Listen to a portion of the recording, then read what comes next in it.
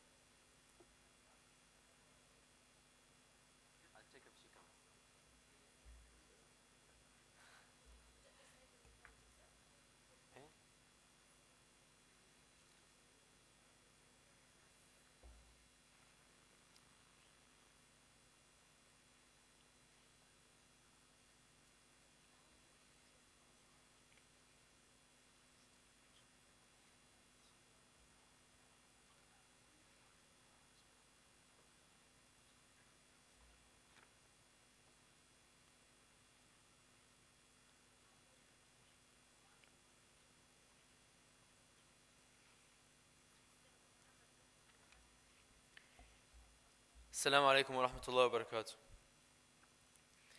In the UAE, it is our cherished tradition to commence every significant gathering by embracing the harmonious notes that symbolize the unity and pride of our nation. Ladies and gentlemen, may I kindly invite you all to stand for the national anthem of the United Arab Emirates. في دولة الإمارات العربية المتحدة من عاداتنا وتقاليدنا أن نبدأ كل حدث مهم بالنشيد الوطني رمز الوحدة والفخر. السيدات والسادة، اسمحوا لي أن أدعوكم جميعا للوقوف للنشيد الوطني لدولة الإمارات العربية المتحدة.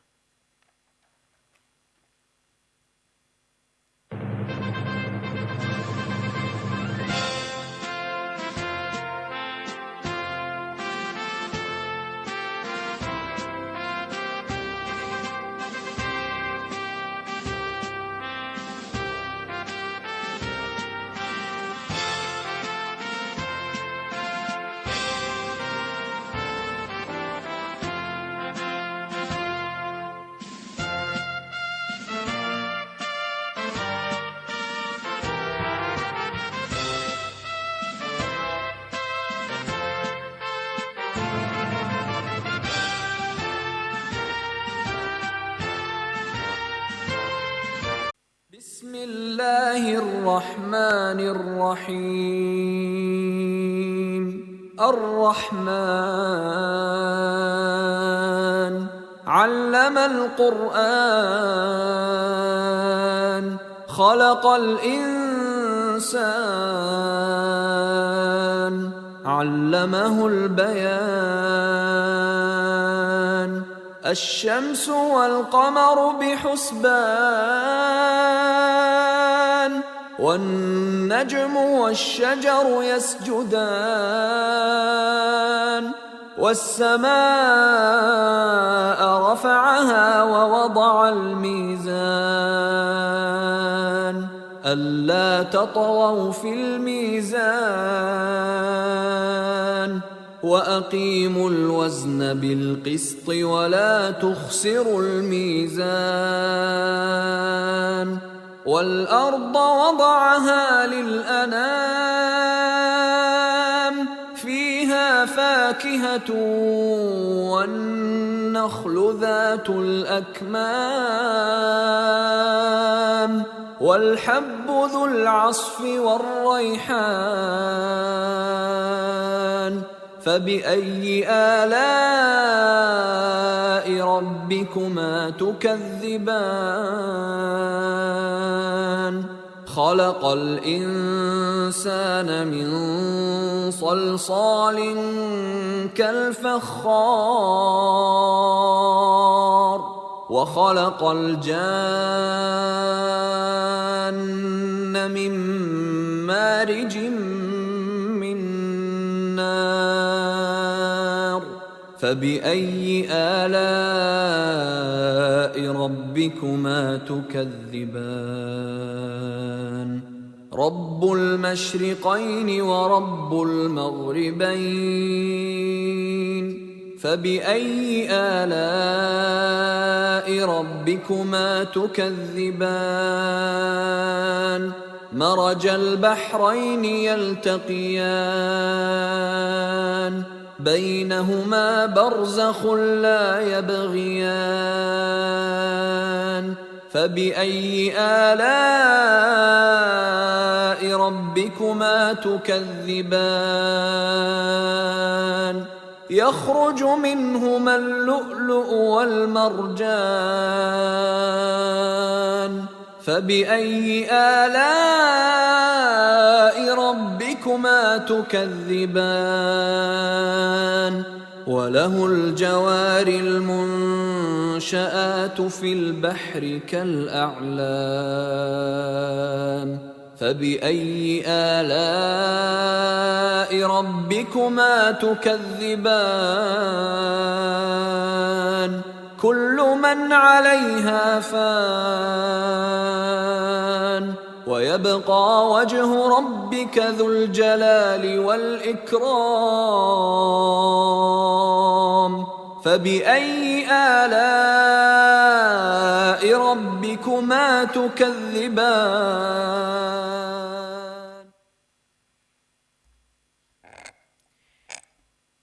Esteemed attendees, educators, distinguished members of the judging panel, and valued peers, I extend a cordial welcome to each of you on behalf of the Emirates Environmental Group.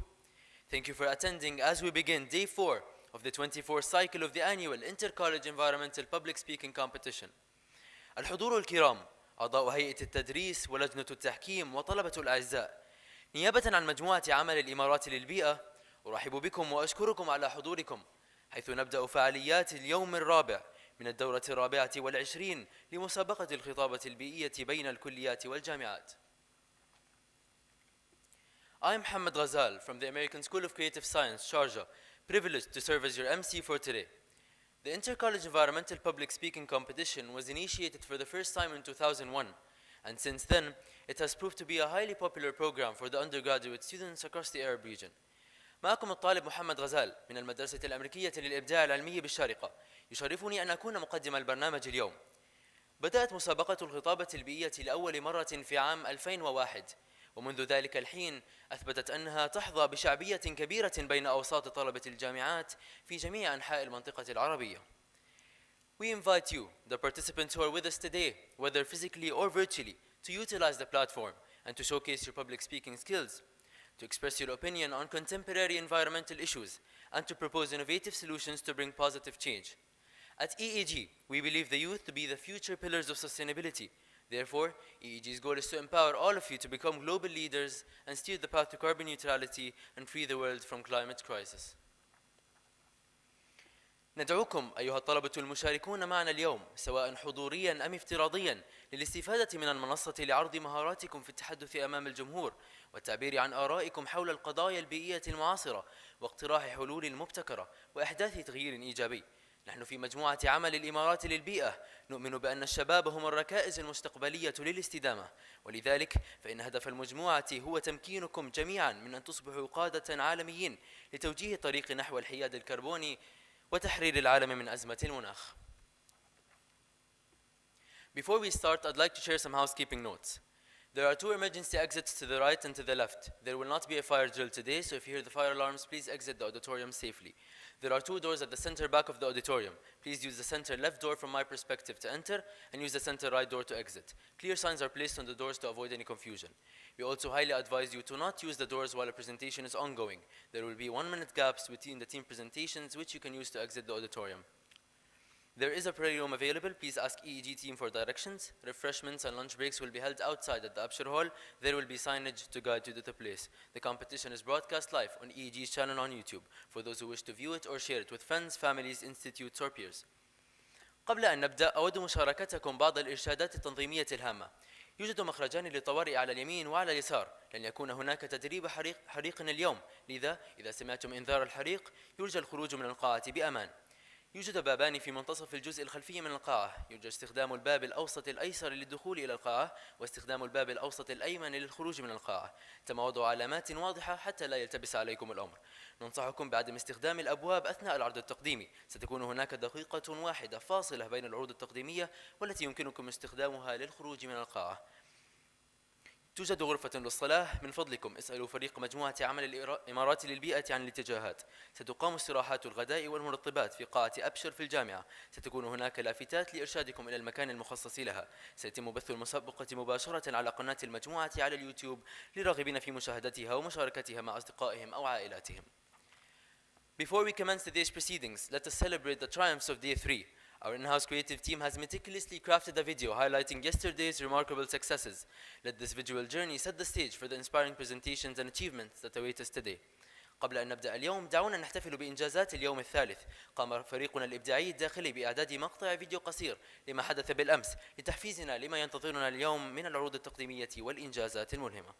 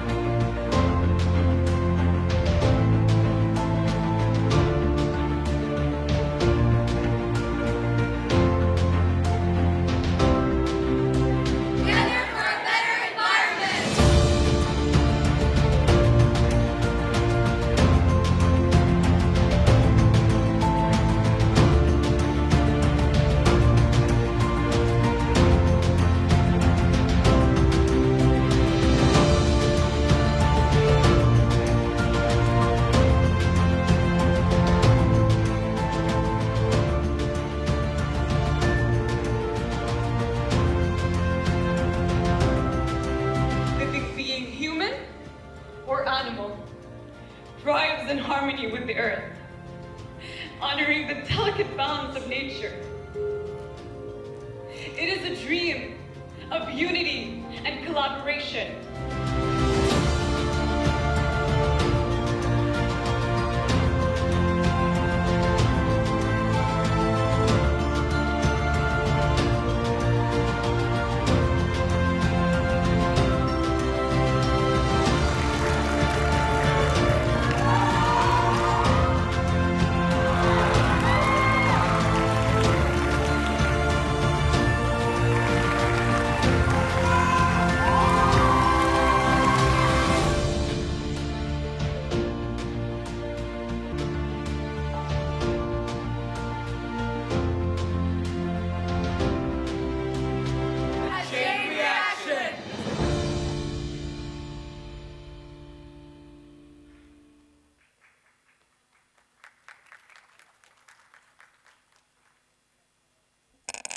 Now, ladies and gentlemen, please join me in welcoming the Emirates Environmental Group Vice Chairman, Mr. Abdulaziz Mitfa, to give the opening address. الآن الحضور الكريم من فضلكم انضموا معي في الترحيب بنائب رئيس مجموعة عمل الإمارات للبيئة الأستاذ عبد العزيز مدفع لإلقاء الكلمة الافتتاحية.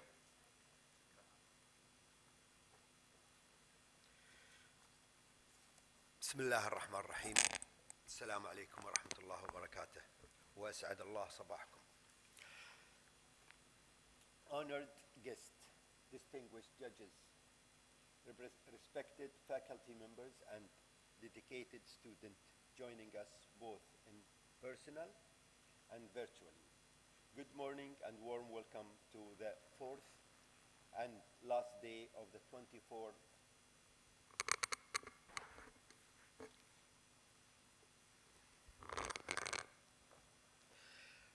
cycle of the Inter-College Environmental Public Speaking Competition.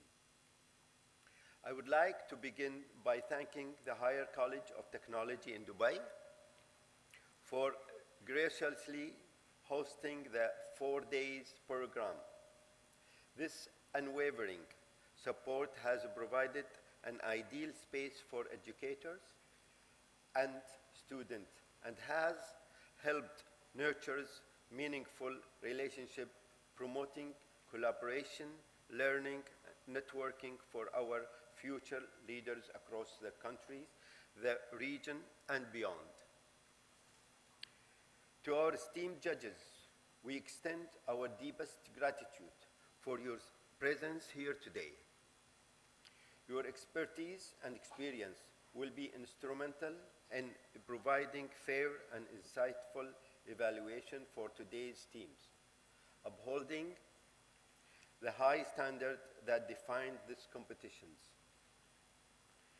Before I begin, please let me give you a brief about Emirates Environmental Group, or EEG as it is famously known. It is a professional working group established in 1991 in the United Arab Emirates and devoted to protecting the environment through means of education, action, program, and community involvement. EEG is actively encouraged and supported by concerned local and federal government agencies.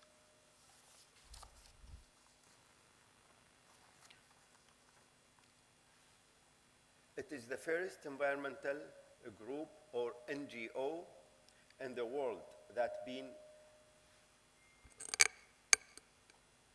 to be ISO 14001 certified and the only organization of its kind in the UAE with accredited status to the United Nations Convention of Combating Desertification, UNCCD, and the UN Environmental Programme, UNEP. EEG is a member of UN Global Compact, the Global Urban Development, GUD, and the Global Investors for Sustainable Alliance, GISD. We design a role out the Inter-College Environmental Public Speaking Competition in the UAE in 2001. Through this annual Pan-Arab competition, we strive to nurture confidence, leadership, creativity, innovation, and encourage critical thinking in young individuals, empowering them to actively engage with real-world challenges and to come up with practical and scalable solutions. EEG proudly supports the creation of sustainable future that unhold the value of our founding fathers, the late Sheikh Zayed bin Sultan Al Nahyan. As with every program that we organize, the Inter-College Environmental Public Speaking Competition activity align with several UN Sustainable Development Goals, SDGs.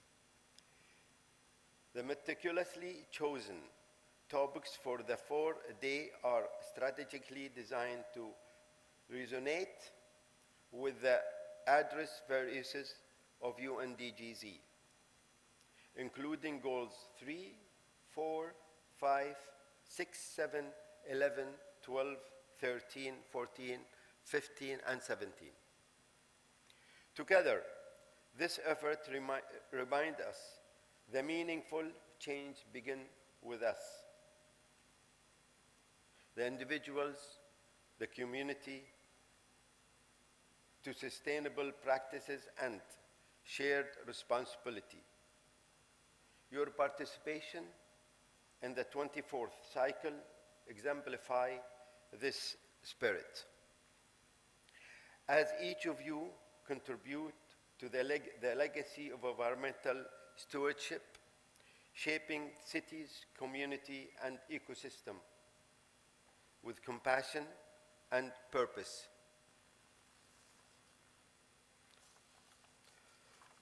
Through this encouragement and engagement, yes, you are competing, but you are also actively building a resilient future, setting the stage for a world where sustainability is at the core of our collective vision.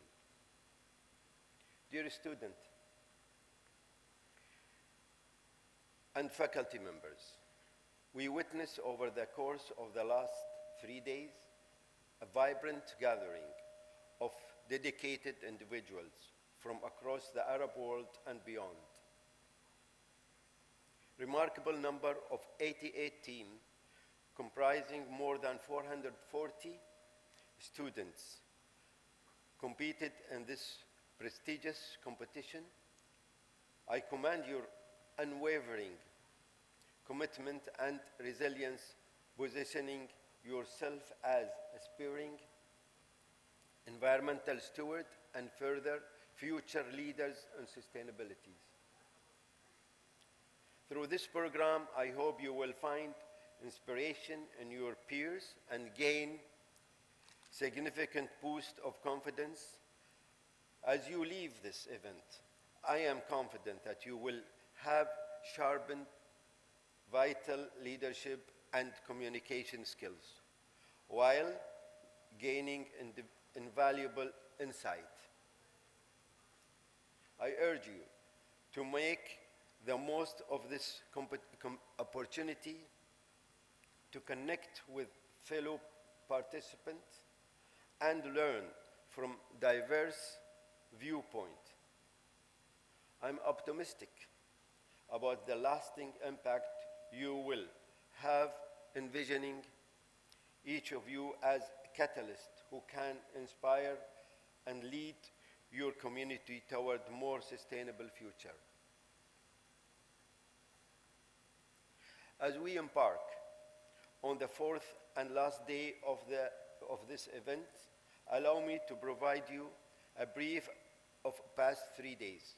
We had the privilege of observing a total of 70 teams, probably by an unwavering passion and equipped with a robust scientific research, They were driven by passion to provide a strong discussion in their chosen topic.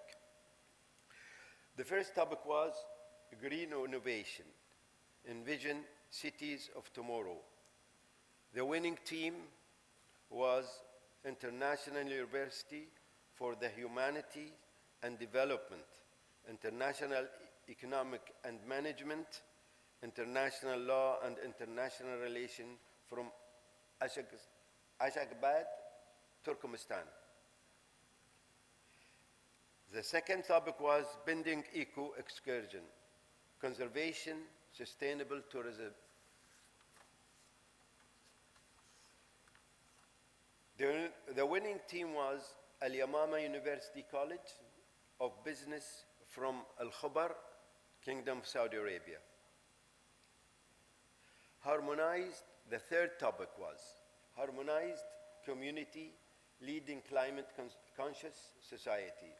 The winning team was Prince Sultan University Technology and Learning Centers, Debate Club, Riyadh, Kingdom, Saudi Arabia. Today is no different.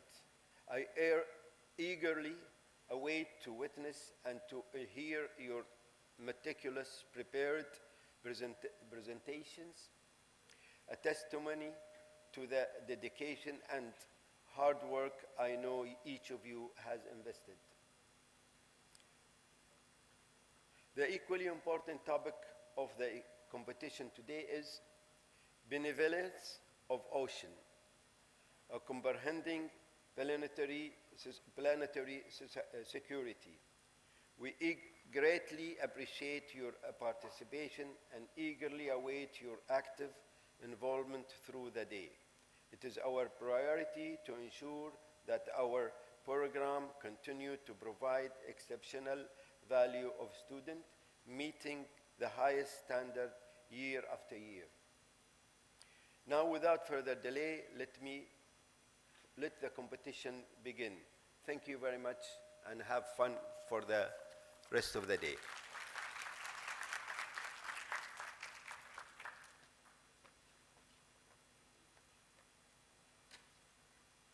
Thank you, Mr. Abdelaziz, for the uplifting speech, which is the perfect way to kickstart this exciting event. شكرا للسيد عبد العزيز على كلمته المشجعة التي تمهد الطريق المثالي لبدء المسابقة. Every year, our commitment to maintaining the highest quality in judging remains unwavering. For this year's edition, we are privileged to have a distinguished panel of bilingual experts who have graciously accepted our invitation to evaluate this competition. We extend our heartfelt gratitude to these recognized leaders in the field of sustainability in the UAE for lending their expertise to this event. Their participation ensures a fair, equitable, and unbiased evaluation process. في كل عام يظل التزامنا بالحفاظ على أعلى معايير التحكيم ثابتاً.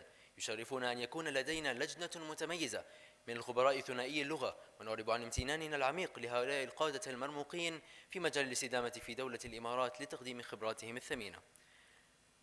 Professor Dr. صبيح قاطع خصاف, Infrastructure Lead Engineer, MENA, Hyperloop TT. Engineer يوسف الرئيسي, Municipalities Expert, MOCCAE. Engineer Sina Tabrizi, Chief of Outreach and Events, Office of Director General, IRENA. Mr. Ashraf Kredi, Founder and Director General of AKST Consulting. Respected judges, thank you for taking the time out of your busy schedules to join us. It is highly appreciated. نشكر لجنة التحكيم ونقدر وقتهم الثمين وإعطائكم الأولوية لبرنامجنا. Now, dear students, it is with great anticipation that we await your presentations today. But before we delve into the insightful content you have prepared, I'd like to share some crucial points to ensure a smooth and organized session. والآن الطلبة الأعزاء، نحن متحمسون لسماع ما أعددتموه لنا اليوم، ولكن قبل أن ننتقل إلى العروض التقديمية أود أن أشارككم بعض النقاط الأساسية لضمان عروض سلسة ومنظمة. In front of you, there's a TV screen to show that each team has been allocated exactly 10 minutes for their presentations. A gentle reminder will be sounded at the 8-minute mark. And the second bell indicates the conclusion of your allotted time.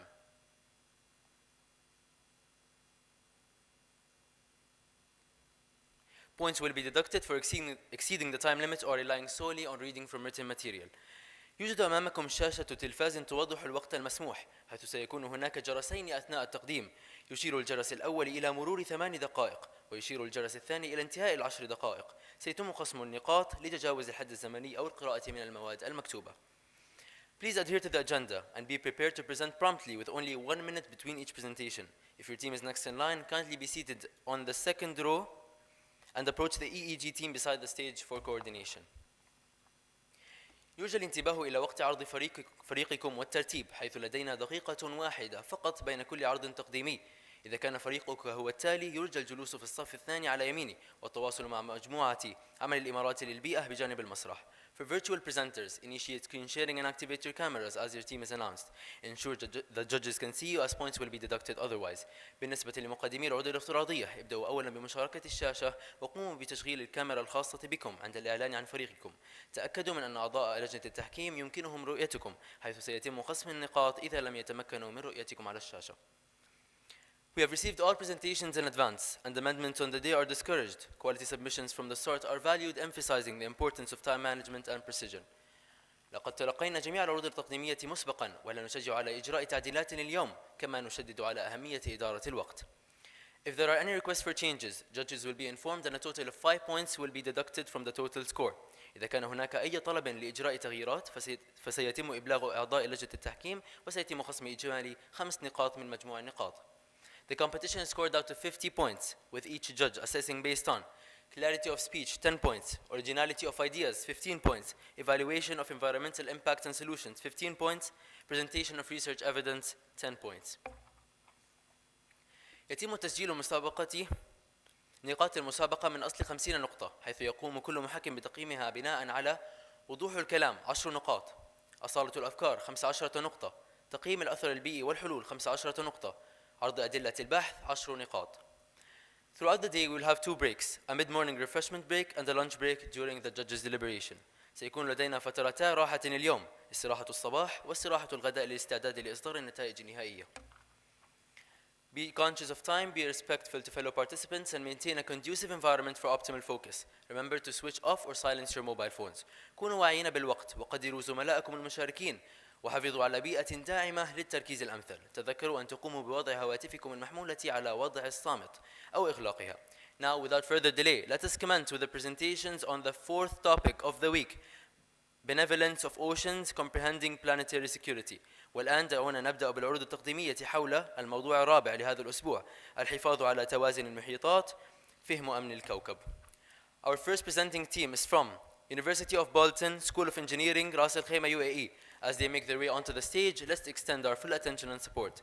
The next team is from American University of Sharjah, College of Arts and Sciences, Environmental Sciences and Sustainability, Sharjah, UAE. Please come and sit on the first row.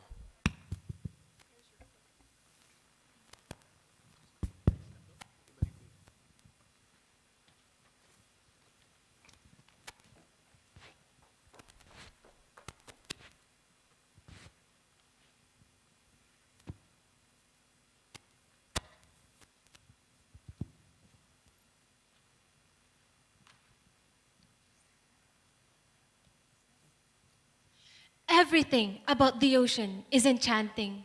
How cold it feels on my skin on a warm day. The sound of the waves on the shore and how quickly it calms my nerves. People even drive for hours just to lay on the sand and watch the deep, endless blue for thousands of miles. Its wild and untamed beauty, Sometimes peaceful and clear. with shimmering soft waves that roll up against the sand. The ocean connects us all. Good morning to you, judges and fellow students. We are civil engineering students from the University of Bolton, Ras Al Khaimah, and today we are here to enlighten you on our topic, Benevolence of Oceans, Comprehending Planetary Security. Sylvia Earle, the renowned oceanographer, once said, "No water, no life, no blue, no green." This statement reflects a simple yet profound truth that without the oceans, not only would life on the sea cease, but all life on Earth would be impossible. The health of the ocean is directly tied to our survival, our future. See, these waters can exist without us. If we humans become extinct, they won't even notice that we're gone. We, however, simply cannot exist without the oceans. We need them. They are the primary life support system on this earth. They are the lungs, the climate regulators, and the ultimate food factory. And they make nearly every economic activity in this world go round. More than 3.5 billion people depend on the ocean for their primary source of food and fish, representing 20% of the animal protein consumed globally. With this, the global seafood market has reached a market value of around 600 billion dirhams in recent years. But the ocean is more than just a source of sustenance. It's the lifeline of the planet. Its role in producing the very air we breathe is absolutely necessary, generating between 50 to 80% of the world's oxygen.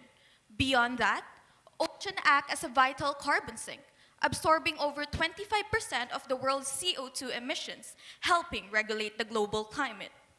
This immense ecological significance is matched by its economic value. In fact, the World Economic Forum recognizes oceans as Earth's most valuable assets, with their natural capital contributing a staggering $70 trillion annually to the global gross domestic product. As we can all acknowledge, the importance of oceans to us humans is undeniable. However, the unfortunate reality is that their quality is steadily deteriorating, and we are the primary contributors to this decline. From plastic pollution to water pollution, we humans have been putting waste on the oceans since the Industrial Revolution in the 1800s. According to this figure, there is a direct correlation between atmospheric CO2 and ocean pH levels. It can be seen that the increase of atmospheric carbon dioxide leads to the decline of ocean pH levels. In simple terms, the oceans are getting more acidic. Oceanographers have observed a 0.06 decrease in the pH levels of the world's oceans. This might seem like a small change, but it has massive consequences. For a good reason, ocean acidification is sometimes called osteoporosis of the sea. It can create conditions that eat away the minerals used by oysters, clams, lobsters, shrimps, coral reefs, and other marine life to build their shells and skeletons. Since coral reefs and shellfish beds provide natural coastal protection by reducing wave energy and preventing erosion, the decline of these ecosystems could increase the vulnerability of storms and coastal flooding. Coral reefs offer fish places to hide from predators, seek food, and lay eggs. When reefs break down, fish lose their habitat, exposing them to predators and reducing their ability to breed successfully. Consequently, fish that loses their coral habitats might migrate to other areas, which then increases the competition for resources. And if no suitable alternatives are found, they may even face extinction. See, these fish and shellfishes are crucial sources of protein for billions of people around the world. The loss of these species could have dire consequences for global food security. The loss of these species could have dire consequences for global food security. And yet, as ocean acidification threatens marine life from within, its devastating effects are further escalated by what we call brine disposal. Experts say that countries who rely on on water desalination harms the ocean. This harms the salinity in the water. This also raises coastal water temperatures, harms biodiversity, fisheries, and coastal water communities. Desalination plants in the Middle East are estimated to produce around 1/5 or 28.3 million meter cube per day of the world's brine, and it's all being discharged right into the Gulf. Brine discharges have led to the depletion of fish population and the death of corals and plankton in the Red Sea. Meanwhile, the Ras Hundra Lagoon in the UAE has experienced heightened mangrove and increased marine angiosperm mortality alongside increased pollution from elevated copper and nickel levels due to brine discharge. It is evident that pollution is prominent in our ocean. We all know by now that all life on Earth is connected to it. And yet, according to the United Nations Foundation, SDG 14, Life Below Water, is the least funded out of all the 17 global goals. In addition to that, SDG 14 is the most under-implemented, and 4 of its 10 targets have already expired, with no country having achieved all 4 of them.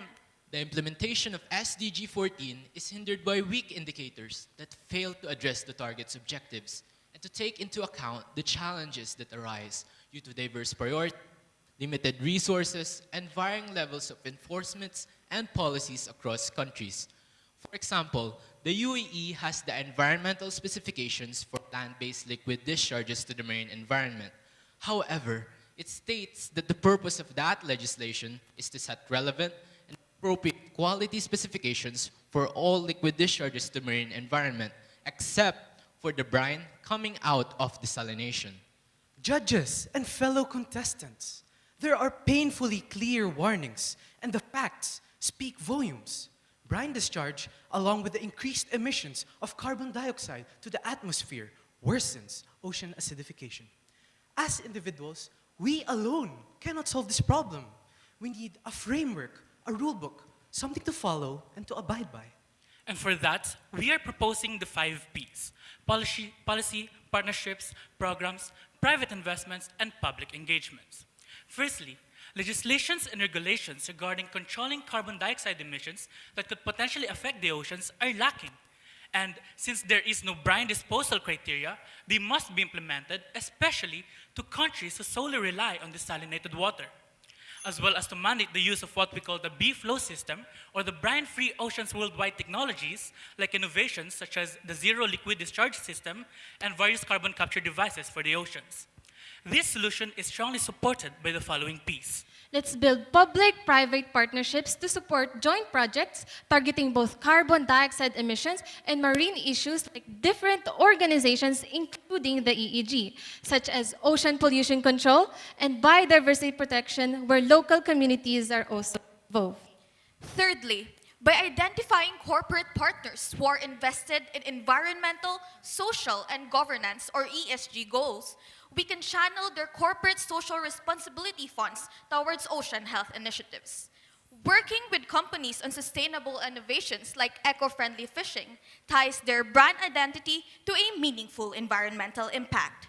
Through that, we can attract capital growth in the sustainable economy through investments like blue bonds and green bonds. Lastly, we should launch public awareness campaigns to involve every single member of our community. Starting with students like us, we can spark awareness and foster engagement that could eventually influence even global leaders. Programs such as ocean cleanups can empower individuals to contribute to marine conservation efforts. By using this framework together, we can create a coordinated approach that strengthens funding, builds public support, and drives meaningful action for ocean conservation under SDG 14. Ladies and gentlemen, as the President at the One Ocean Summit has stated, the ocean is vast, restless, and wild. Standing by its edge, we're reminded of how small we are.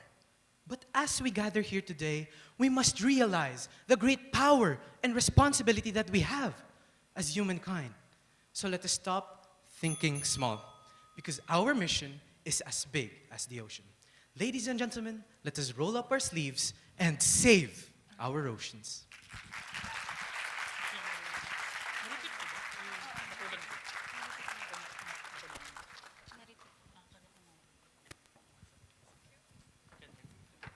Thank you to our first presenting team.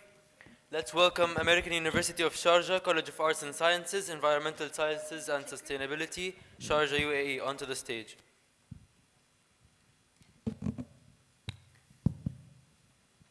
University of Dubai, General Undergraduate Curriculum Requirements, Dubai, UAE, please get ready.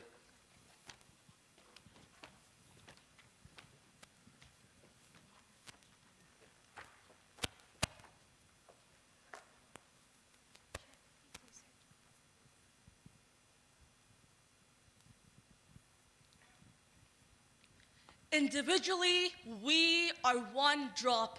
Together, we are an ocean.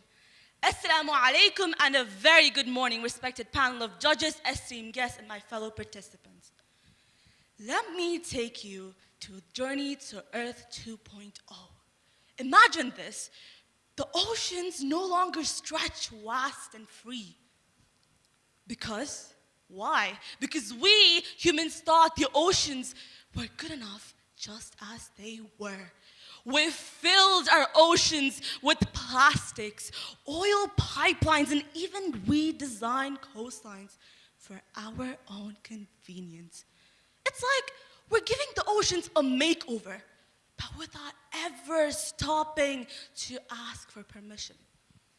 Now, here's the real question. What's the cost of these modifications? Rising sea levels, destroyed ecosystems, and species on the brink of extinction. The ocean, once the planet's most pristine and giving force, is now struggling to breathe. Today, we, the students of the American University of Sharjah, are going to talk about how these physical changes are not just altering the ocean, but threatening the balance of life itself. But most importantly, how can we undo this damage before it's too late? Physical modification is the alteration of our natural environment. It has caused grave danger. Our team will be exploring two narratives. Let us begin by exploring our very first narrative, the attack of lionfish. We are now in Egypt, home to the glorious and historical Suez Canal, made by cutting through the Isthmus of Suez, a land bridge connecting Africa to Asia. This made the journey from Europe to Asia much faster, which helped trade and barter. The creation of the Suez Canal connected two mighty seas, the Mediterranean and the Red Sea. Seas that other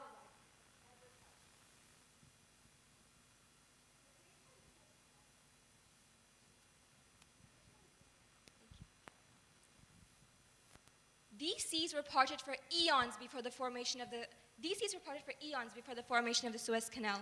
Quite naturally, they differ in their characteristics. For example, the Red Sea is much saltier. But most importantly, they differ in their biodiversity. The creation of the canal has threatened this very biodiversity. Now, the question arises, the canal was built ages ago. How come we have not felt such catastrophic consequences? You see, the initial formation of the canal had not caused much disruption. Let me bring your attention to the slide behind me.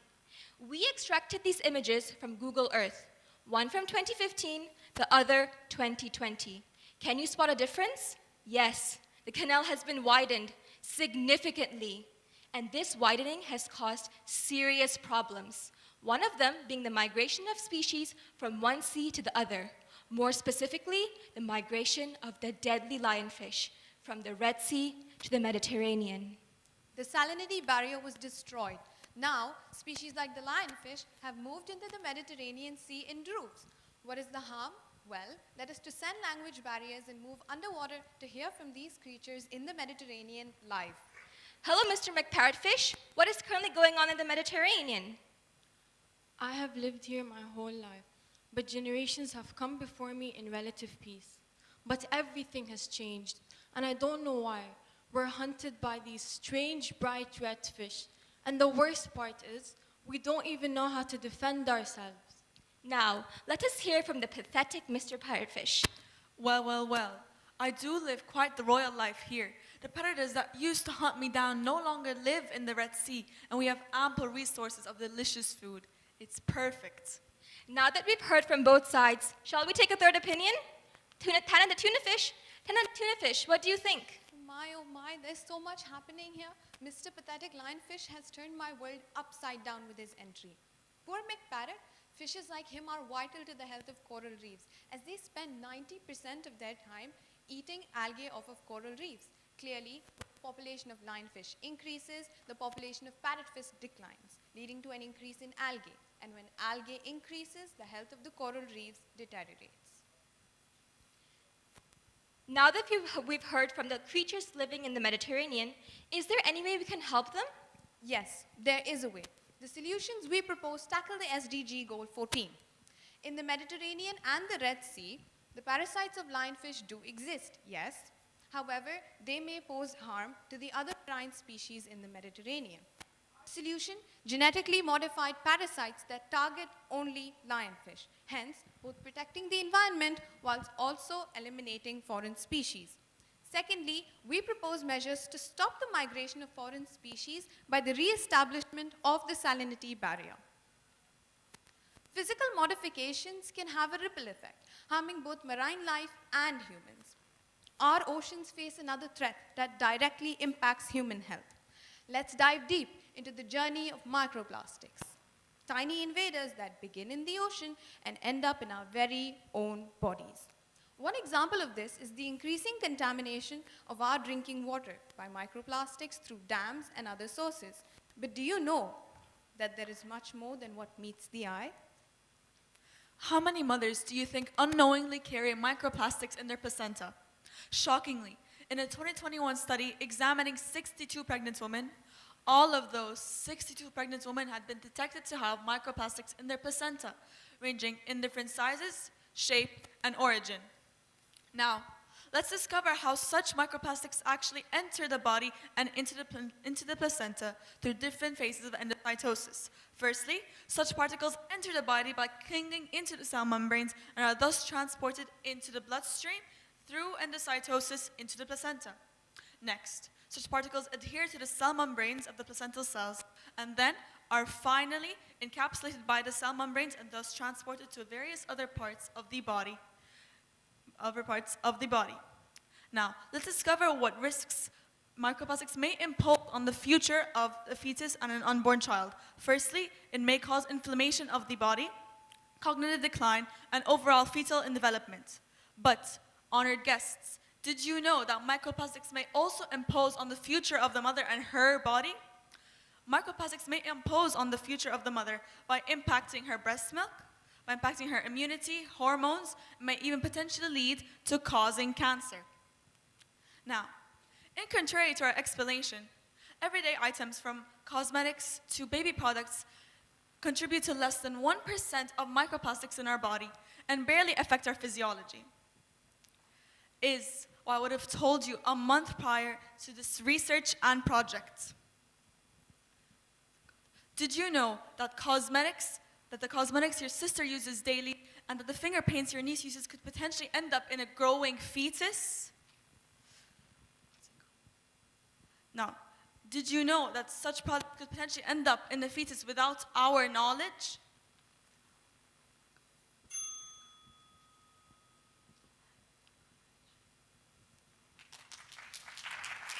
Oh my God, I forgot.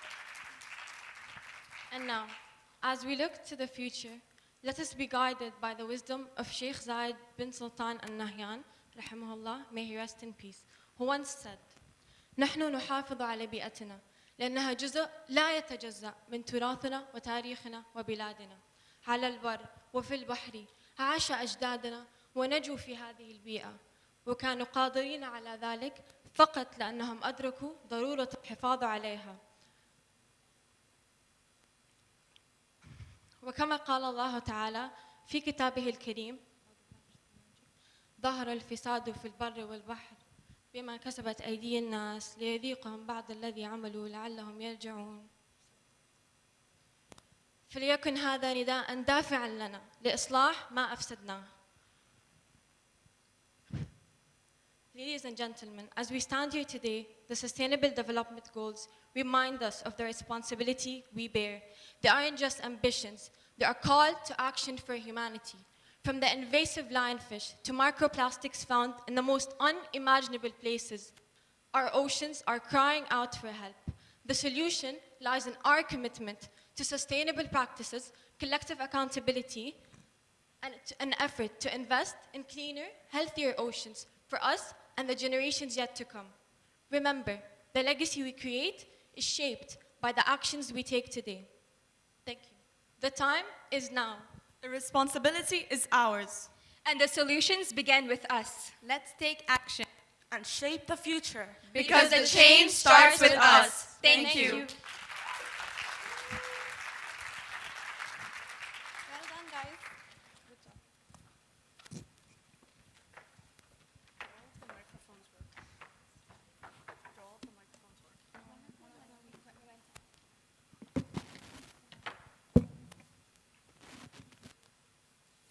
Thank you to the second team of presenters.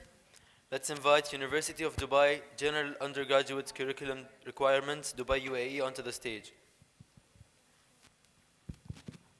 Qatar University College of Arts and Sciences, Doha, Qatar, please get ready.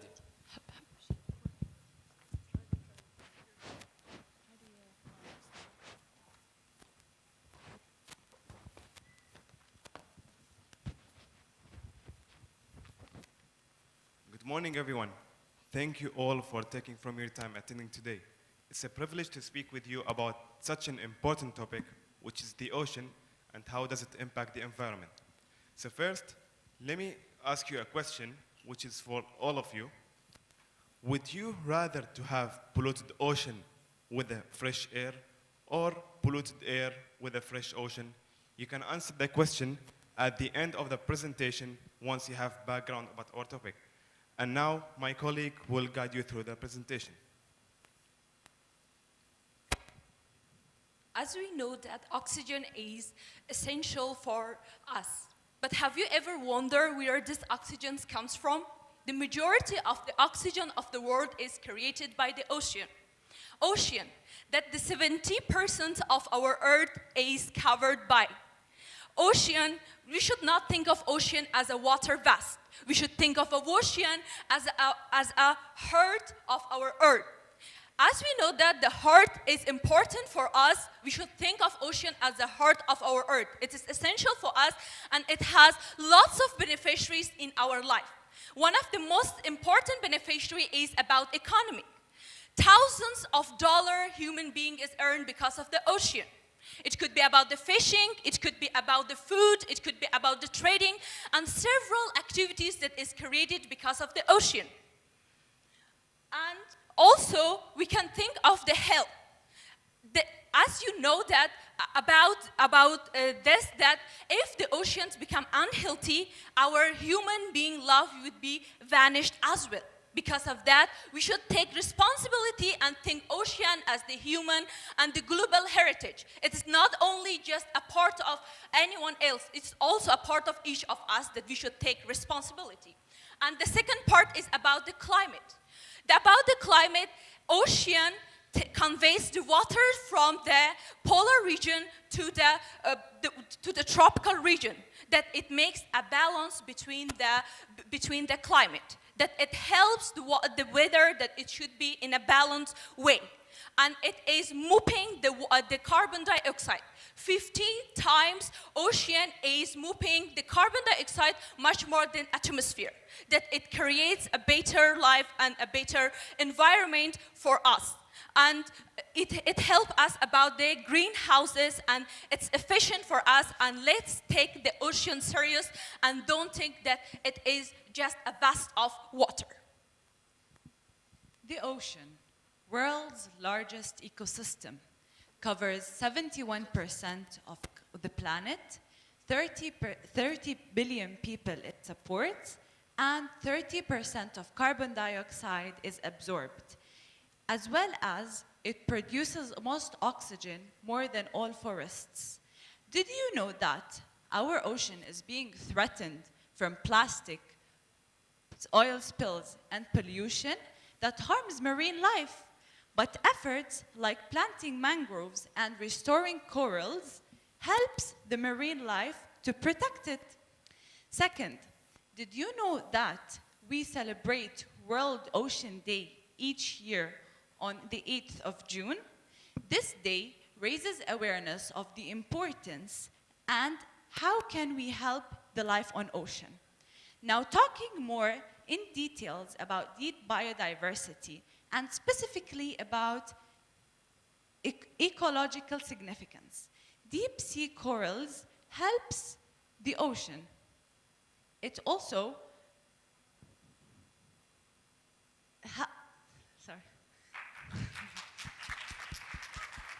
Industries, farms that produce CO2 emissions and pollute the ocean as well as affecting animals. The third, which is oil spills, it destroys the habits and harms the marine life. And last thing, which is the algal blooms, it is for excess chemicals that reduces the oxygen and killing the fishes. So now I'm going to say how to overcome these challenges. We can restore the mangrove, which absorbs 10 times faster of the carbon dioxide than the tropical forest, and it acts as a shield for the coast, also support the marine life.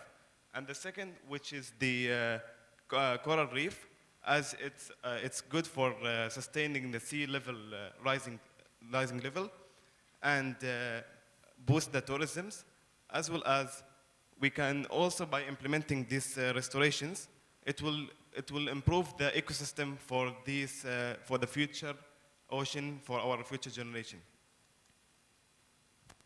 For centuries, we've relied on the ocean to transport us, feed us, and inspire us. But somewhere along the way, our relationship with the ocean became one-sided. The result, an ocean that is strained beyond its limits. Now, we will talk about the issues that caused this. First of all, overfishing. The UAE has implemented Federal Law Number 7 of 2016, which aimed to designate protected areas and set fishing seasons. The importance of such policies cannot be overstated because it doesn't only support biodiversity, but it also supports the countless amounts of communities whose economy depends on fishing. Next, we have pollution. It's very heartbreaking to look at the creatures that we once saw swimming in crystal clear water now choking on the materials that we created. So, the UAE has implemented Federal Law Number 24 of 1999. Next, we have the restoration of marine habitats. The biodiversity strategy of the United Arab Emirates is not just a policy, it's a promise to bring back mangroves to Abu Dhabi and to repair the coral reefs in Fujairah and Ras Al Khaimah. Together, businesses, individuals, and governments, together if we act, we can make a difference. And next, I want to talk about the natural resilience of the ocean. Despite all of the challenges that the ocean face, we can see that it continuously shows us the capacity of it to recover and thrive. Take climate change, for instance. Some certain species, like clownfish, they developed heat resistance in the face of the rising temperature. Second, we also have the nature-based solution. Salt marshes, they act as natural barriers. And then finally, we need to talk about biodiversity, because the more diverse the marine life is, the more stable the ecosystem becomes. Human health is greatly impacted by ocean health. This is because seafood is nutritional resources. They are rich in protein and micronutrients, which can mitigate the non-communicable diseases, such as heart diseases and diabetes. The marine-derived products are also used in advancing medicine and treating human health.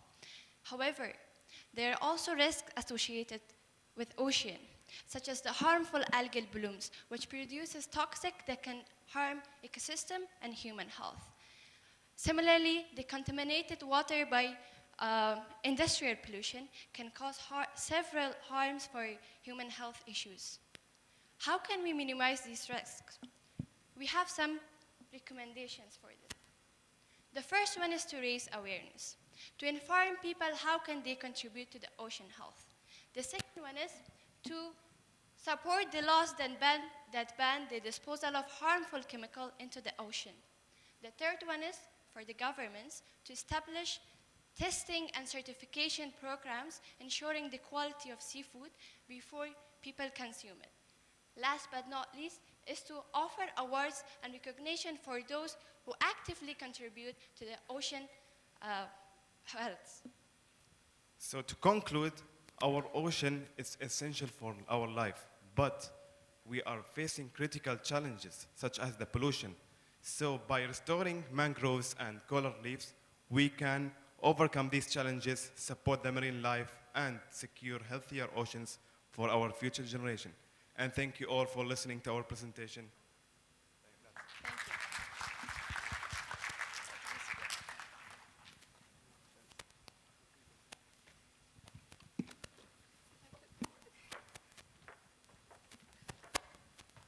Thank you to our third team of presenters. Let's invite Qatar University College of Arts and Sciences, Doha, Qatar, onto the stage.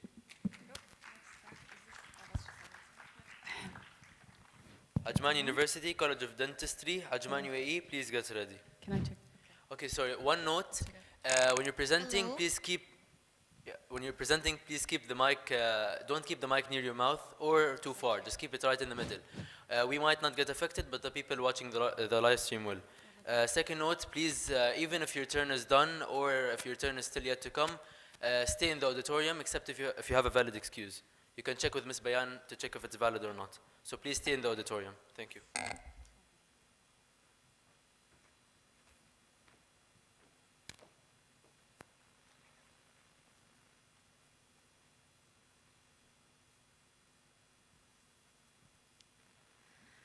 The ocean, dark and endless, stretching far beyond the horizon, a constant in all of our lives.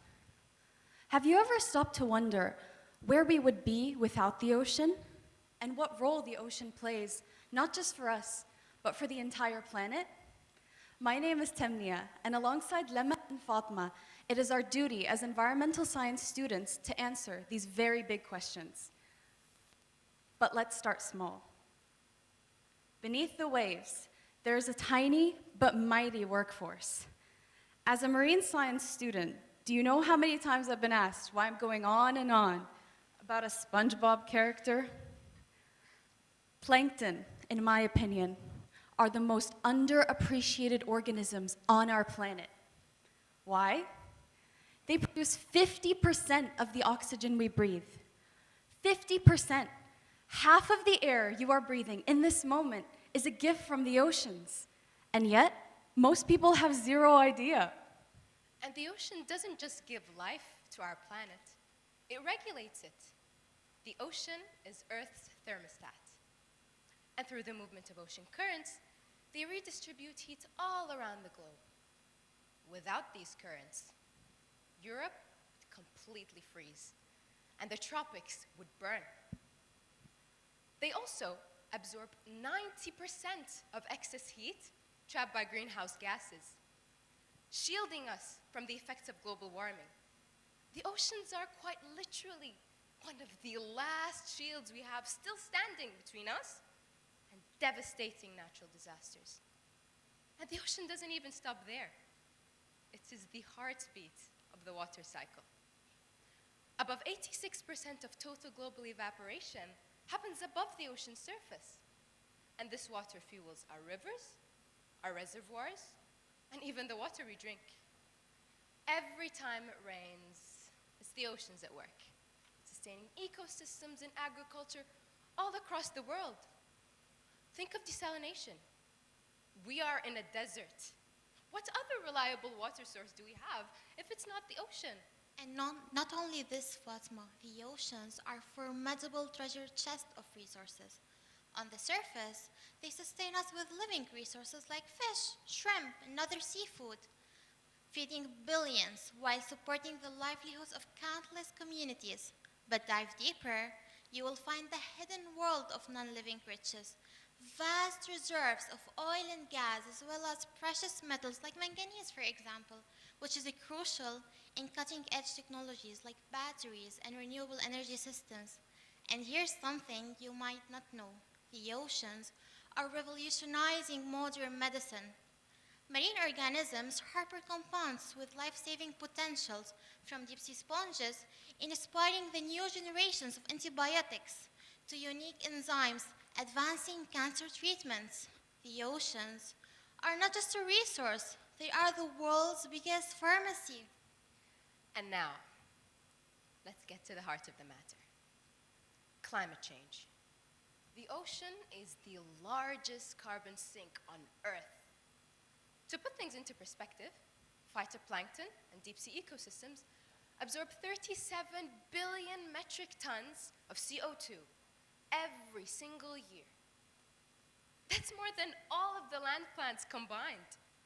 We often use trees as a symbol for a greener planet, but why not plankton? This carbon sink is essential for maintaining the temperature stability of Earth, and without it in our oceans, global warming would spiral completely out of control. And here's the catch. We are making it harder for the oceans to help us. In 2024, we will have released a staggering 37.4 billion tons of CO2 into the atmosphere. These carbon emissions are primary drivers of climate change, and they are altering our carbon cycle as we know it. We are single-handedly overwhelming our ocean's natural ability to absorb CO2. And as CO2 builds up in the atmosphere, the oceans are forced to absorb more heat, and temperatures are rising. Warming oceans now accounts for 40% of the global rise in sea level. 40%, with a rate doubling in the last 30 years, totaling 9 centimeters. It may seem like a small amount, but it actually has a devastating effect on ecosystems, on communities, and on species. Despite its vastness, spanning millions of kilometers, but even the ocean has its limits, and we seem intent on pushing it beyond them. What kind of thanks is that? And the ocean's problems don't even end with warming. Plastic pollution is another silent killer. By 2025, it is estimated that we'll have 1 ton of plastic for every 3 tons of fish. By 2050, we will have more plastic than fish in the oceans by weight. That's not just an environmental catastrophe. This is a threat to social, cultural, and economic stability. And overfishing is perhaps the most tragic of them all. Take sharks, for example. Fearsome predators, sharp teeth, unforgiving jaws. Scary, right? But if I were to ask you, on average, how many humans are killed by sharks per year, what would your estimate be? 1,000? 5,000? Any guesses?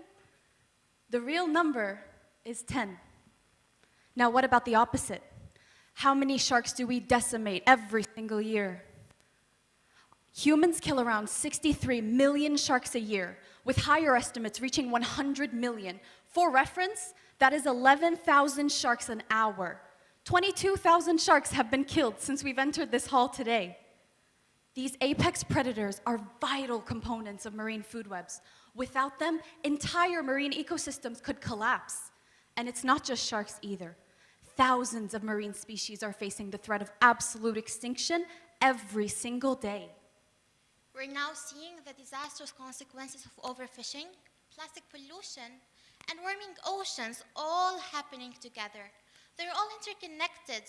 Our carbon emissions are warming the oceans, making it harder for them to absorb more CO2. Plastic pollution is suffocating marine life. And what about overfishing? Overfishing is depleting the ocean's vital resources. The oceans are trying to help us. And what do? We're dumping our trash in it, millions of tons every year, again and again. The good news is, although we are doing all of this, our oceans are resilient. And despite our best of efforts to destroy it, it can heal, if only we give it the chance. But the window of opportunity is closing, and the time to act is now.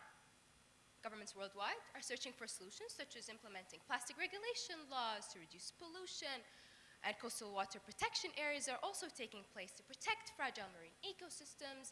Nations worldwide are raising awareness against really horrible fishing practices, such as trawling, that wreak havoc in the marine environment. So, although these measures are quite late, it is always better late than never.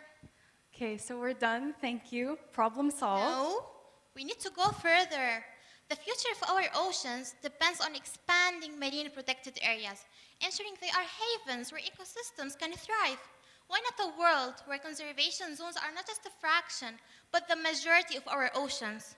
Alongside this, we need to focus on rehabilitation efforts. We need to start restoring our damaged ecosystems like coral reefs and mangrove forests.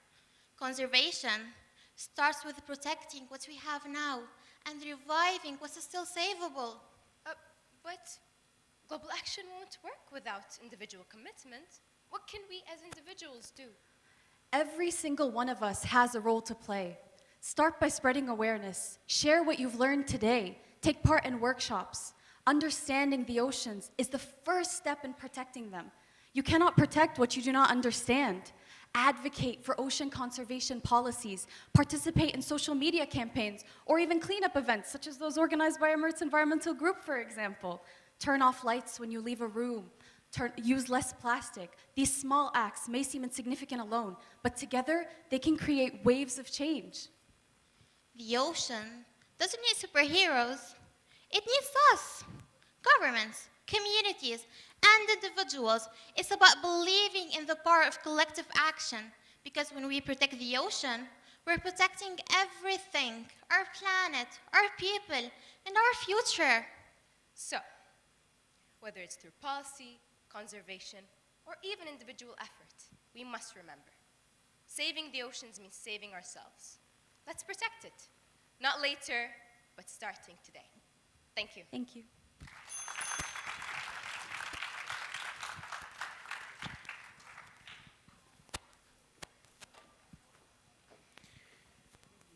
Thank you to Qatar University. Okay, so we were supposed to have University of Nizwa College of Arts and Sciences, Nizwa Oman, but they have a technical issue, so we'll move them after the break. Let's welcome Ajman University College of Dentistry, Ajman UAE, onto the stage.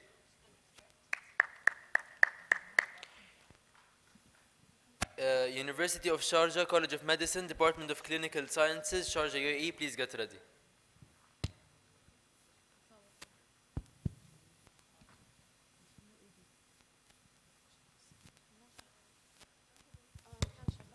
Hello.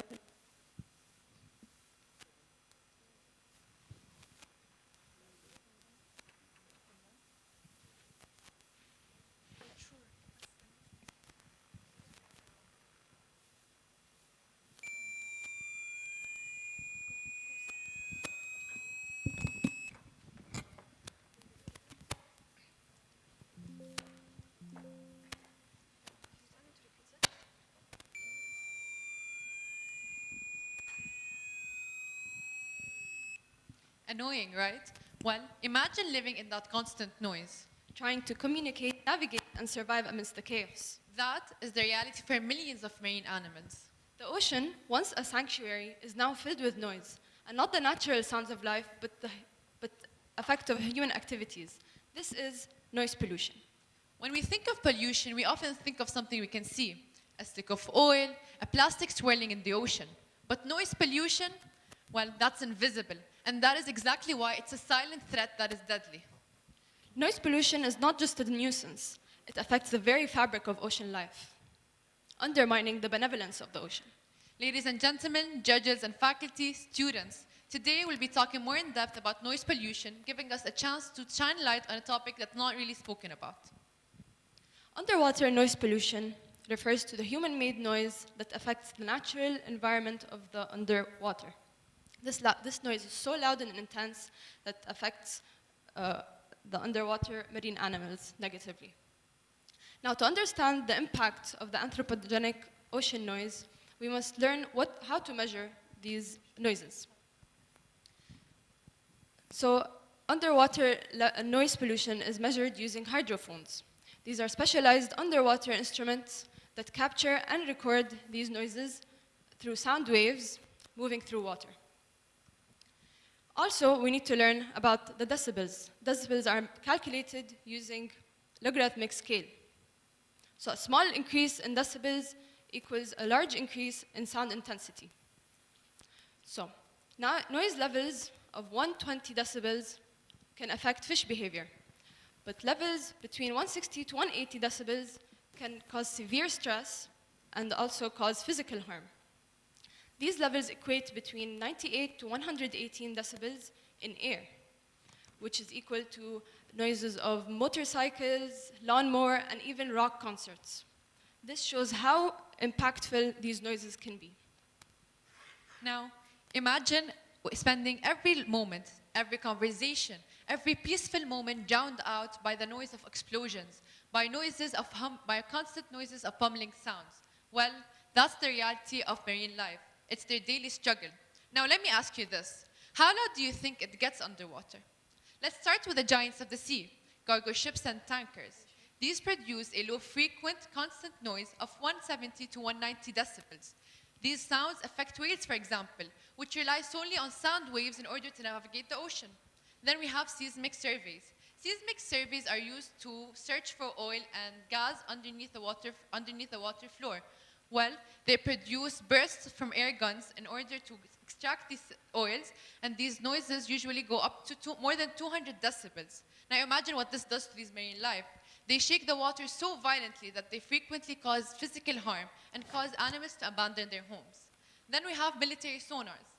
Now think of military sonars like Navy's underwater radars to detect submarines.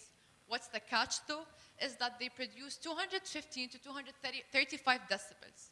Lastly, when you look outside and you see construction near water, do you ever wonder what this causes to the marine life?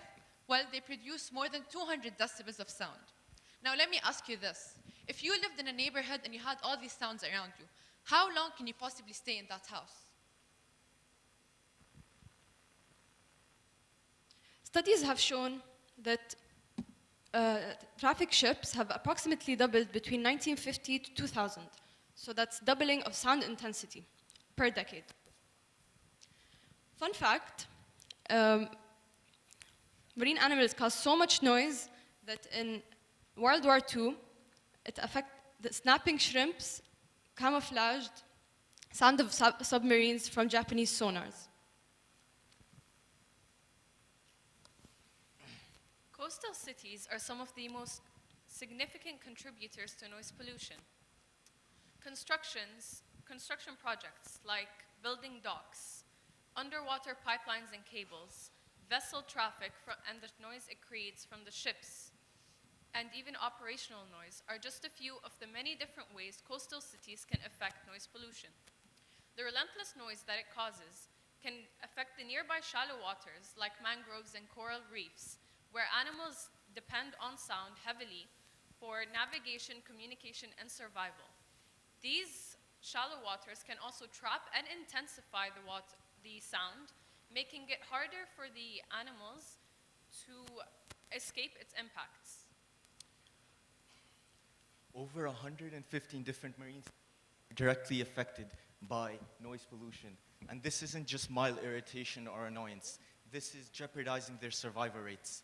So let's take a moment here to see the real-world consequences of noise pollution. Noise pollution can lead to physical trauma for these marine species, and this is originally seen as ear damage. This damage can lead to increased stress, causing increased levels of the stress hormone cortisol, which can lead to increased metabolism and hence cause these marine species to alter their behavior, becoming more aggressive and fleeing from their natural environments and just becoming disoriented and lost. For instance, cod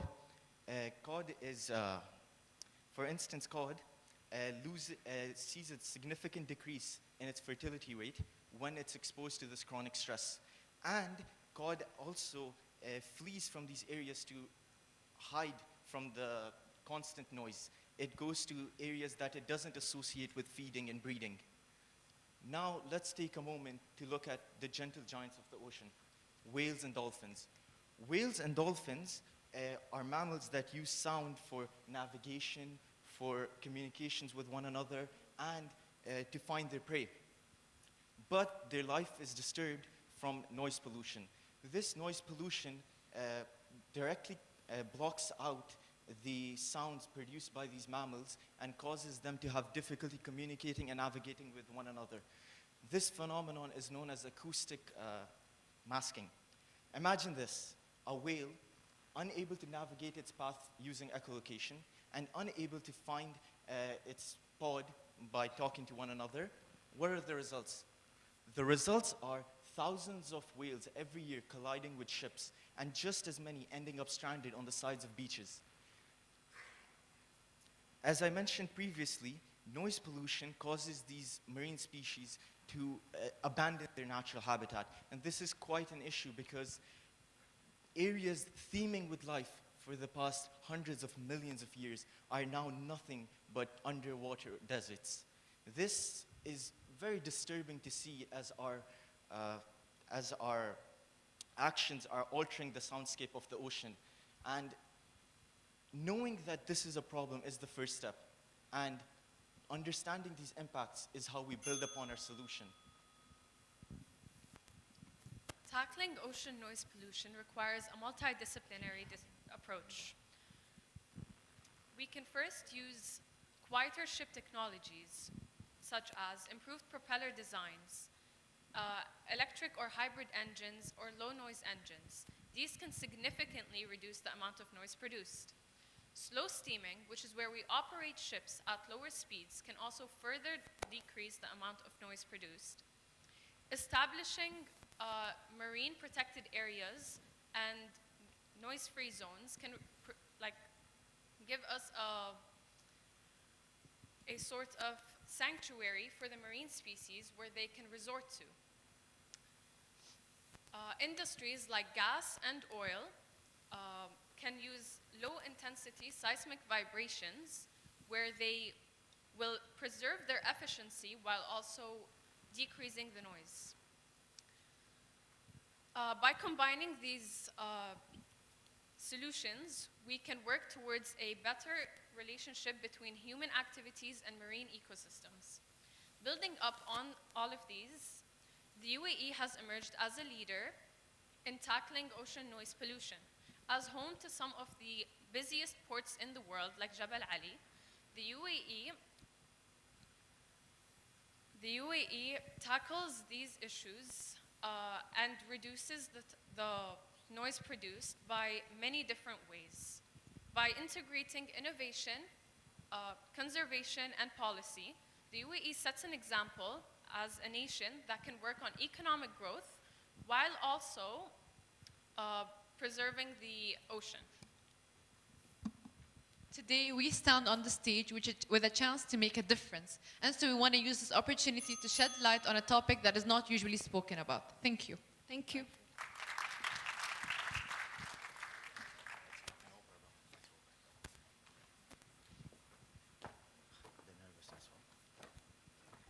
Thank you to Ajman University. University of Sharjah, College of Medicine, Department of Clinical Sciences, Sharjah UAE, please join us on stage. Suhar University, College of Education and Literature, Suhar Oman, please get ready.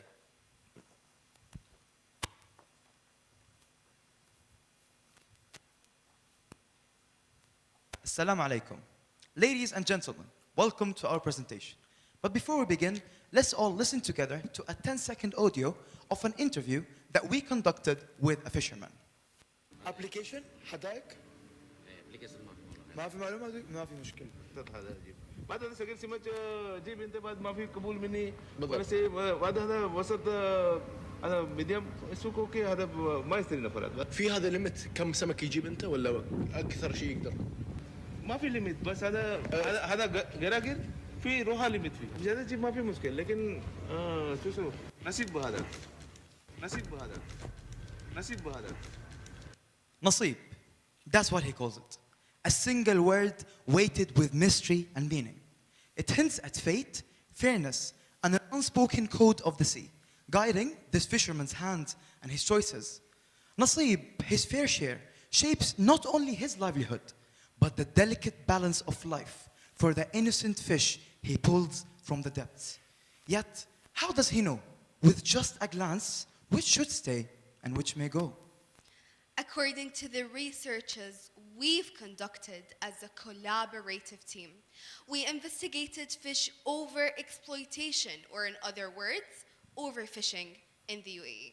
The National Framework Statement of Sustainable Fisheries reveals a severe decline in the reproductive stocks of sustainable fisheries, like special species such as hamur, sha'ri, and farsh, down an alarming 90%, while sustainable levels should be from 30 to 40%.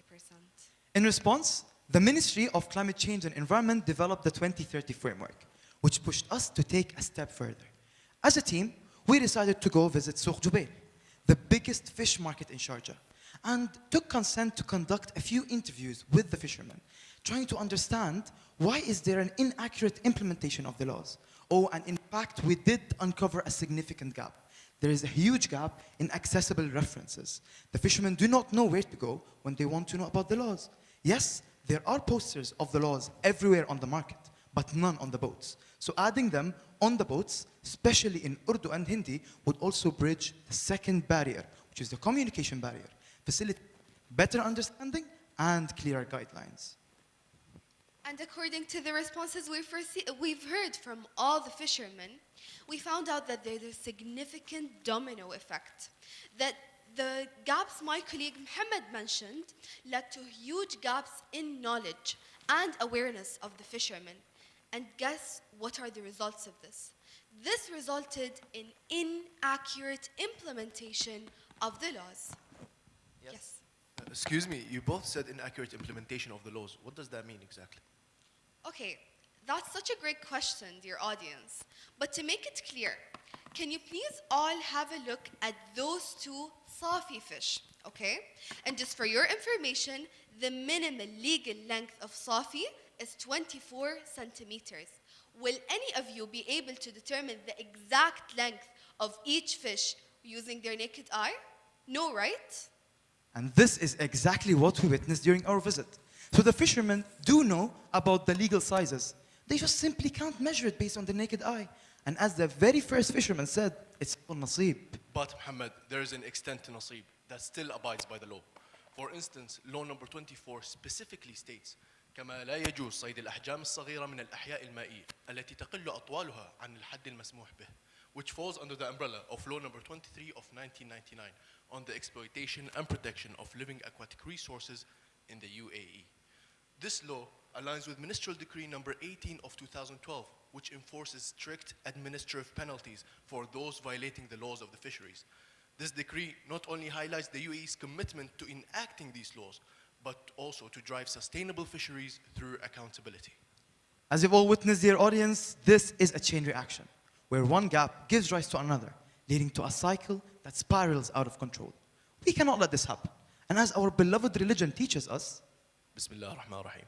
وما من دابة في الأرض ولا طائر يطير بجناحيه إلا أمثالكم ما فرطنا في الكتاب من شيء ثم إلى ربهم يحشرون.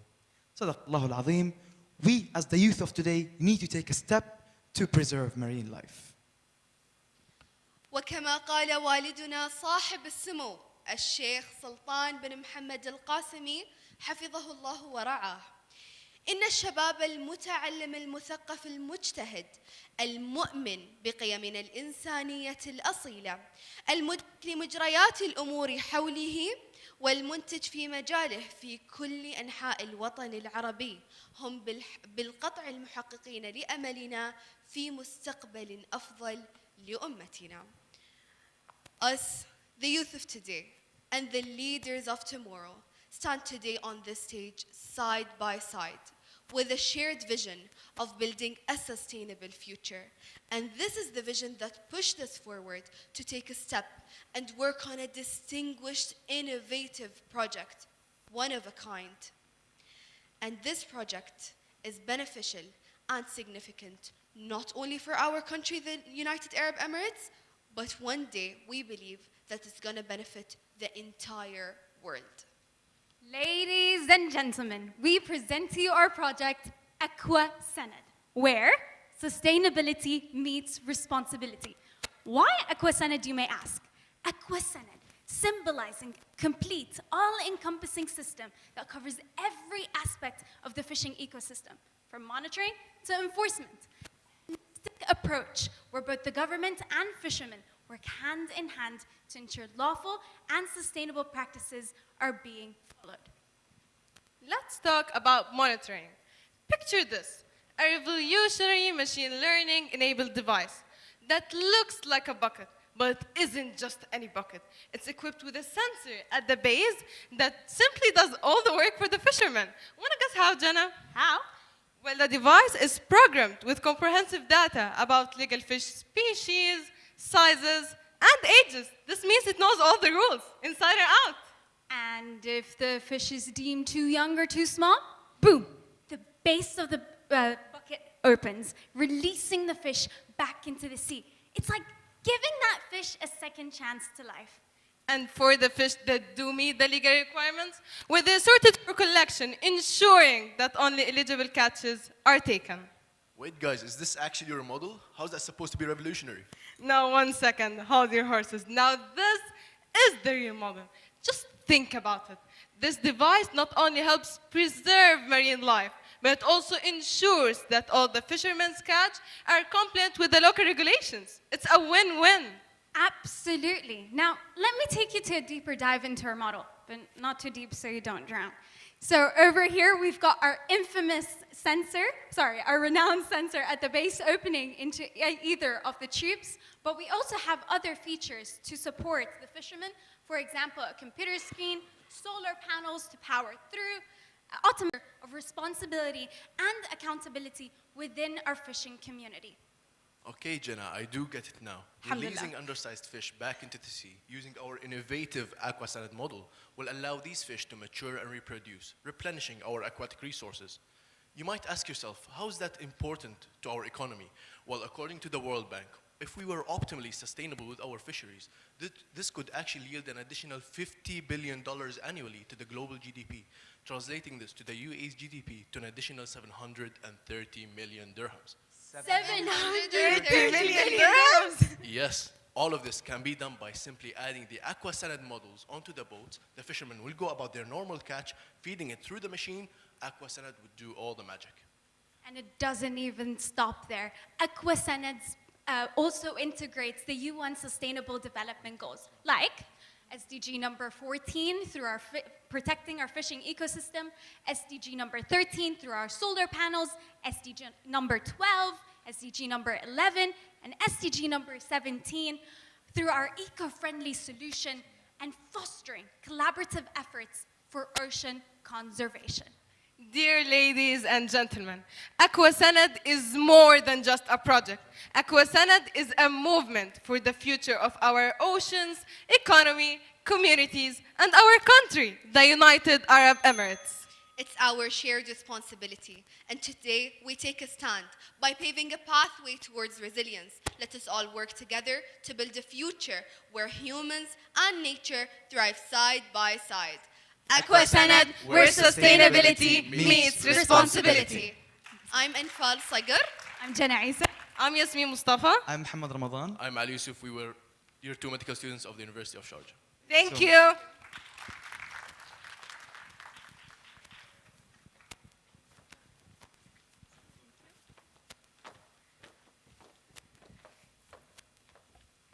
Thank you to our 7th team of presenters. Let's invite Suhar University College of Education and Literature, Suhar Oman, onto the stage.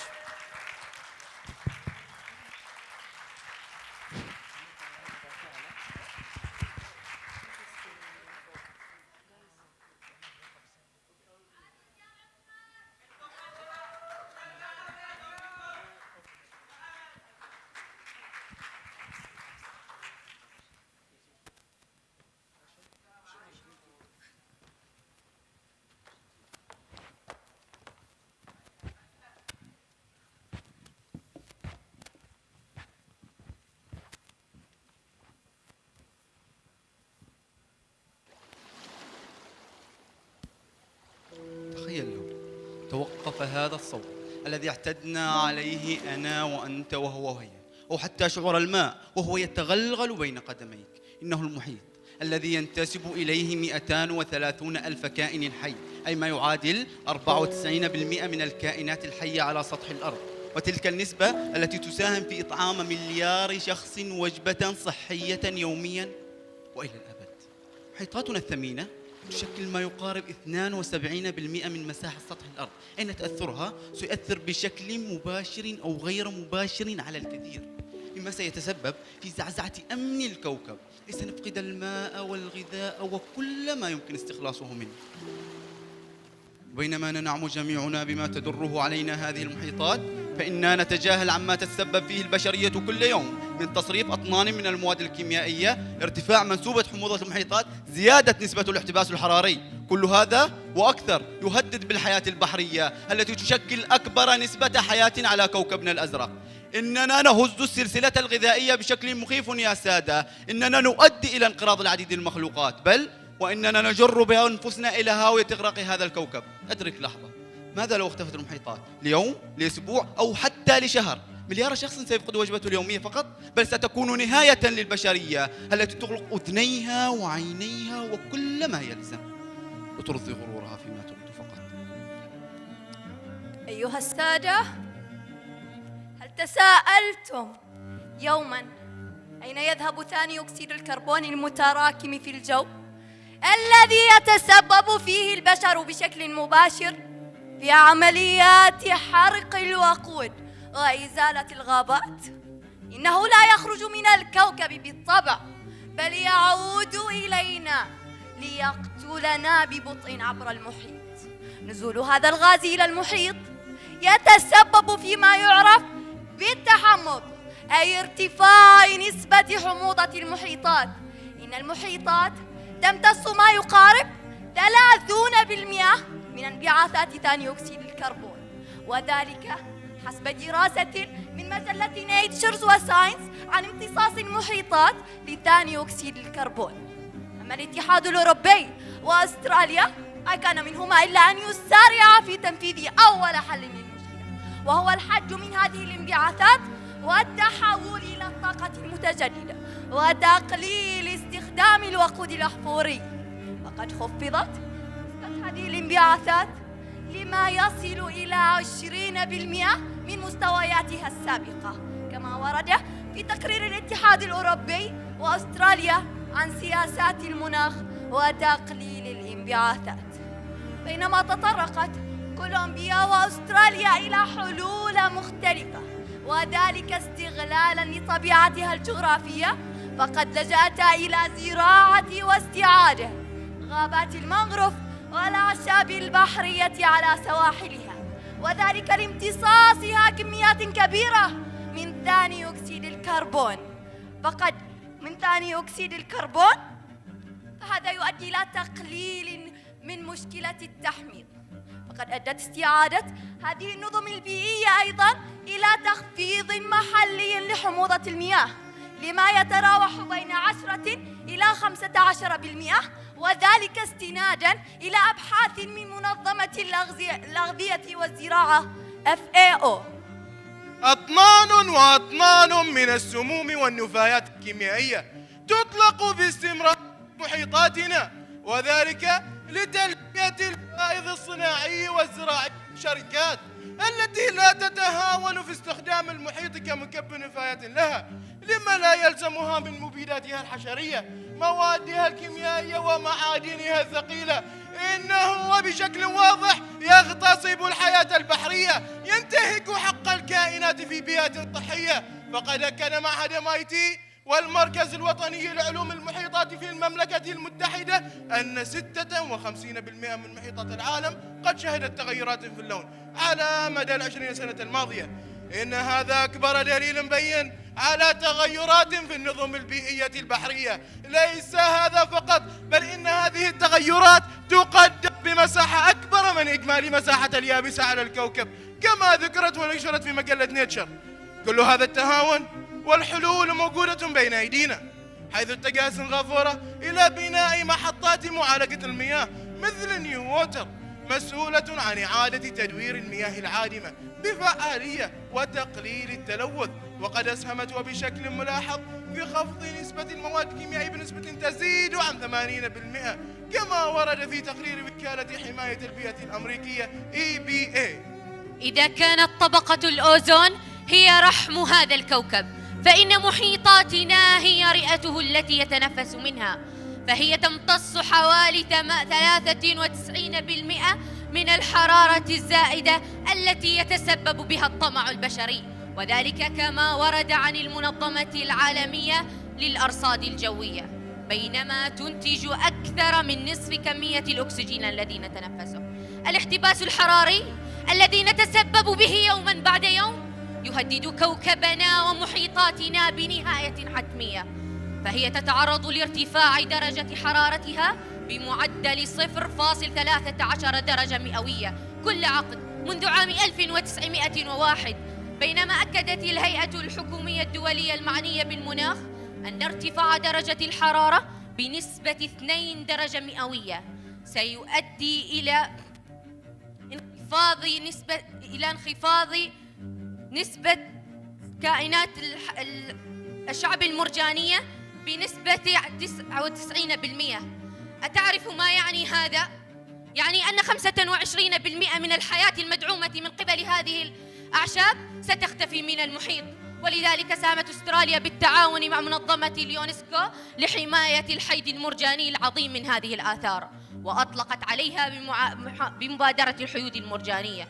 وقد كانت هذه المبادرة تستند على عدة أمور، منها تحسين إدارة الصيد، تقييد الأنشطة السياحية، حماية الشعب المرجانية من التلوث الزراعي. وقد أدى ذلك لارتفاع معدلات تعافي هذه الأعشاب بنسبة 10%. ماذا لو توقف هذا الكوكب عن التنفس لمدة 5 ثوان فقط واختفى الأكسجين فيه؟ حسب التخيل العلمي فإن المباني الخرسانية ستتحول إلى غبار، ستتوقف عملية الاحتراق على كامل الكرة الأرضية، أي أننا سنفقد أهمية الطائرات والقطارات وكل ما يعمل بهذه العملية. بل وأن الأكثر رعباً هو تحول السماء للون الأسود وتفجر طبلة الأذن نتيجة لزيادة الضغط في الهواء. أما القشرة الأرضية فستنهار حوالي 45% منها خلال تلك ال5 ثواني فقط. إننا نجر بأنفسنا إلى الهلاك. والأعشاب البحرية التي تعد المصدر الأول من مصادر مقاومة الخلايا السرطانية ستصبح المصدر الأول لهذه الخلايا مع زيادة التلوث في المحيطات وارتفاع نسبة التحمض فيه. لنطفئ جميع المحركات ولنستمتع بلحظة تنفس واحدة للكوكب، فالكوكب لا يوم له وإنها كلها أيامه، وكل ما يتعلق به فإنه يفضي إلينا، فنحن منه وإليه عائدون. نحن نعبر خلال هذا الكوكب، فلنعبر بسلام ولنتركه لمن بعدنا نظيفا ومعافى.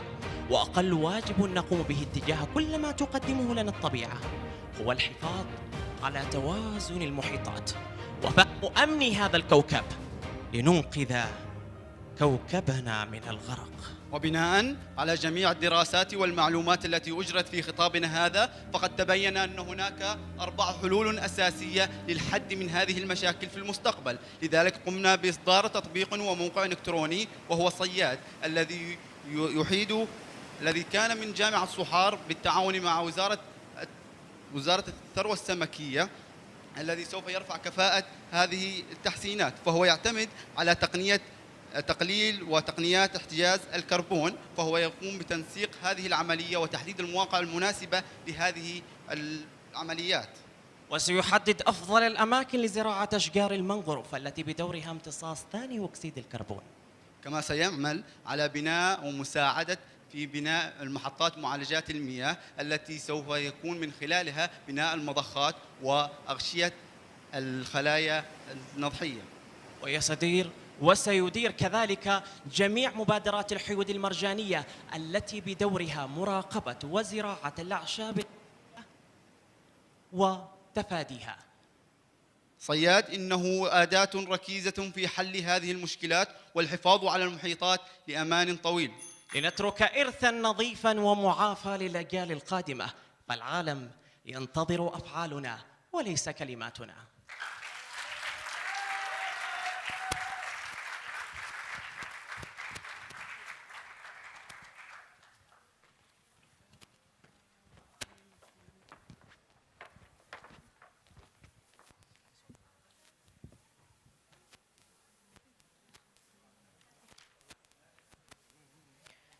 Thank you to Sahar University.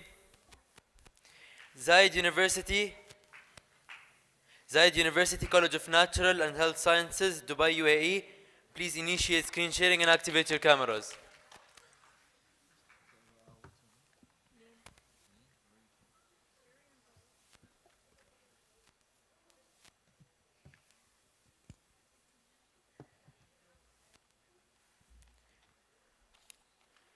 زايد يونيفرسيتي جامعة زايد يرجى عرض الشاشة وتفعيل الكاميرا.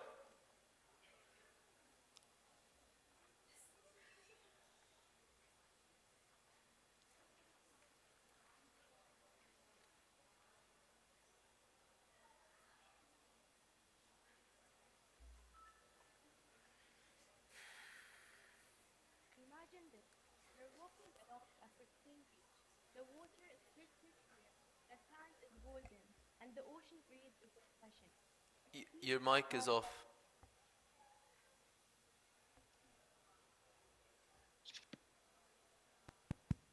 Imagine this. You're walking along a pristine beach. The water is crystal clear, the sand is golden, and the ocean breeze is refreshing. It feels like paradise, doesn't it? Now imagine the Now same imagine, beach, but instead of but golden instead of sand, you're golden stepping sand, over you're plastic stepping over bottles, plastic discarded bottles, fishing nets, discarded and fishing other nets, and waste. other The waste. air smells The air faintly of smells decay. faintly of What decay. was once a What was once a paradise is now paradise is polluted. now polluted. This isn't just a far off issue, it is a reality we face Can you today. please just talk from one Every mic? year, an estimated truckload of waste enters our oceans, threatening Threatening marine marine life, life, damaging damaging ecosystems, ecosystems, and and even even impacting humans' lives. Can you pause for 1 minute? Just only open one mic while presenting. But how does this happen? What role does improper waste management play in this crisis? And what can we do about it? Today, we'll explore these questions. We'll talk about the sources of waste, its devastating impacts on our oceans, and how we can adopt sustainable waste management practices to turn the tide. Together, we will discover how we can all play a role in protecting our oceans, not just for us, but for the future generations. My name is Rima Al-Filasi, a computational systems student. My colleagues are Mira Anwahi, a sustainability student, and my other colleague Amna Khouri, a sustainability student as well. All three of us are here today representing Zayed University, Dubai. Today, we will introduce the problems and the real-time statistics of what we're facing, our proposed solution, and its prototype. Before diving deep into the topic, let's first understand the definition and the base of the problem we're facing. Waste. Any unwanted or unusable material is considered as waste, and it comes from many sources like households, agriculture, industries, and so on. And due to its huge amount in our current day, it caused environmental pollution, climate change, and resource depletion. All this has impacted the quality of water, land, climate, and even the lives of living things. Well, what was explained in the previous slide, which is waste, is the main cause of the problem we're facing. Here in the UAE, about 1.8 kilograms of waste per person per day is generated, and this is higher than the global average. This means that global warming is worsening yearly due to these waste-related emissions. And even though people know the consequences of these wastes, they often don't recycle due to the lack of guidance on how to do it properly. Humans need guidance in every step they take, and this is why we think our solution will solve this issue. We have found that the impact of population growth and steady economic development in the UAE has been evident in increased waste generation and chemical usage rates, as 77% of the waste is going into the landfill. Now to introduce one of an existing solutions, the Dubai Turtle Rehab Project. It is an initiative that was started in 2004 by the Dubai Wildlife Protection Office.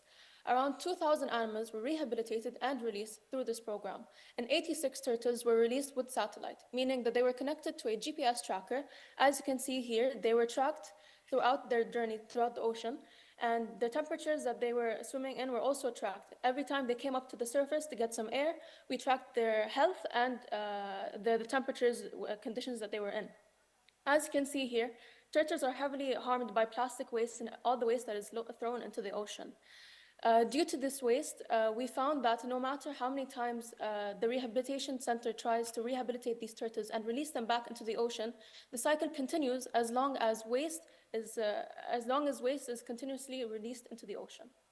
To support these initiatives, Al-Asfa Falcon Hospital and the Dubai Center Veterinary Research Laboratory decided to support this project. Now to dive into the existing solutions within the UAE. Ni'ma is a UAE-wide initiative that is aimed to reduce food waste through community education and promoting consumption responsibility. The use of technologies such as smart bins and waste tracking systems was put into the UAE to help optimize waste collection and processing due to environmental impacts. Sharjah's waste-to-energy plant and Dubai's project convert waste to energy, making sure to cut down landfill use and generating renewable power. Going further into our solution, there are 3 main points to it. Our solution is called the Green Points, no more waste, the key to future sustainability. The 3 points are waste identification, guidance and recycling connection, and points and rewards. How this works is when a user wants to recycle their waste or donate it to industries, they get to register on the app and categorize what type of waste they have.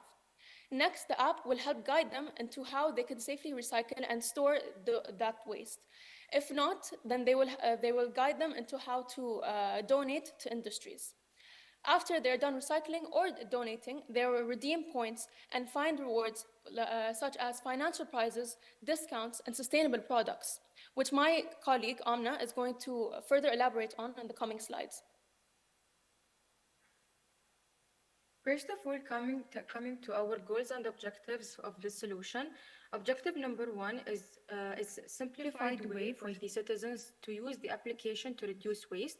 Objective number 2, encourage community engagement and promote sustainability to reduce waste. Well, in more than one way to recycle. Now you can scan this QR code, so you can follow up with me for the application's prototype.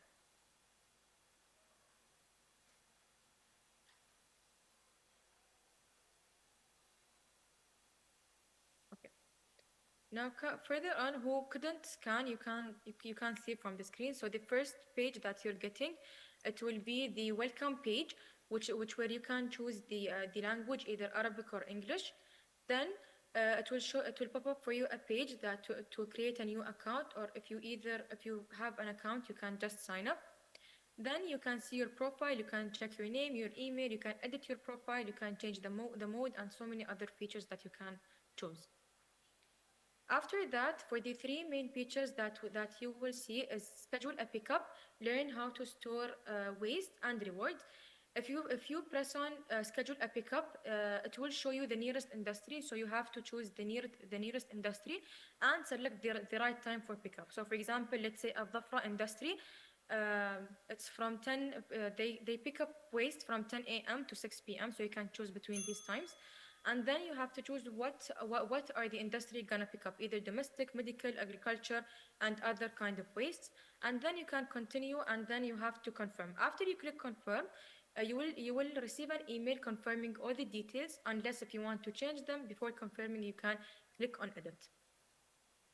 But if you go back to the main page and choose learn how to store waste, it will pop up for you a page on how to store, but in simple words.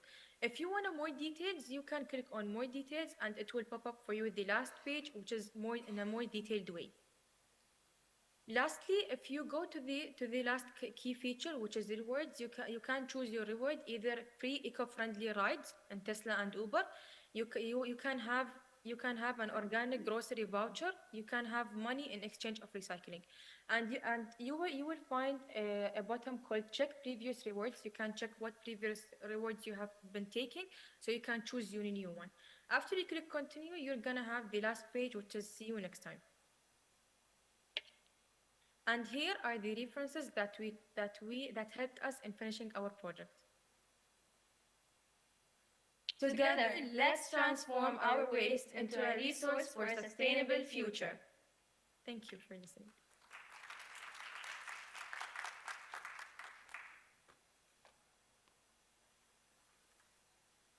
Thank you, Zayed University. King Abdulaziz University, Center of Excellence in Environmental Studies, Jeddah, Saudi Arabia. Please join us on stage.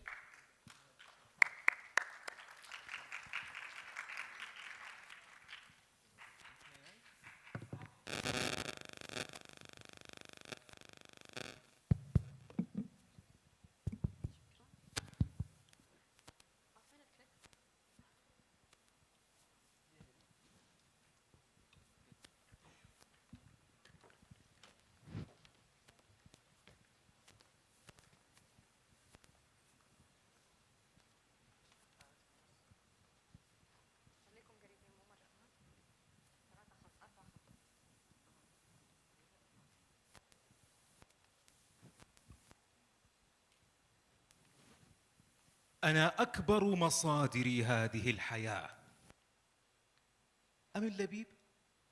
أنا المحيط، فهل من مجيب يلبي ندائي، ينهي تلوثي وأزماتي؟ أليس فيكم رجل رشيد يدرك حجم الأكسجين الذي يتنفسه وحجم الكربون الذي أنتجه؟ ألم تعودوا بحاجتي، أم أن الجشع أعماكم عن قيمتي؟ كما كنت درعكم وسندكم لملايين السنين، سأكون ومن الآن عدوكم وعقابكم الأليم. إن كنا نظن أن هذه مجرد وعود، أوهام أو وعود كاذبة، فنحن مخطئون. أنسينا حقا حجم المواد الكيميائية التي أغرقنا بها المحيطات؟ ألم نملأ شواطئنا بالعبوات البلاستيكية ومختلف أنواع النفايات، إضافة لتلك السفن والباخرات والعديد من أشكال الملوثات؟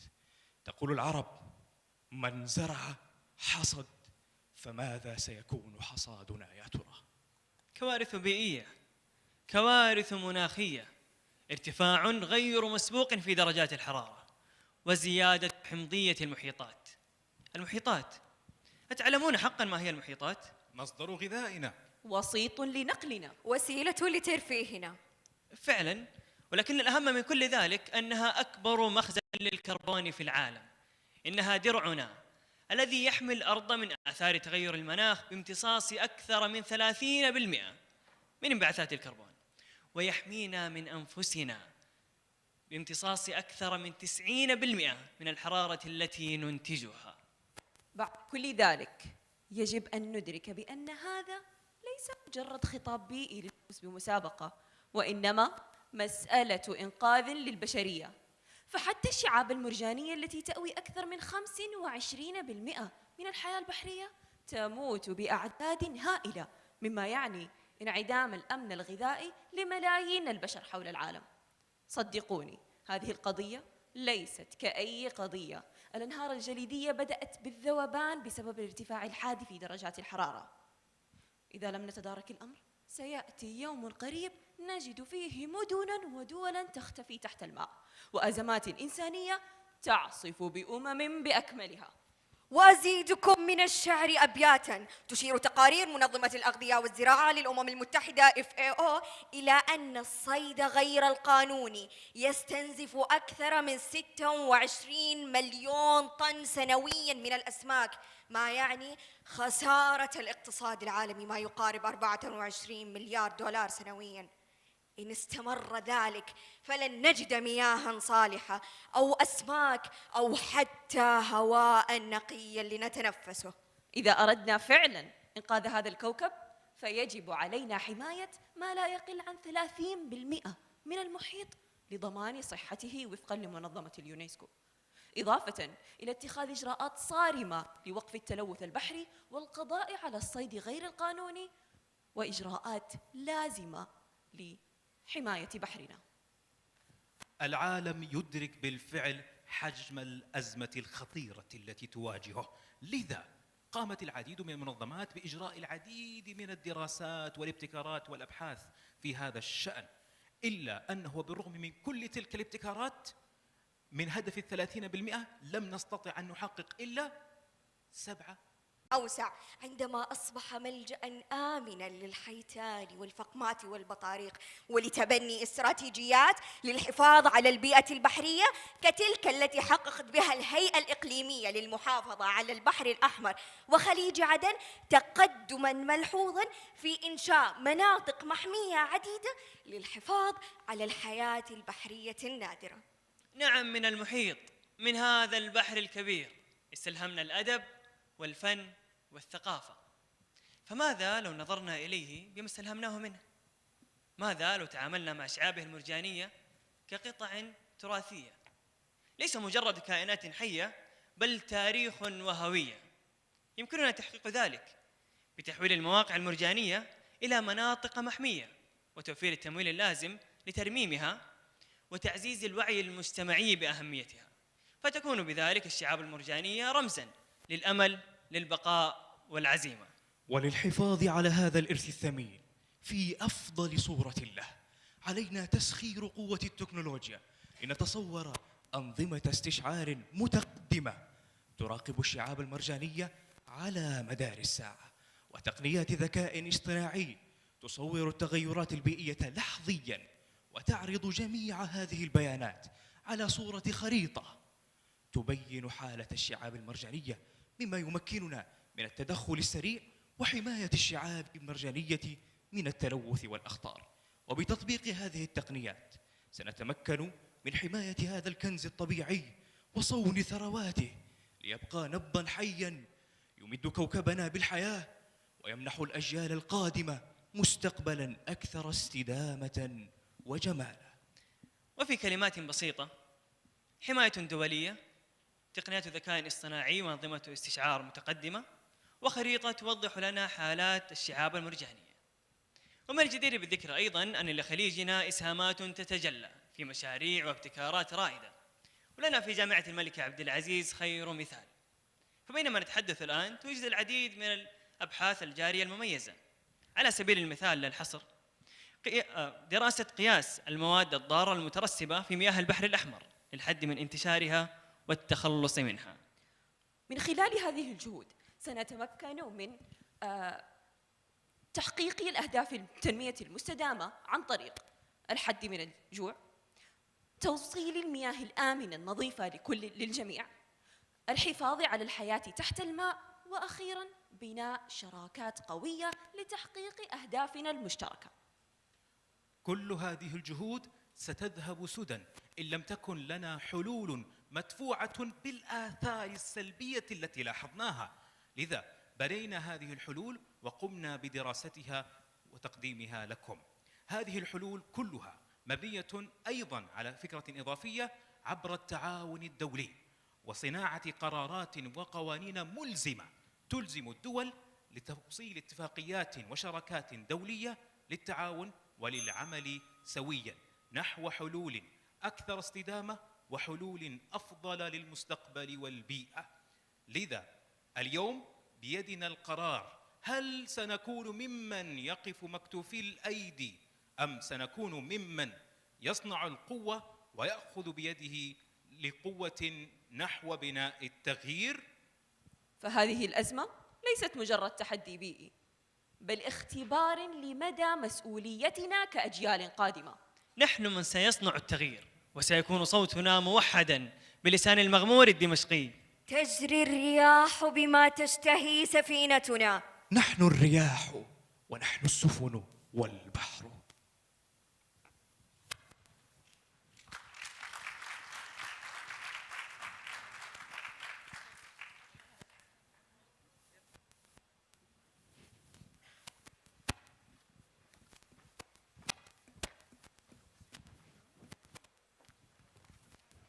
Thank you to our 10th presenters.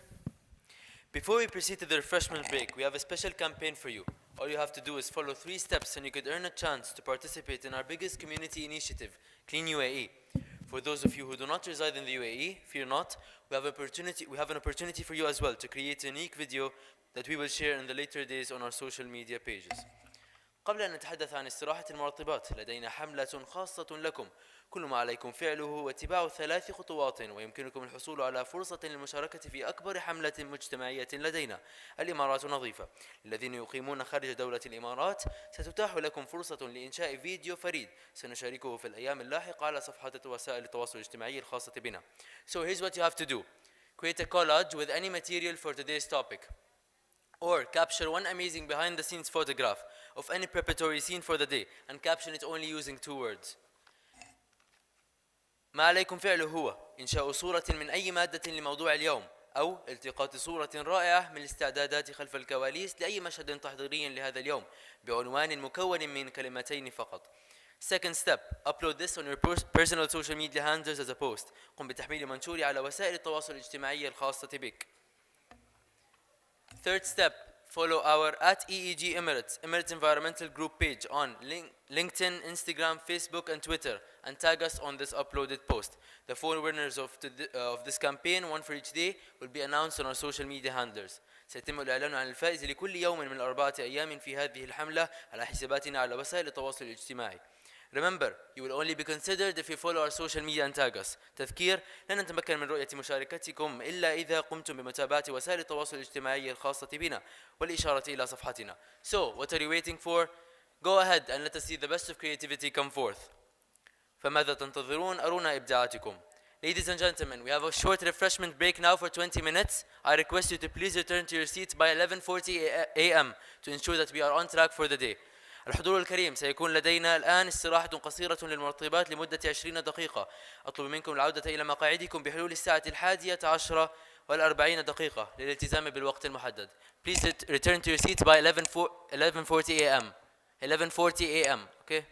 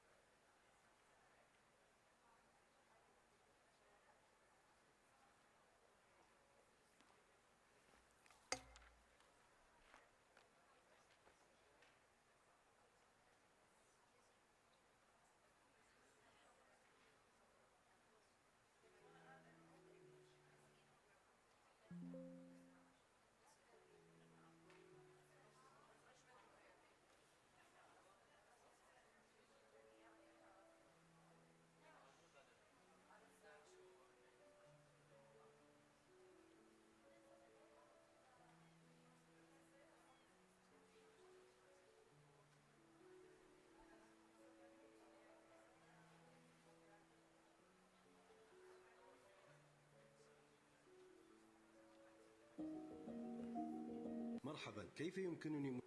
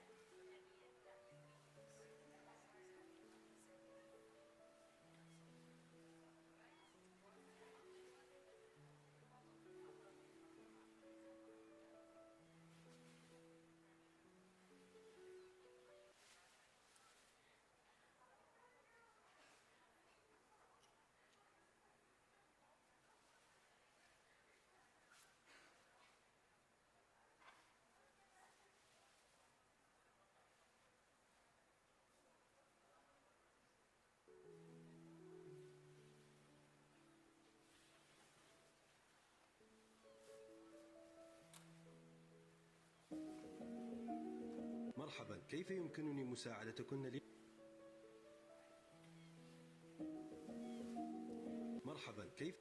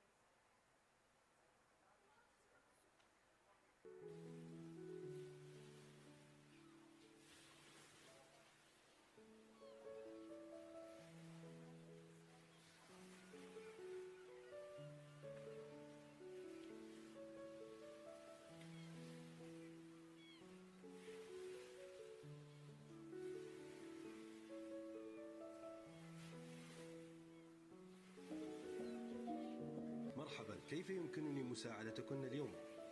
نود طلب سمك الكنعد لو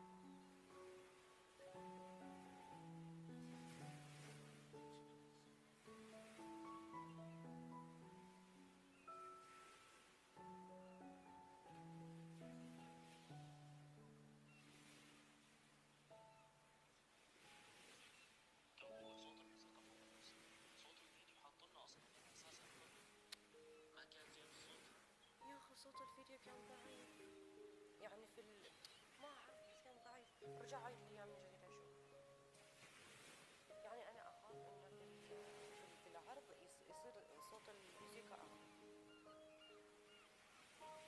شوف أنت فهمه إنه إحنا نبي صوت الفيديو أعلى لما ينعرض الفيديو وصوت الموسيقى مناسب لما نكون نتكلم.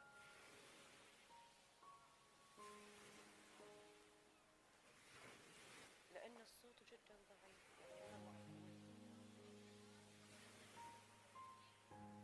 ها؟ انزين الكريستال وصل.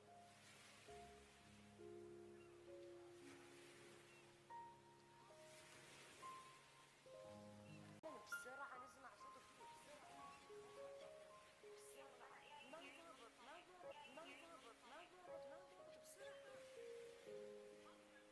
بسرعة بسرعة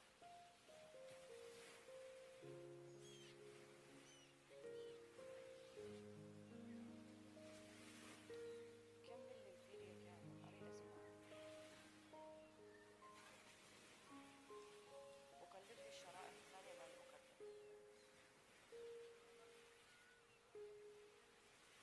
فيصل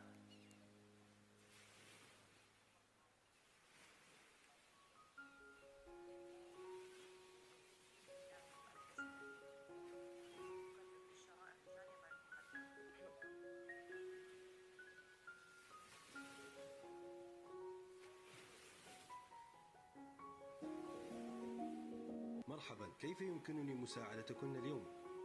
نود طلب سمك الكنعد لو سمحت. أعتذر ولكن سمك الكنعد محظور صيده في هذه الفترة. محظور؟ لماذا؟ هناك قوانين لحماية البيئة البحرية. الكنعد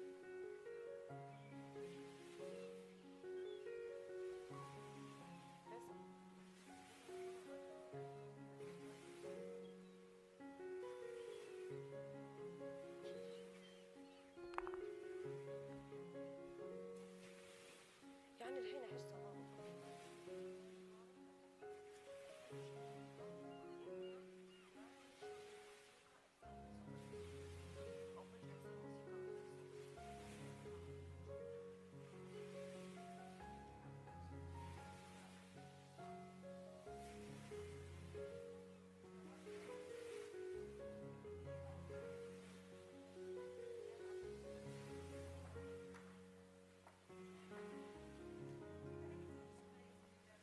لا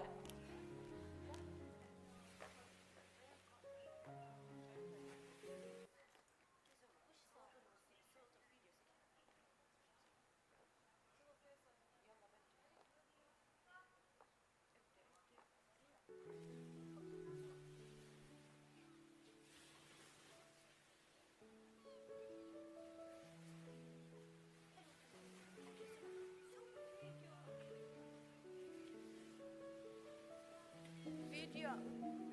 مرحبا، كيف يمكنني مساعدتكن اليوم؟ نود طلب سمك الكنعد لو سمحت. أعتذر ولكن سمك الكنعد محظور صيده في هذه الفترة. محظور؟ لماذا؟ هناك قوانين لحماية البيئة البحرية. الكنعد يتعرض للصيد الجائر، ولذا تم فرض حظر مؤقت للسماح بإعادة تجديد مخزون هذا النوع من الأسماك. الصوت هنا توه.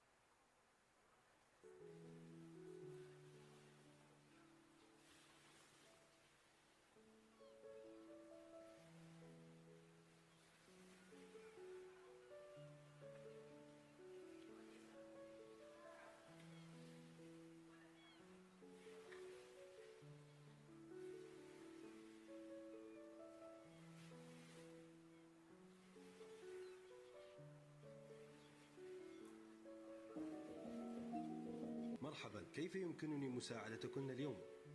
نود طلب سمك الكنعد لو سمحت. أعتذر، ولكن سمك الكنعد محظور صيده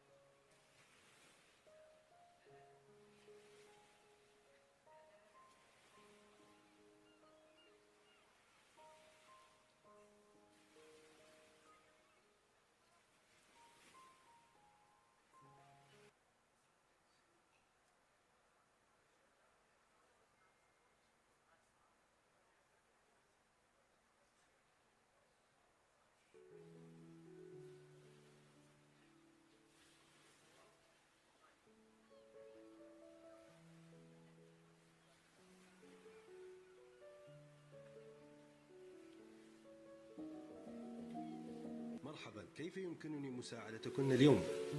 نود طلب سمك الكنعد لو سمحت. أعتذر، ولكن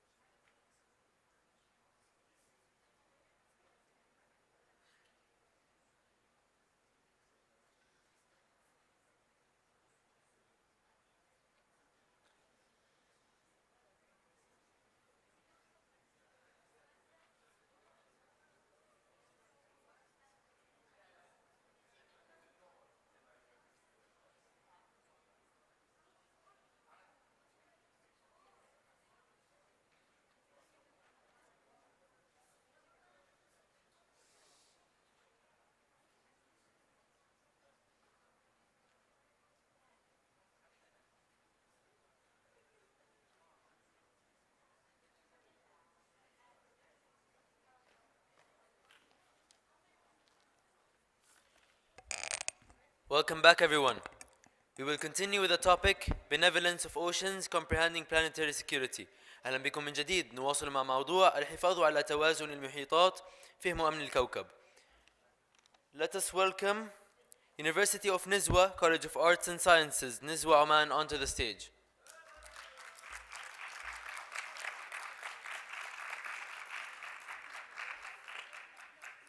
Westford University Online Studies Media College, Sharjah, UAE, please get ready.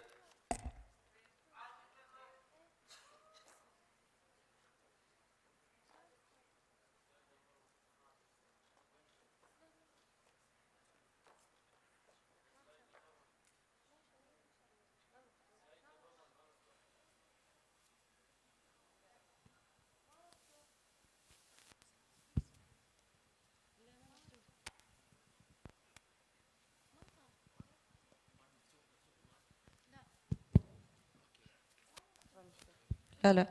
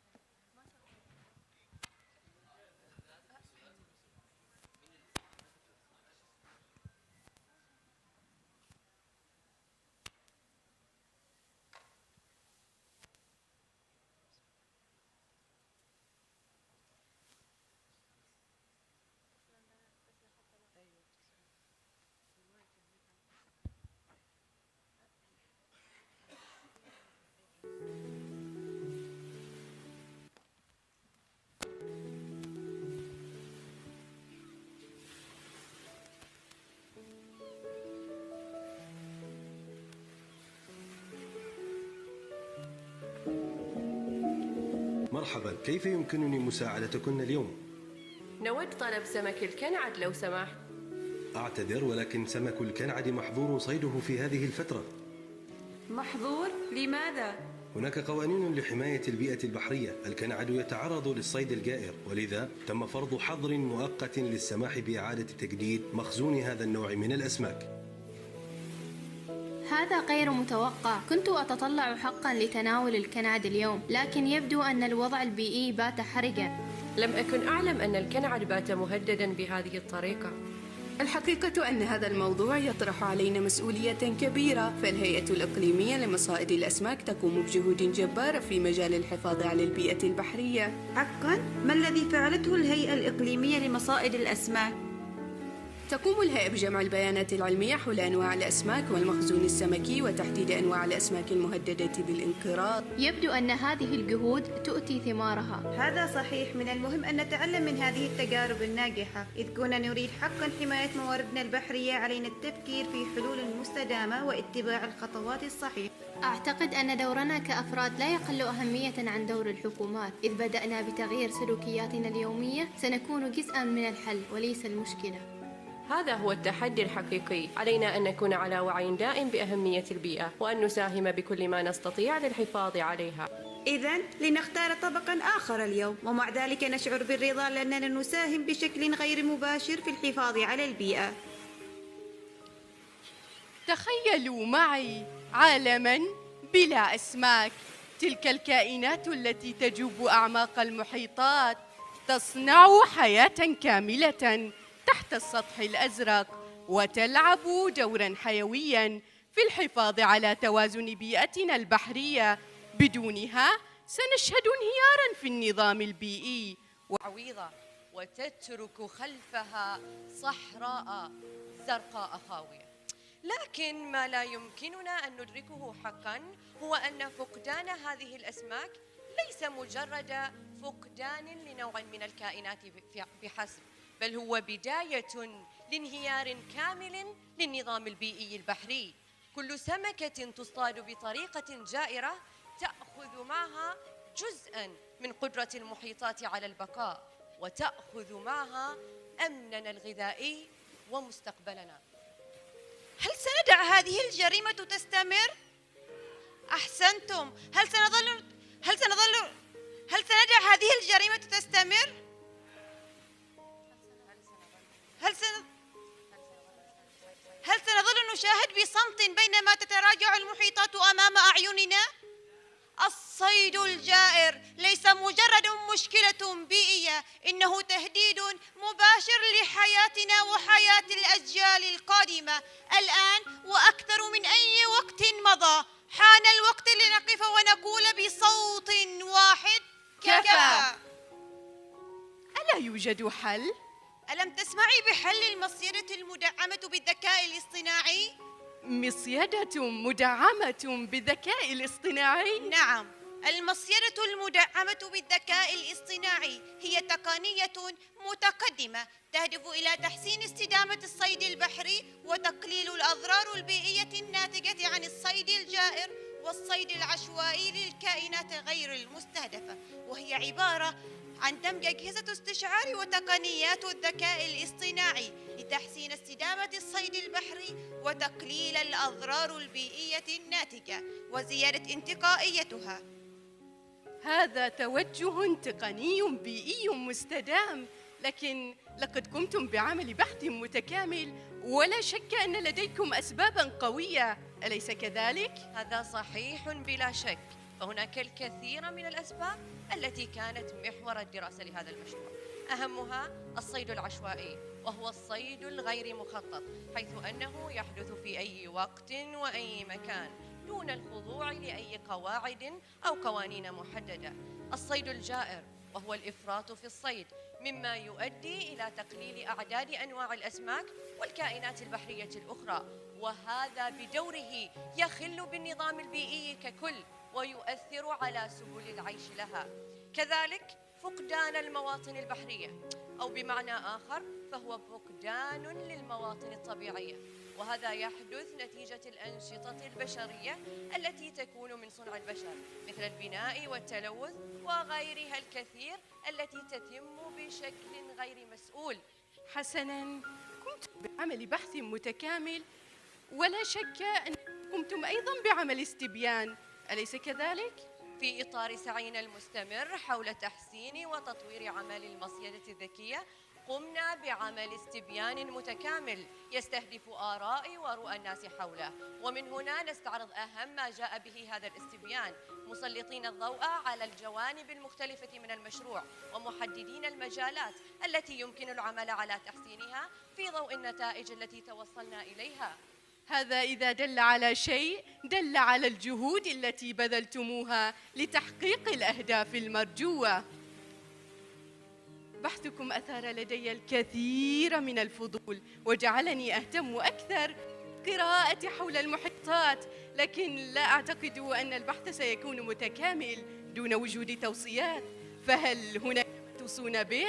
هذا أكيد، حيث نتج عن بحثنا العديد من التوصيات، وأهمها تحليل البيانات، حيث يتم من خلال جمع وتحليل بيانات عن الأنواع السمكية ومواسم التكاثر لضمان فهم دقيق للموارد المتاحة، وأيضاً تحديد مناطق الصيد المستدام باستخدام الذكاء الاصطناعي لتحديد المناطق الأكثر استدامة للصيد مع مراعاة المناطق المحمية والموسم المناسب.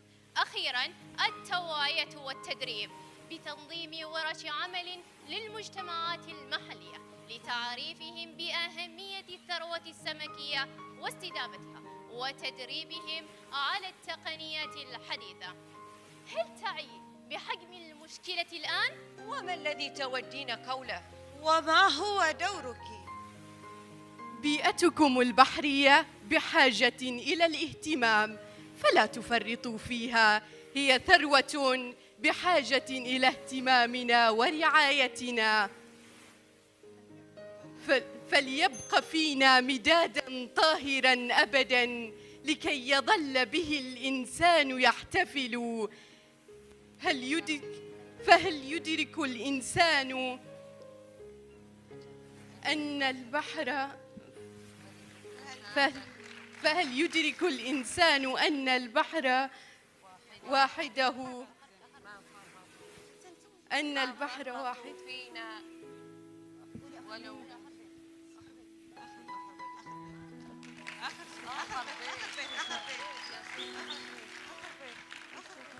فيه فيه اختبأنا كهولا والمدى قلل. فيه اختبأنا كهولا والمدى قلل.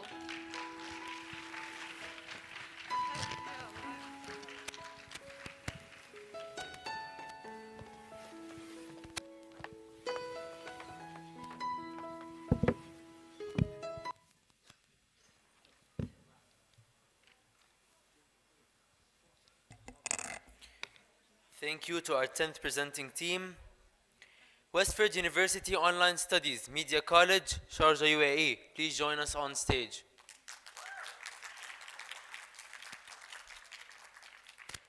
Higher Colleges of Technology, Al Dana Campus, GARD, Abu Dhabi, UAE. Please get ready.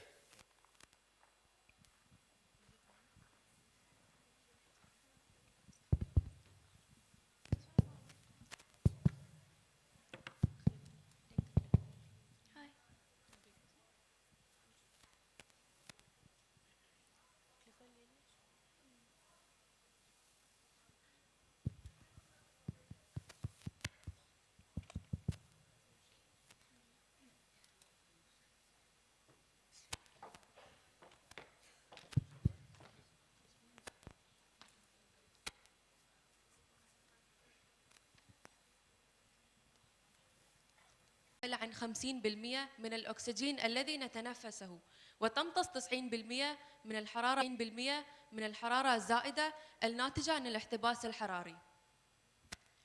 توفر المحيطات الطعام لحوالي 3 مليارات الشخص، ولكنها تتعرض لضغوط كبيرة.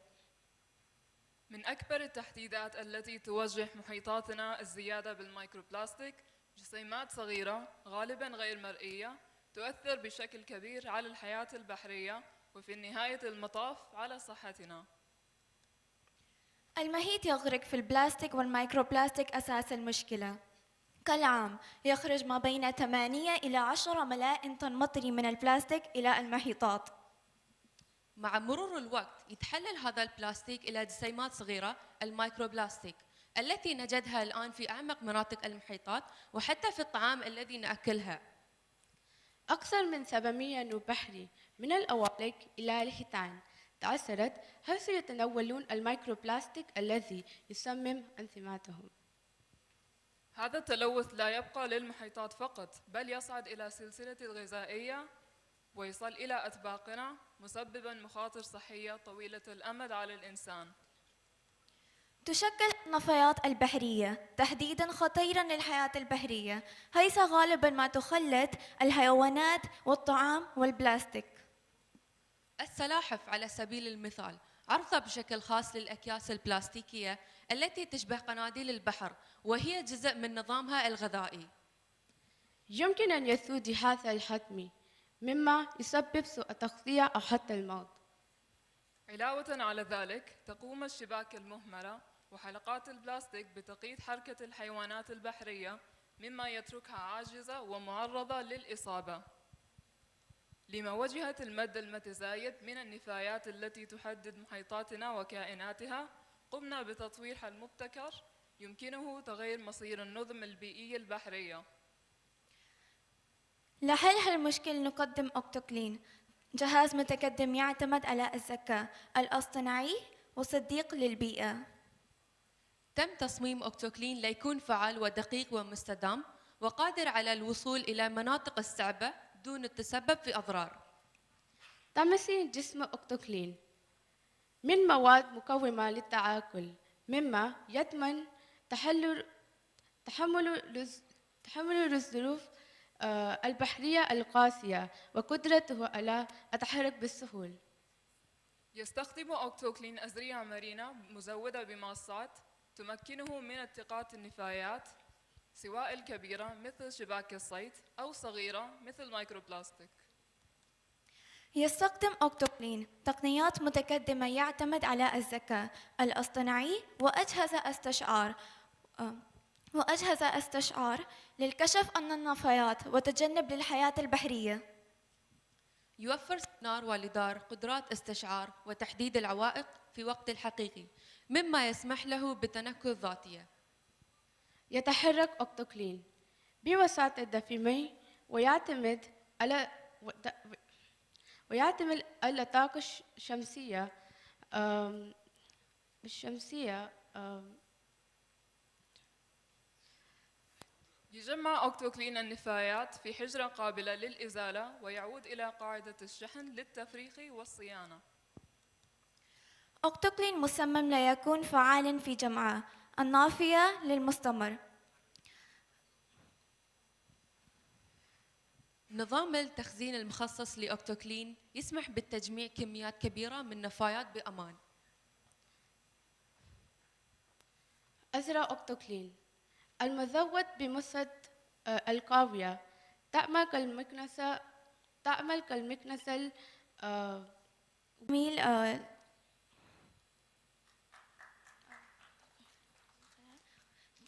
سيتم توليد الأعد من خلال تحول للميكروبلاستيك المجموع ألواح عالية الجودة. تتميز هذه الألواح بمتانتها وتنوع استخدامها في مجالات مختلفة من مواد البناء إلى التغليف.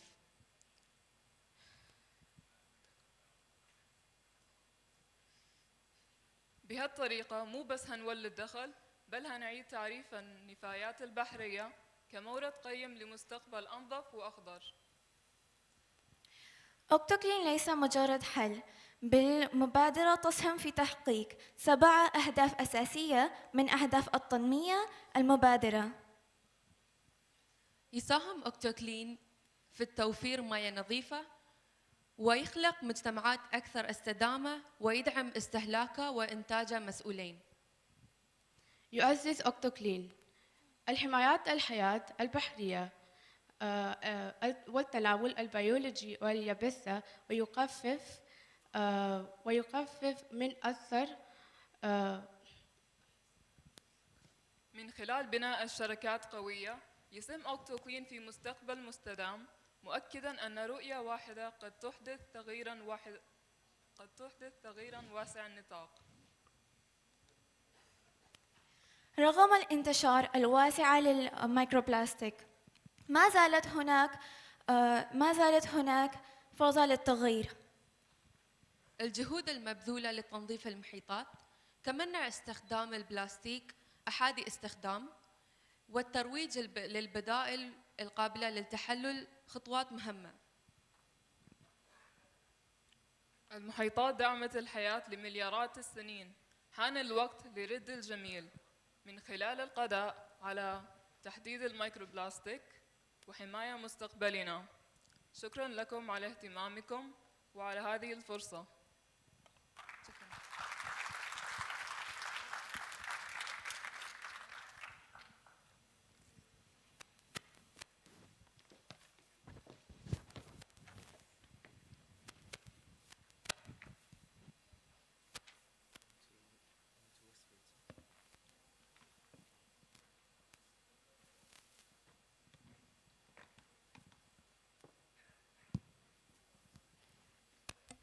Thank you to our 11th team of presenters.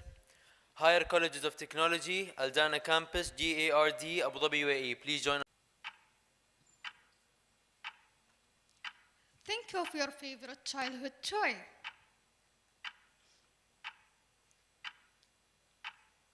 If neglected, it becomes broken and dusty. Our oceans are like that toy. They give us so much, but we often overlook them. As a result, they become polluted and filled with garbage. We can't complain about our oceans if we don't take care of them. And this neglect impacts not just marine life, but also our own security. About 96% of the country's roughly 100 billion barrels of proven oil reservoirs are located in Abu Dhabi, ranking number 6 worldwide. Ladies and gentlemen, this is Aldana City, where we came from, the homeland of many oil and gas companies like ADNOC, Borouge, Takrir, and NOA. ADNOC is a global leader in the oil and gas industry. And in relation to our wider marine environment, 2.3 million Mangrove seedlings have been planted across ADNOC's nurseries and 550,000 across Abu Dhabi. They absorb and store approximately 5 times more than land-based forest in a process that can continue over thousands of years. And we cannot forget about the MPAs, Marine Protected Areas, established by the UAE government to safeguard its ecosystem.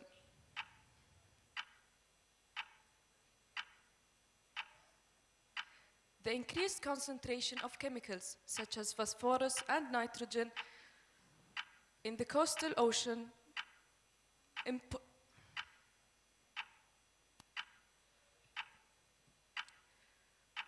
supports the growth of algal blooms, which can be toxic to wildlife and harmful to humans.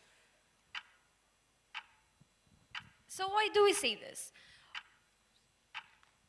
Scientists tell us that millions of years ago, the oceans were already home to many marine species. And through repeated ecological cycles, oil and gas were formed. So ladies and gentlemen, what are we doing for our oceans?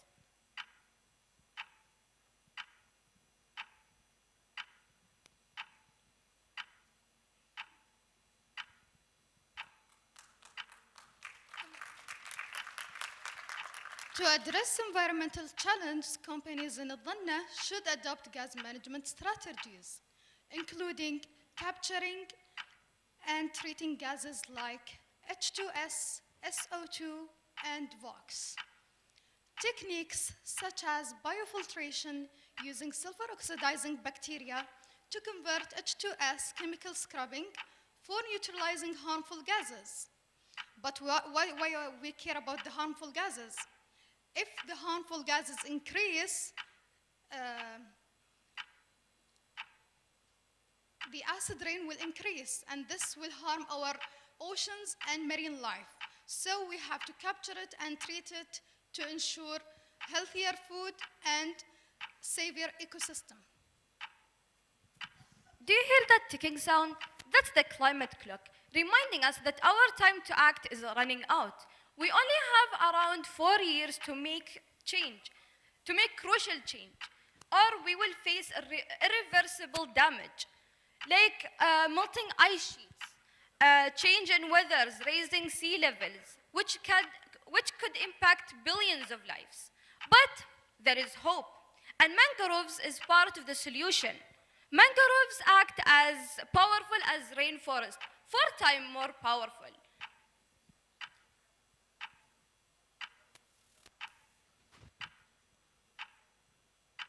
On that note, Judge, please, if you may, we ask you to unlock your phones and scan the QR code.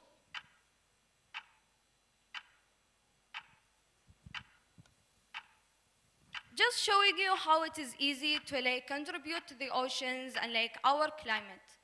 Just one click. There is a website and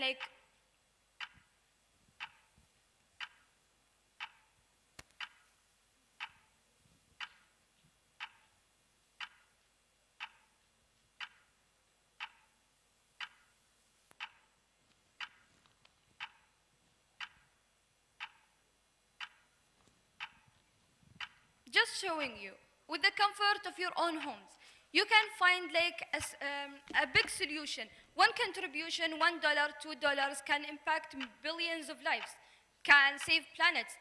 They will plant things.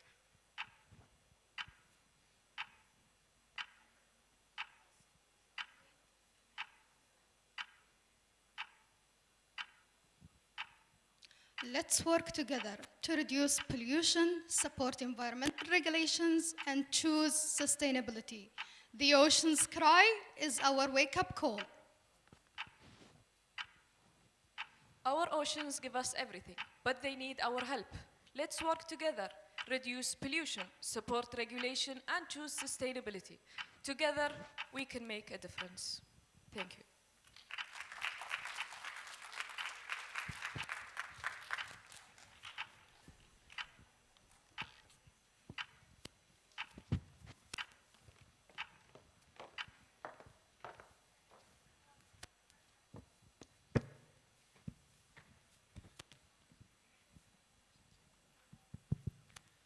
Thank you to our 12 team representatives. Let's invite Manipal Academy of Higher Education, Manipal Institute of Liberal Arts, Dubai, UAE, onto the stage.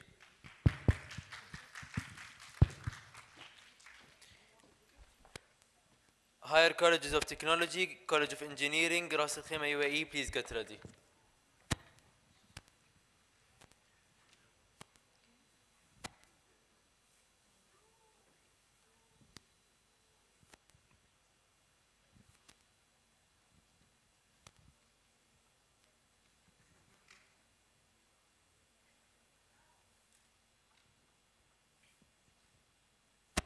The Sahara Desert flooding.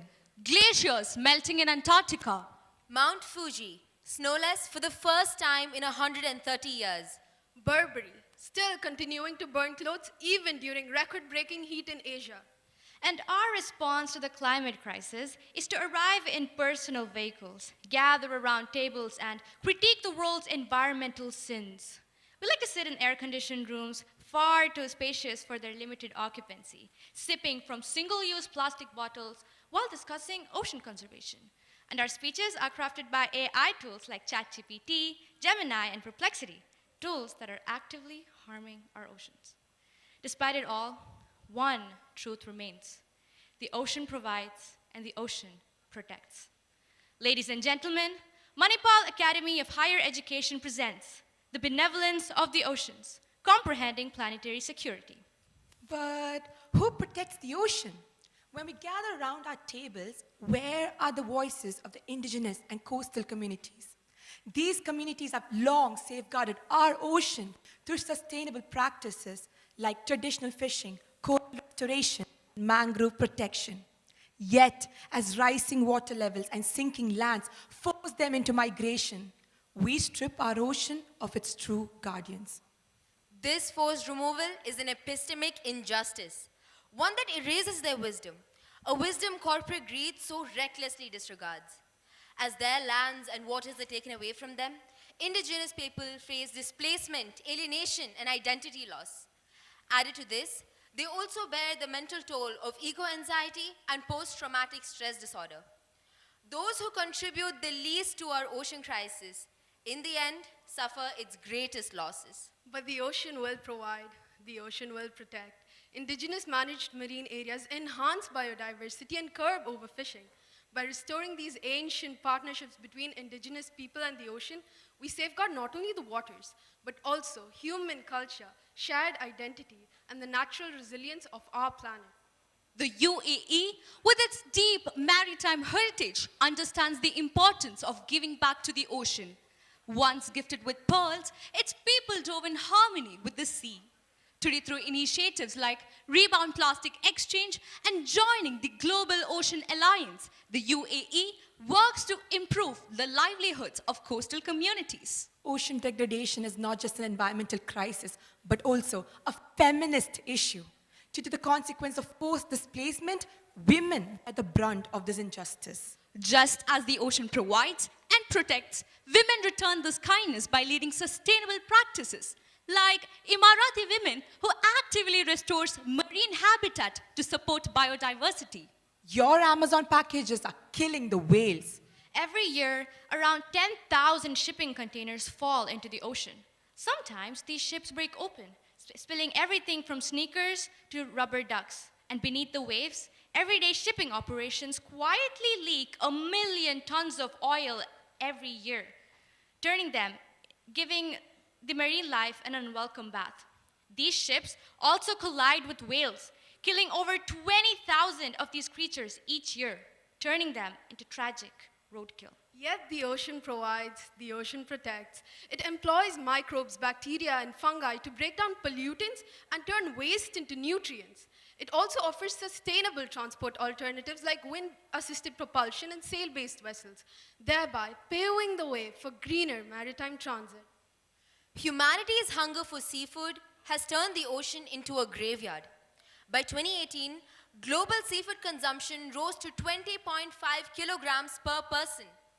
Industrial fleets discard 40% of what they seize, killing bycatch needlessly. Unsustainable fishing practices thus threaten entire ecosystems, pushing fish populations to the brink of collapse. To make matters worse, overcommodification of fish to selective breeding compromises our health. Instead of indulging in seasonal fish that the ocean naturally provides, we are left with overfarmed varieties that are laden with chemicals. But hey, keep that sushi coming, right? Yet, the ocean provides food sustainably, supporting marine health and human nutrition when we allow for practices like selective fishing, low-impact harvesting methods, protecting marine protected areas, and aquaculture. Look, we understand that the 21st century has made life undeniably convenient. But the stark reality is that corporate greed thrives on our impatience. Brands churn out endless trends. Cottage core, tomato girl core, clean girl core, fueling overconsumption and waste. Water talk? Instead of filling our 28th Stanley Cup, how about we shift our focus to the genuine water sources being exploited for profit? Lipsticks damage coral reefs. A study at Yale showed that up to 80% of coral reefs are polluted due to cosmetics. Sunscreen decreases fertility in fish. Common ingredients in sunscreen, such as oxybenzone, are known to disrupt endocrine functions in marine life. Beyonce's merch discovered in fish guts. Over 1 million marine creatures die every year due to plastic pollution, which originates from goods like concert merch. So I just want to thank Beyonce for ocean pollution. Fabric dyes are killing entire ecosystems. The fashion industry is responsible for dumping millions of tons of toxic dye into water systems each year, affecting more than 70 million people that live near these polluted water bodies. But the ocean provides, the ocean protects, as it has unsung heroes by its side. Algae and seaweed, rich in antioxidants and natural hydrators, can replace synthetic chemicals in skincare. In fashion, seaweed fibers and kelp-based bioplastics can be an eco-friendly alternative to synthetic fibers. By harnessing these marine resources, we can craft products that are both high quality and ocean safe. By poisoning our oceans, we are poisoning ourselves. Big Pharma contributes to ocean degradation through the discharge of pharmaceutical waste, disrupting marine ecosystems and giving rise to antibiotic-resistant bacteria. However, the ocean provides vast potential for medicine, with its biodiversity aiding innovative treatments. Marine organisms such as seaweed and sponges produce bioactive compounds that are vital in developing new drugs, including anti-cancer and anti-inflammatory agents. But our insatiable appetite for convenience drives not just consumer culture, but also a competition for resources, charging militarized conflicts over ocean territories. Approximately 30% of the world's marine environments are harmed by ecological degradation. Military conflicts lead to oil spills, munitions dumping, and coastal habitat degradation, often in third world countries that may not even be a part of the conflict, making this a classist issue. But the oceans provide for these developing nations with economic opportunity by granting essential routes for international trade and access to food security. It aids food security and economic stability. It also serves as a geopolitical stabilizer, creating avenues for peace and economic interdependence. Look, in the pursuit of green energy, we're risking the very blue that sustains us. We are deep-sea mining for critical minerals like cobalt and lithium, even without a second thought on how much damage it causes to our ocean. But the ocean provides, the ocean protects. The ocean provides vast resources for sustainable energy through offshore wind turbines, tidal energy systems, and wave converters. It also helps us by offering ocean thermal energy conversions to exploit temperature gradients. The ocean provides, the ocean protects, not just itself, but also the earth. The ocean is the planet's primary climate regulator. It absorbs 25% of global carbon dioxide emissions. It takes in 90% of the excess heat trapped in the atmosphere due to greenhouse gases. They act as a buffer, slows global warming, and stabilizes weather patterns. They also act as blue carbon sinks, storing carbon more efficiently than even some terrestrial forests. We could hold endless conferences discussing the plight of our oceans. But nothing will change until we decide to change. We still have time to protect the ocean, but we need it more than it needs us. The rivers will find its way back to the land. The streams will run their course, and the rains will refill the banks. The ocean will reclaim what is rightfully its own, with or without us. The ocean covers 70% of our planet. We occupy a mere 30. It has existed for eons, while we're barely a few millennia old. We are not protecting the ocean, we're protecting ourselves because the ocean protects. The question is who? And with that, we rest our case. Thank you.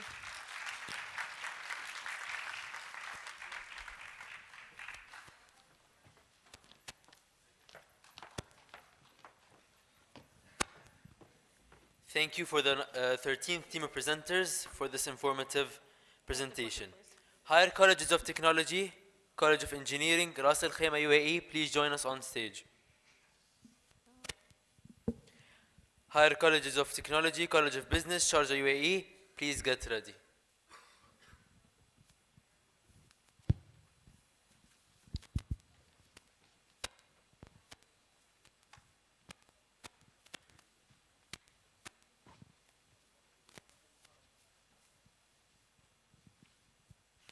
السلام عليكم. نحن من كليات التقنية العليا في راس الخيمة، أنا وزملائي اليوم راح نتكلم عن ظاهرة التلوث المحيطي، وهي ظاهرة تهدد أمن المحيطات.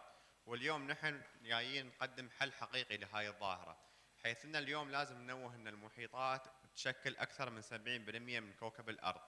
فاليوم بسبب التلوث الناجم من خلال الممارسات التي تحدث من خلال السفن أو على الشواطئ، فاليوم عندنا تلوثات زادت بشكل كبير على مستوى العالم. فاليوم عندنا النباتات تنتج أكثر من 50% من الأكسجين للعالم، ولكن بسبب التلوث الناجم فهاي النباتات مهددة بالانقراض، أو أيضا مهددة بعدم إنتاج الأكسجين الكافي. فيتم إلقاء ما يعادل كيس قمامة في كل دقيقة، وهذا يزيد من معدل التلوث. فاليوم الباحثون يقدرون بأن هناك أكثر من 5 تريليون كيس من البلاستيك في المحيطات. راح يتكلم الآن زميلي عبد العزيز عن التكنولوجيا المتقدمة لهاي المخاطر. السلام عليكم، أنا عبد العزيز.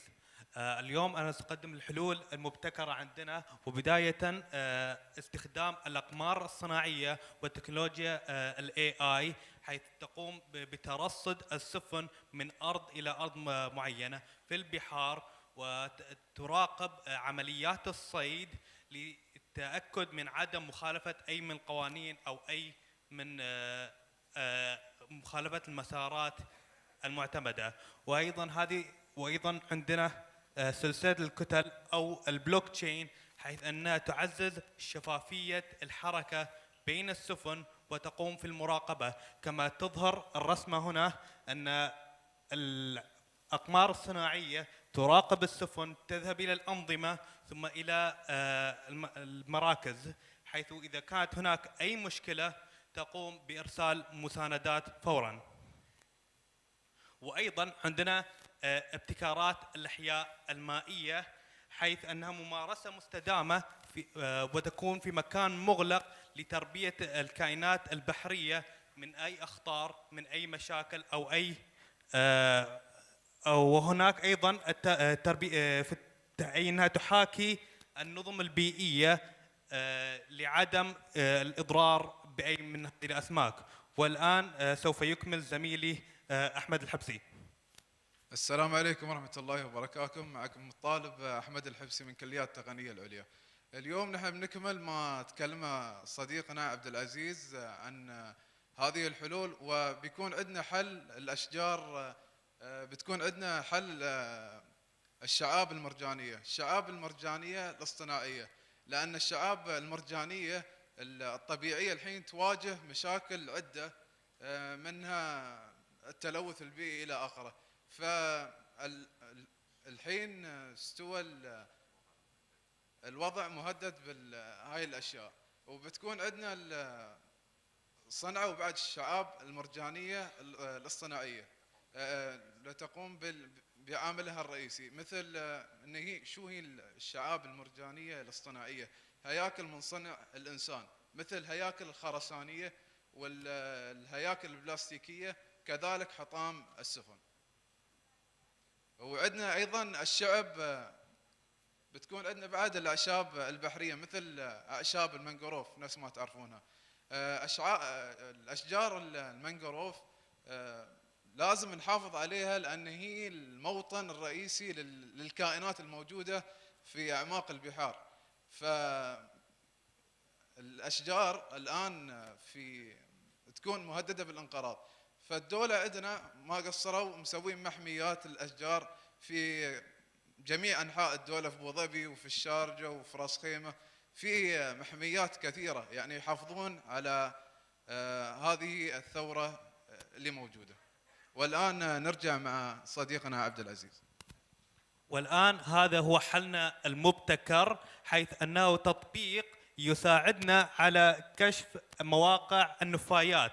كما تظهر في الرسمة هنا الأسود وهي علامات حطام السفن، أي أنها من مواد مستهلكة رميت في البحر أو من البترول وإلى آخره.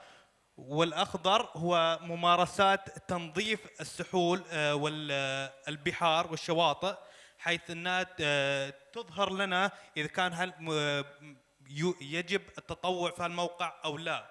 والأخير الكيماويات والضرر فيها، حيث أن خاصة في رأس الخيمة في مصانع قريبة من الشاطئ، فهذه تظهر لنا إذا كانت هناك أي مشكلة أم لا.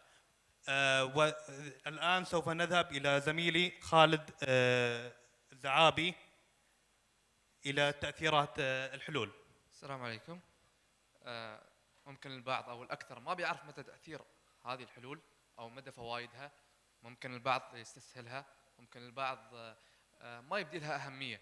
لكن لو بنعرف أكثر عن أهمية هذه الأمور وفوائدها وتأثيرها الكبير على البحار، فبنعرف مثلا أن عن إدارة المصايد والصيد المستدام اللي هو تكنولوجيا الصيد الذكية أو غيرها من الحلول المستدامة، بنعرف أن تأثيرها ممكن يقلل من الصيد الغير قانوني. فمثلا من خلال الأقمار الصناعية نقدر نرصد أي حركة غير قانونية، بحيث أن سواء انتقل لمحمية دخل محمية ممنوع الصيد فيها، ممكن الأقمار الصناعية أو ال AI يرصد هذا الشيء ويمنعه، أن مثلا هذه السفينة أو هذا القارب دخل في منطقة غير مؤهلة للصيد.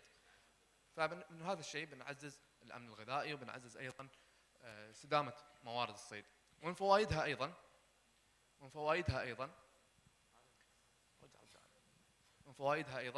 اللي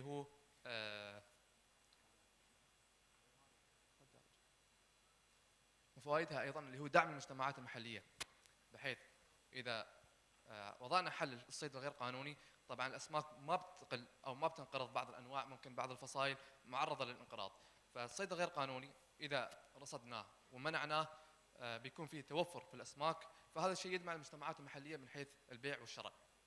وأيضا يحافظ على التنوع البيولوجي من حيث أنواع الأسماك كلها. وأيضا من الحلول واستعادة الموائل البحرية مثل أشجار المنقروف أو غيرها، بنلاحظ أنها ممكن مثلا الشعاب المرجانية طبعا هي هياكل مخصصة تكون مأوى للأسماك أو الكائنات البحرية، فهذا الشيء يساعد من أن يمنع مثلا المخلوقات البحرية الثانية المفترسة من أنها تنقض على الأسماك اللي هي ما لها قوة. وأيضا غير أن هي مأوى للأسماك تدعم الأنشطة السياحية من خلال مثلا الغوص. ممكن البعض محب للغوص أو للأنشطة البحرية، فهذا الشيء ممكن يعزز من اقتصاد الدولة، وأيضا يحافظ على الأسماك، لأن بعض الدول ممكن اقتصادها يشكل حول 40% أو أكثر من الثروة السمكية. وأيضا يعزز من إنتاجية مصايد الأسماك بحيث تتكاثر ويقل عدد انقراضها. شكرا. في الخاتمة نحن نبغى ننوه ان البحار مو بس يعني تعطي جمالية لنا، البحار هي شيء اساسي، اساس توازن كوكب الارض اليوم. فاليوم نحن كنا جايين نفس الهدف اللي هو الحد من التلوث الناجم من الممارسات بمختلف انواعها، سواء في الحياة البرية او في الحياة المحيطية. فنحن اليوم نبغى ننوه ان نحن الحل اللي نحن قدمناه في كليات التقنية العليا ان الافضل انه يتم استخدامه بحيث ان نحن نحد من التلوث الناجم. اما ان نحن نرضى بها المناظر الطبيعيه الخلابه، او ان نحن نكون يعني ما ناخذ اي اكشن اتجاه التلوث الناجم. شكرا.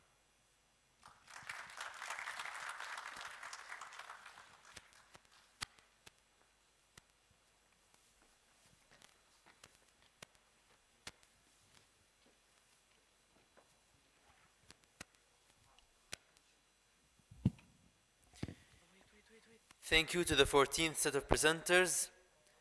Higher Colleges of Technology, College of Business, Sharjah UAE, please join us on stage.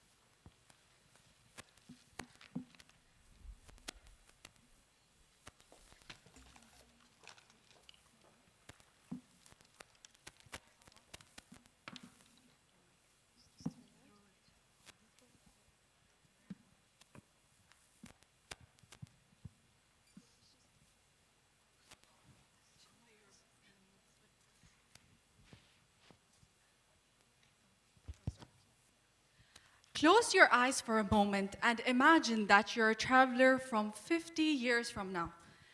You go to the shoreline where the waves are gently crashing against your feet. You take a deep breath in, but instead of freshness, you smell decay. The water is black and murky. The fish are nowhere to be found. The soil beneath your feet is oily. What would you change today in order for that to not be your possible future? These are the concepts that will be covered today. Our target issues include ocean acidification, ocean pollution, and overfishing. Please take the time to go for the volunteering part. The black water represents the ocean acidification part with the microplastics within it.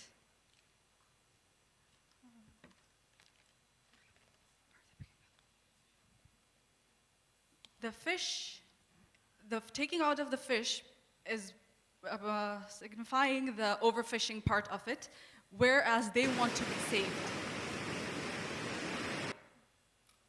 90% of big fish population are depleted.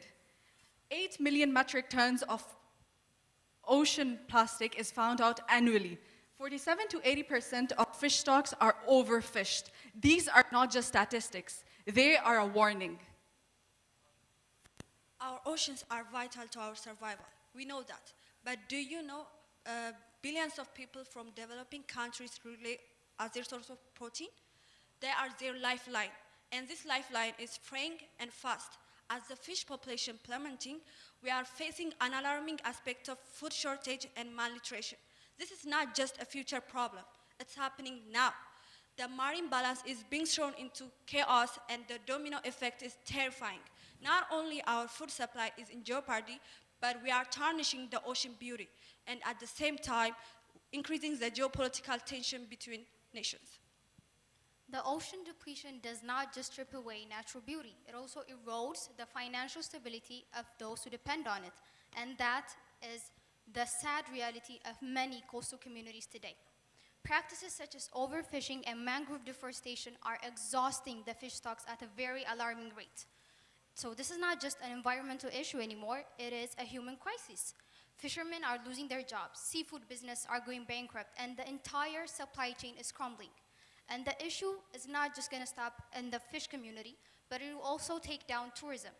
As we all know, oceans are like magnets for tourists, but the polluted waters, the lack of marine wildlife is just driving the tourists away with their money. And with the deteriorating economy comes social consequences, of course, like mass unemployment of not just fishermen either, but related businesses such as boat building, equipment supply, transportation are going to be affected in the process. And mass unemployment directly translates to poverty. Families are going to struggle to meet their basic needs such as food, housing, healthcare. And statistics show that poverty is the leading cause for social unrest and then, of course, higher crime rates. Now imagine on a much larger scale. If the working and living condition of a family is unbearable, then what choice are they going to have but to migrate in search of better opportunities, creating displacement crises and furthermore regional instability? Our oceans are the lifeblood of our planet. Imagine the once beautiful and vibrant coral being destroyed. And now picture this, pollution from chemicals and countless contaminants attacking this fragile ecosystem. As the corals are being destructed, we are losing various and countless species. And this is not just a matter of beauty. It's also affecting and giving a critical blow to the ocean's capacity to support both marine and human life. As the oceans are being degraded, we are losing their ability to regulate the global climate. And we all know and have seen how much devastating global climate change can be. We are talking about the global warming and the sea levels are rising. The cascading effects of the ecosystem collapse are not just about the ocean. They are reaching far beyond it. We are talking about the biodiversity, the coastal community, and even the global weather pattern. And again, to remind you, this is not a distant issue. It's a crisis unfolding now. Ocean revitalization pods work together to help combat the ocean's pollution. Also, these pods are self-sustaining floating units that have several technologies combined together. The pods release minerals that help the water's pH and balance it out. As well, the pods also release bioremediation processes which help break down toxins. Also, underneath the surface, the pods act as reefs, artificial reefs, and they help provide a safe space for marine life. 70% of our planet is made out of oceans, yet we are still incapable of combating the challenges of overpollution, ocean acidification, and overfishing. Now, what if I told you that seaweed can actually be a solution to all of these problems? Through seaweed farming, we can actually create biofuels and biodegradable matter. So not only will we be replacing plastic, but we will also have a renewable source of energy. Now, to create the biofuels, certain parts of the seaweed are extracted, fermented to create biofuels. Now, on the other hand, we have the biodegradable packaging, which is created through a process of drying, processing, and shaping it and forming it into packages like containers, bags, you name it. Now, you might be questioning, how does this relate to benevolence of oceans? Well, first of all, it clarifies the water. Second of all, it absorbs insane amounts of carbon dioxide. Not only does it do that, but it also gives an alternative income source for economies that are overly reliant on fishing. These are our sustainable goals that our solution plans to include. They include clean water and sanitization, responsible production and consumption, climate action, life below water, and finally, partnership for goals. As we conclude this today, we need to realize that all the facts we share today are backed up by research from credible sources. The problems are real, but so are the solutions if we act now. Now, please take the time to scan this QR code and delve into a 360 word of before and after of our solution. Thank you.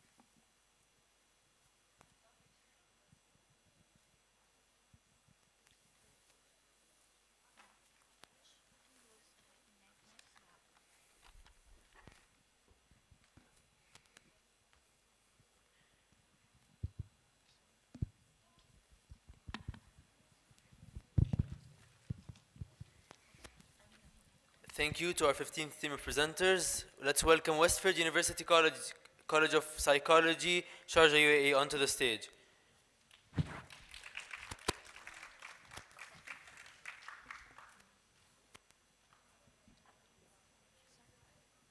Good afternoon, everyone. It goes without saying what our topic is, but let me tell you again. Benevolence of Oceans, Comprehending Planetary Security. Allow me to introduce our team. With us, we have Anoshe, Sosi, and myself, Sanya.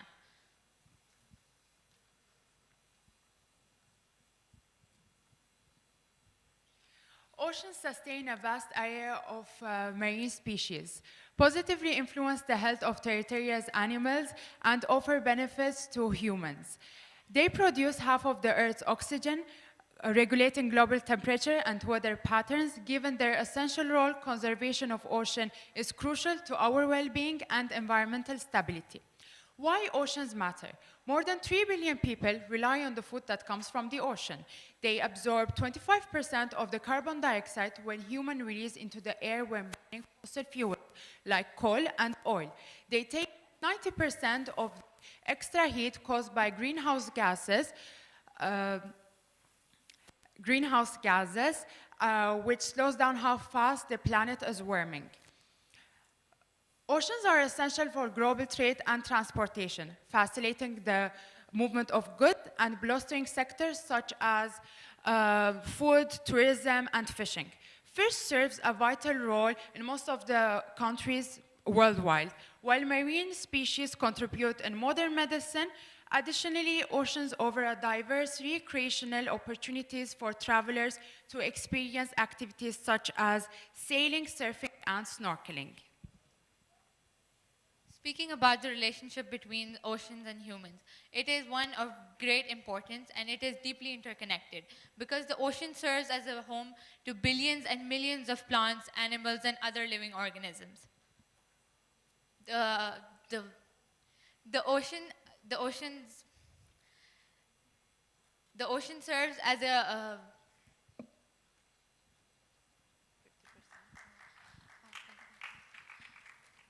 the ocean regulates the planet's climate, provides food, and produces the oxygen we breathe.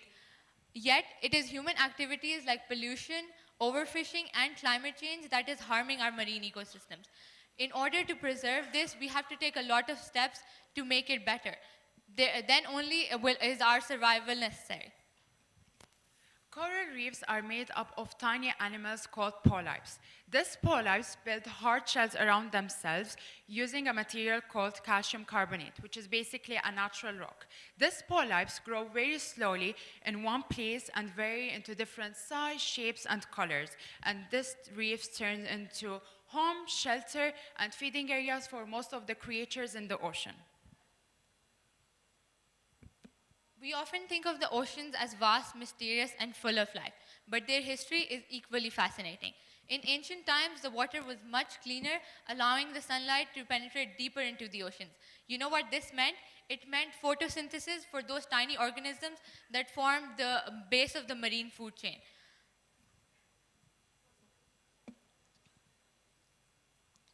Let's take a moment to reflect on the opportunities and threats presented to us by our oceans. Over 199 million tons of plastic already exists in oceans, with 33 billion pounds being added every single year. But guess what? Mangroves offer some kind of hope, as they absorb 10 times more carbon dioxide than terrestrial forests. Along with that, unregulated fishing policies cause marine species to get depleted. Therefore, adapting sustainable practices can help us restore biodiversity. Human activities are the leading cause of ocean pollution. Majority of the pollutants that enter into the sea are caused by activities along coastlines and even far inland. One of the major contributors to non-point source pollution is runoff carrying harmful substances that enter into our sea. But guess what? Think of our ocean as littered with trash. This is the reality of marine debris. Tiny microplastics smaller than a grain of rice, to abandoned fishing nets, and even entire ships are inside the ocean. Therefore, our waterways are getting wasted on choke. It is very important for us to address this issue.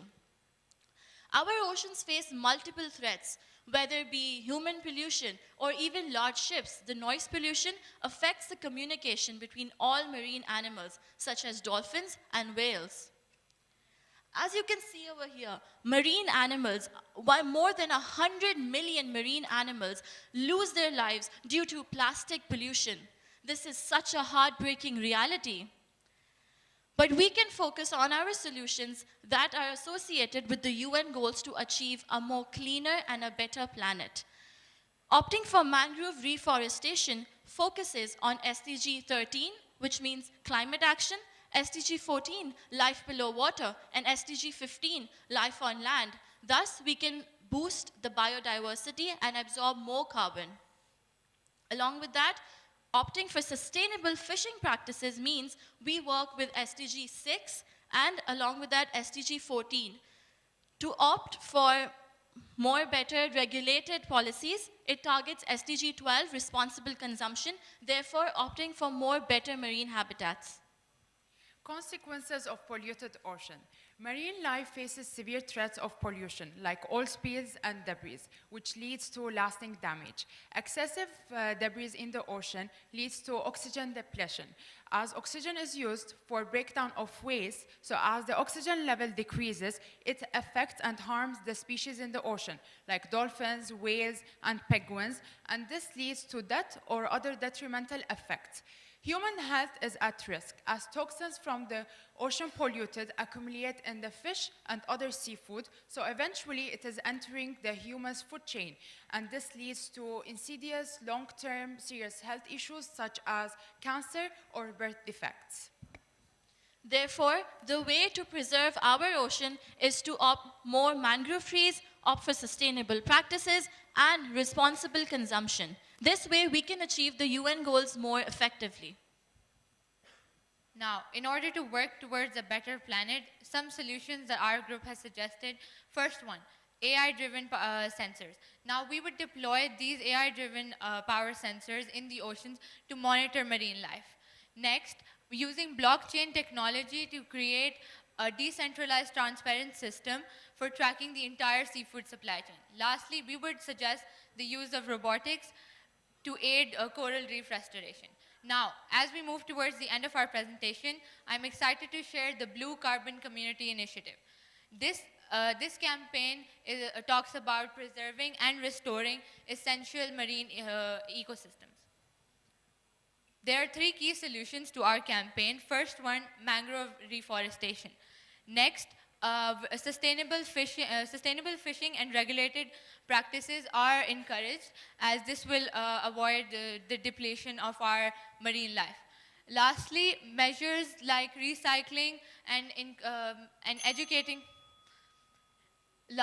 Moving on, in order to achieve our key solutions, there are several key components. First of all, community workshops, which will educate locals about educate locals in terms of educate locals about how we all can contribute to protect ocean life. Then citizen science initiatives, which will lastly, we will create digital engagement platform which will assist everybody to.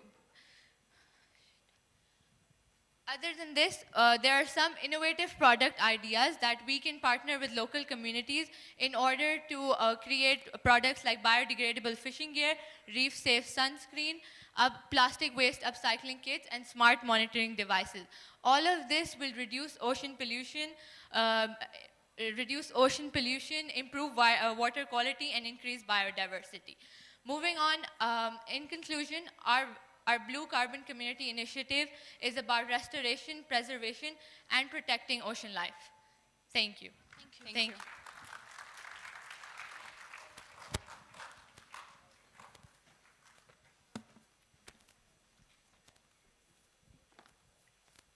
Thank you to Westford University College. Bahrain Institution of Banking and Finance, Academic Center, Manama, Bahrain. Please initiate screen sharing and activate your cameras.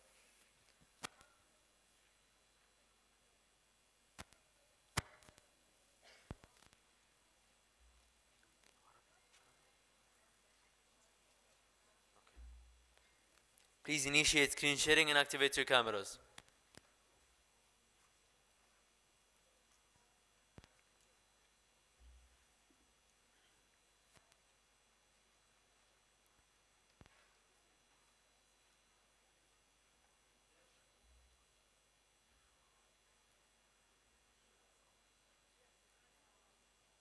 Please initiate screen sharing and activate your cameras.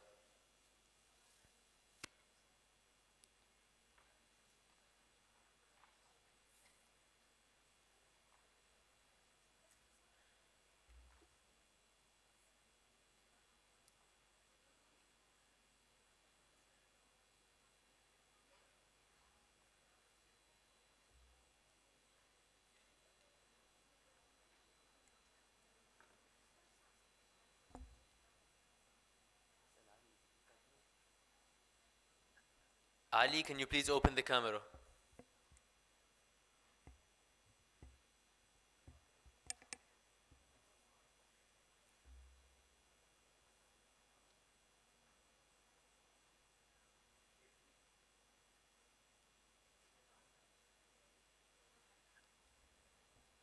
Your fourth team member, Ali, can you please open your camera?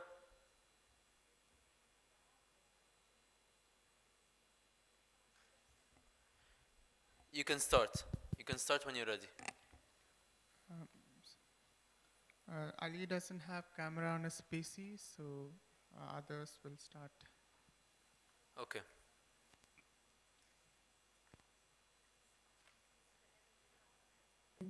Good morning, dear honorable judges and peers.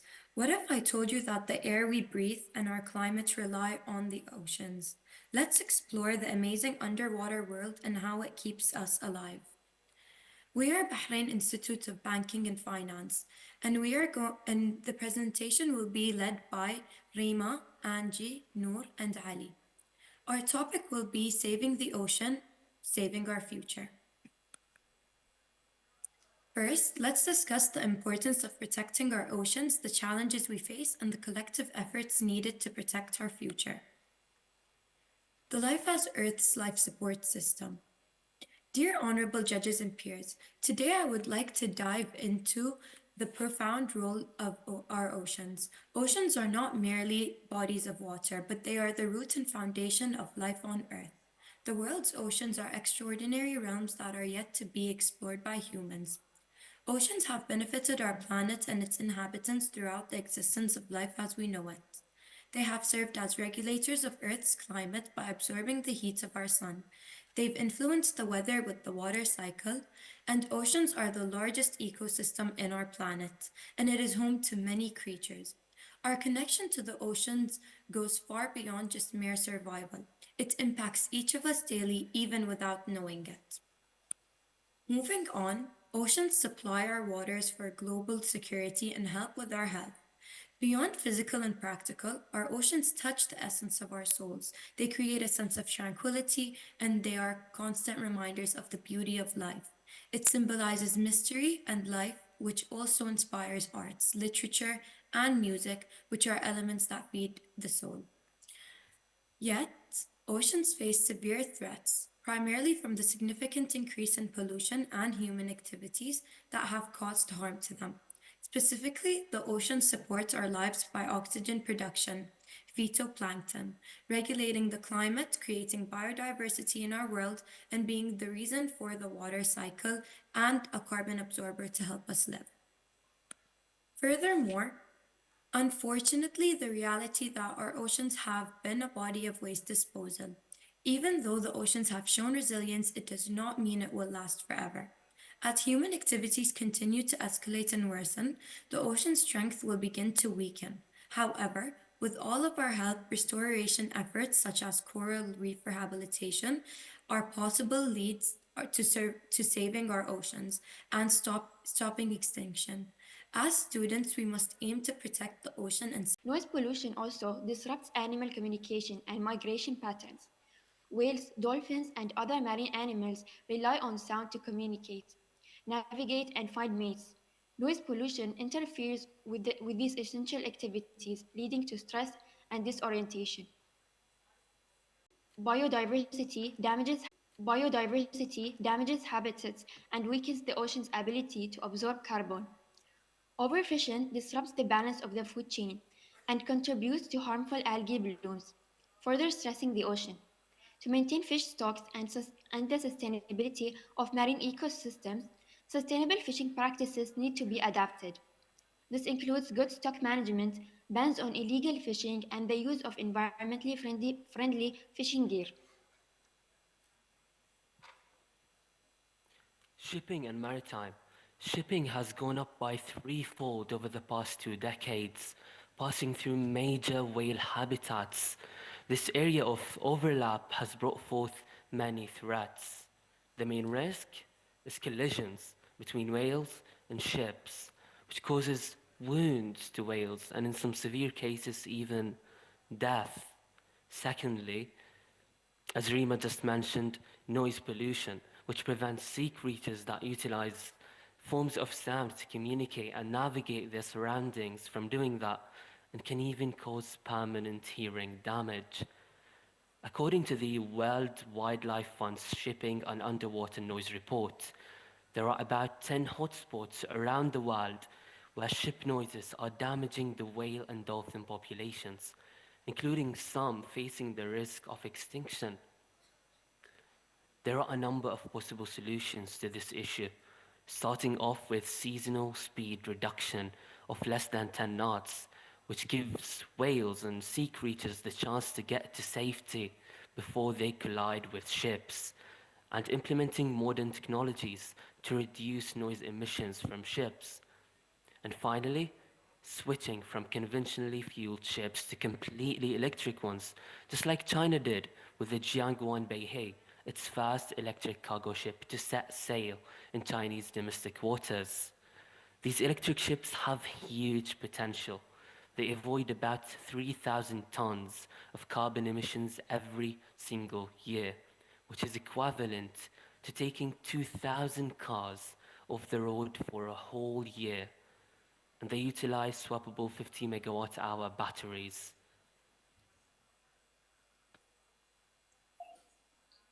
As we have mentioned earlier, so the threats caused by ocean pollution. Now we're going to state some possible solutions that we all can implement to reduce the after effects. Starting off with power of education and awareness. It is really important to raise awareness about the importance of the ocean and the challenges it faces. Education and public awareness campaigns can inspire the actions and behavior changes needed to protect our oceans.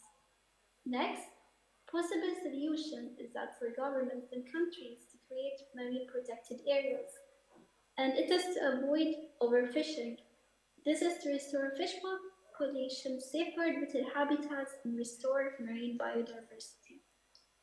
Another solution is to reduce, reuse, and recycle. Institutions, schools, universities, and so on could make events with the campaign Save the Earth and Save Our Ocean, where people could volunteer to do beach cleanups as an example. Others to promote sustainable practices like the reducing, reusing, and recycling of materials. Lastly, it is really important for countries to implement laws, fines, and penalties to whoever violates the law. In order to combat ocean pollution, countries should start implementing fines and penalties. For example, Singapore is known to be among the world's most spotless public spaces, as it has the strictest anti-littering laws. Other countries should try and implement rules against littering to reduce ocean and land pollution.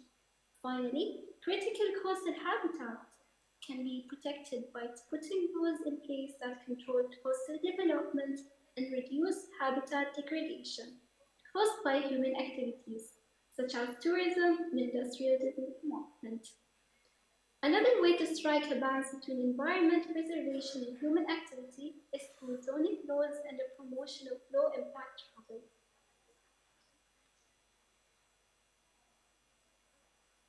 The ocean is our future. By protecting the oceans, we not only safeguard biodiversity and natural resources, but we also ensure sustainability for future generations. So that's why we should take care of our ocean. Thank you.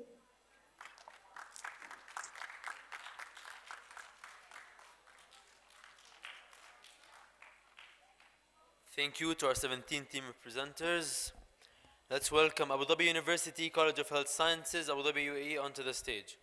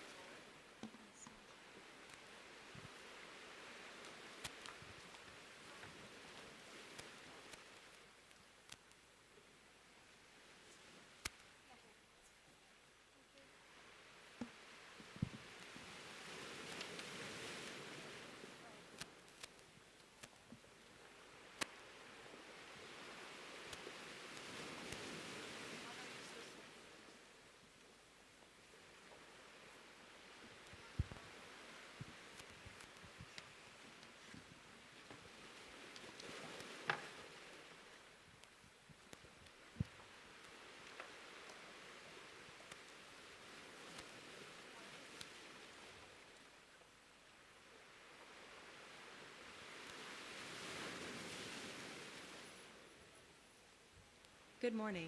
We're highlighting a hidden issue that's shaking up our oceans: underwater noise pollution.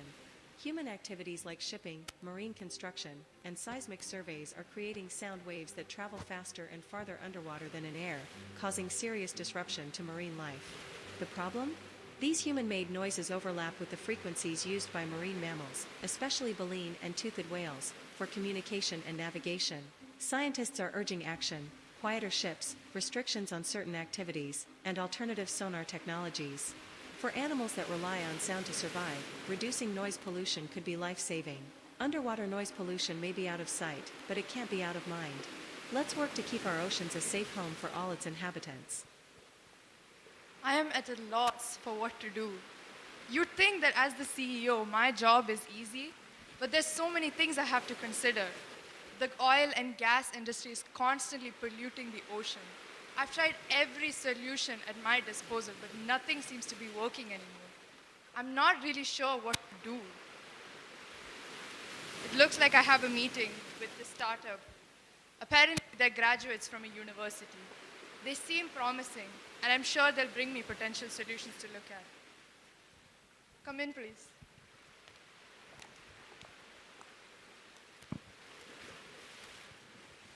Thank you so much for coming here. It's such a pleasure to have you. I'm really curious to see what you've brought for me today. As you know, there are certain government regulations in place, like the Acts for Federal Water Pollution Control and the Water Quality Control. I really want to see what you've brought for me. Yes, we have been following the news too. It's very devastating to see how your operation is affecting the marine life. But with the right solution, we can restore all of the previous damages that have been made and prevent from the ones in the future too. We have done some research and we have a proposal and a website ready for you that would make significant difference. We have solutions like the sound-absorbing material, alternative to sonar, and protecting the marine ecosystem by using alternative technologies. That sounds great, but how would it work? So, our proposal, which is Eco Energy Alliance. So, what does Eco Energy Alliance do? So, this company collaborates with large-scale oil and gas industries and reduce environmental impact. Yes, as you could see on your table, I have placed a proposal that we prepared. We have also distributed our exclusive brochure. If you would see the back of the brochure, there's a QR code that you can scan that will take us to our exclusive website. So what is there in this website? Our website consists of services and solutions that will help us with this problem. You can also book us for your company to reduce and minimize the impact that this noise pollution does to the ocean. This all sounds promising, and I'm glad that you've brought me proposals. I'm really relieved. But how are these practical considering the regulations in place? Yes, we can include all of this. But how? So we have these basic services like regulatory measures, scheduled operations, continuous monitoring, and advanced drilling technology. Now under regulatory measure, considering United Nations Convention Law of the Sea, which aims that all of the states implement all environment solutions into its services. We also have scheduled operations. So what are scheduled operation? Under scheduled operation, we have area-based scheduling, time-based scheduling, and environmental studies. Now, area-based scheduling. There are certain highly diverse regions in the sea, including coral reefs. So oil drilling activities cannot take in this state, so, and we can prevent environmental impact. We also have time-based scheduling where we reduce oil drilling activities in certain crucial states such as biological and reproductive phase.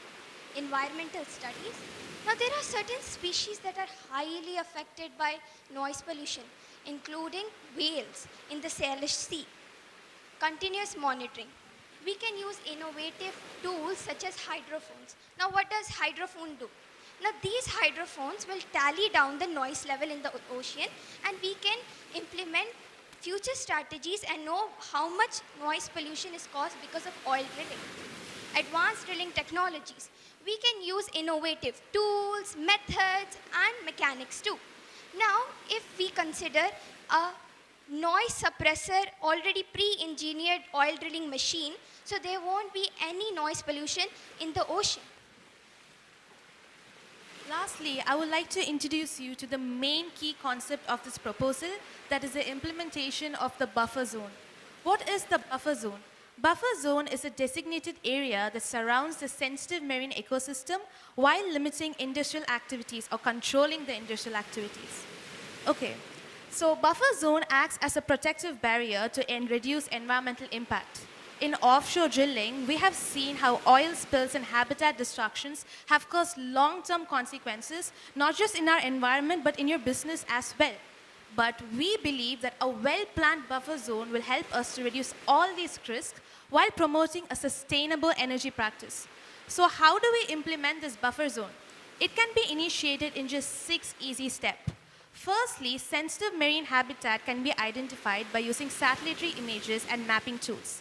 After identifying a sensitive habitat, according to what species are present in the sensitive habitat, we can measure a mapping distance, since this can help us to reduce the noise pollution, right? Next, we can set up various equipment products in various points of the buffer zone.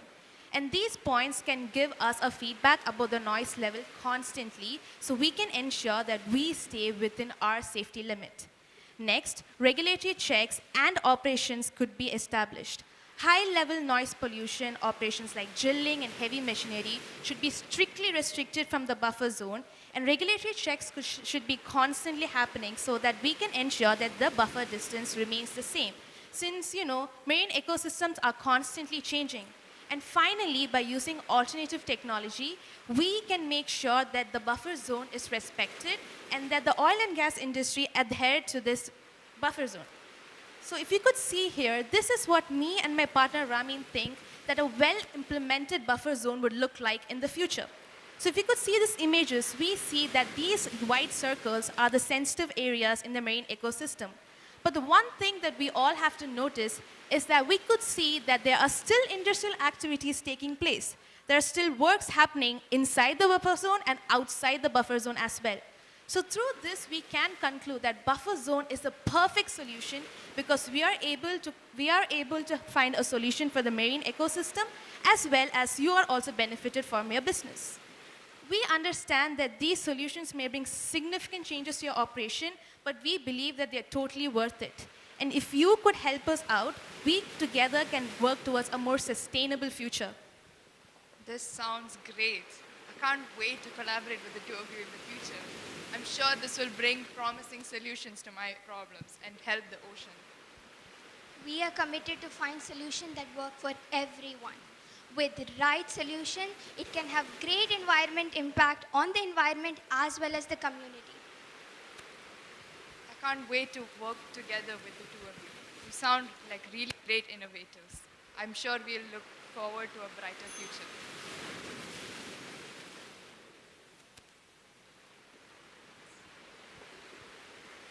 The earth doesn't belong to us.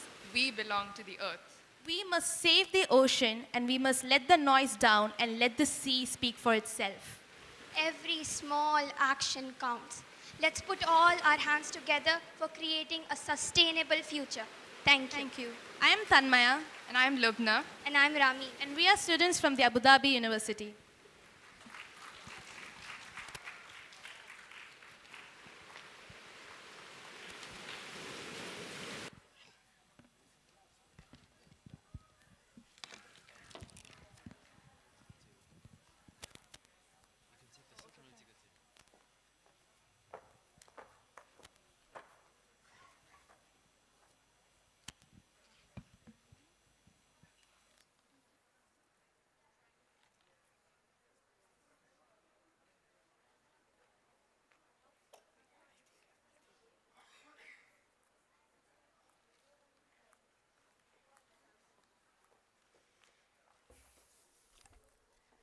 Thank you to our 18th team of presenters. Abu Dhabi Polytechnic University EMET Abu Dhabi UAE and YARSI University Jakarta Indonesia could not attend due to their exam period. Ladies and gentlemen, we have finished all the teams for today. Let's give the teams a big round of applause. Thank you to all the teams present here with us or those who have joined us virtually. You have done an incredible job with your presentations. الحضور الكرام، وصلنا لختام العروض التقديمية لهذا اليوم. دعونا نصفق بحرارة لكل الفرق.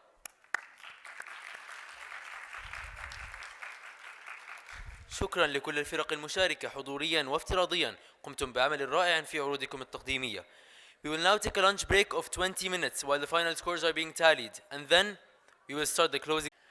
Guys, please do not exceed this time limit, okay? You have 20 minutes, 1:50 p.m. We need everyone to be inside the auditorium.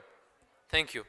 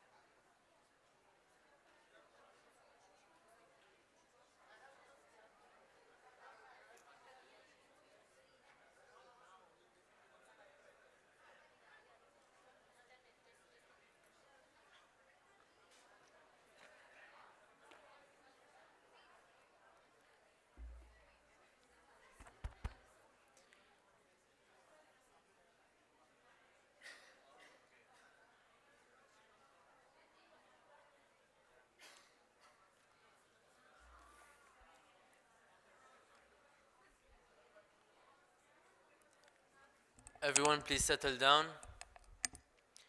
Okay, now we have a live feedback form, so you need to connect to the internet for it, to use it. So the internet name is HCT guest. Please join the internet.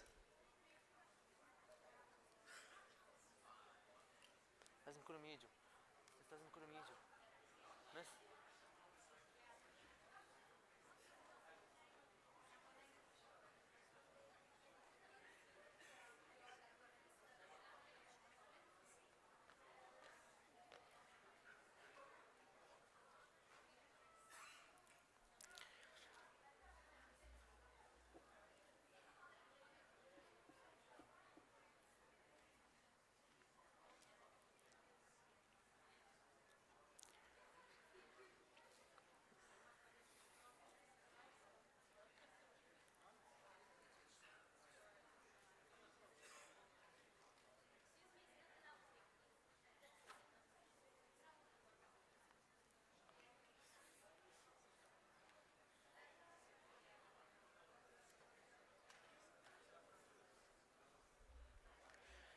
We have a live feedback form now.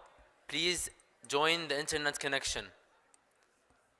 The name is HCT guest. The username is guest8 and the password is 9918. I repeat, the name of the internet connection is HCT guest.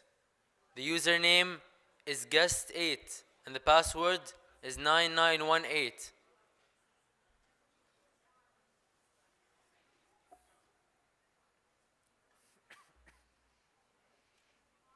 Did everyone join?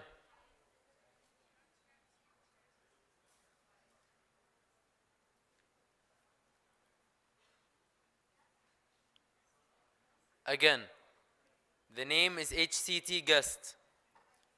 The username is guest8 and the password is 9918.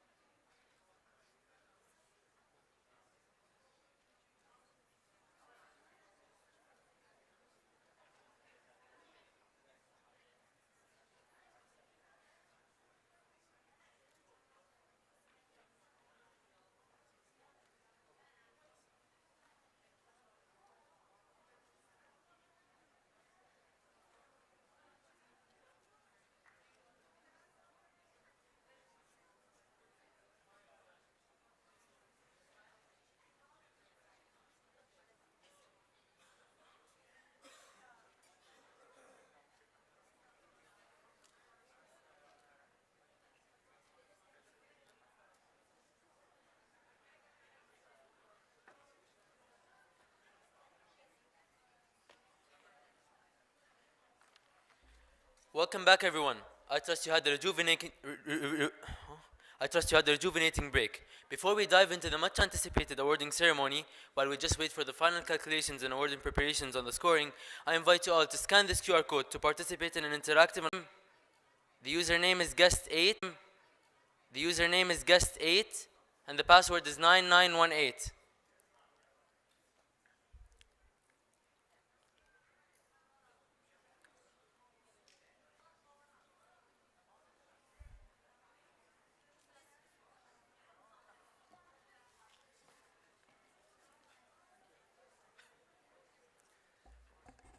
Good afternoon, everyone.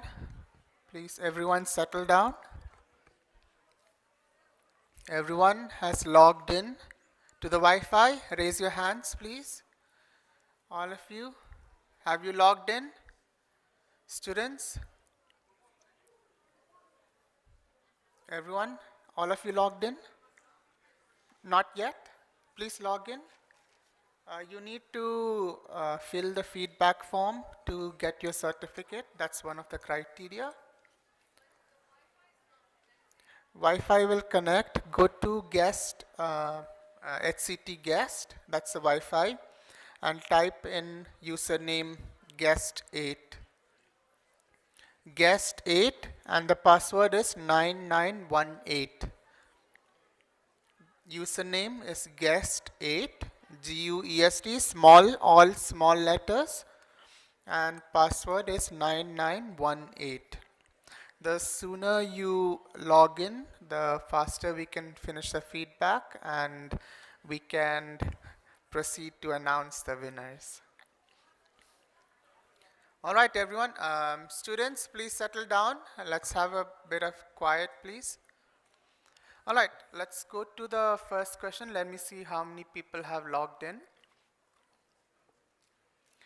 If you are not able to scan the QR code, you can go to menti.com and use the code 15195143. It's on top of the screen.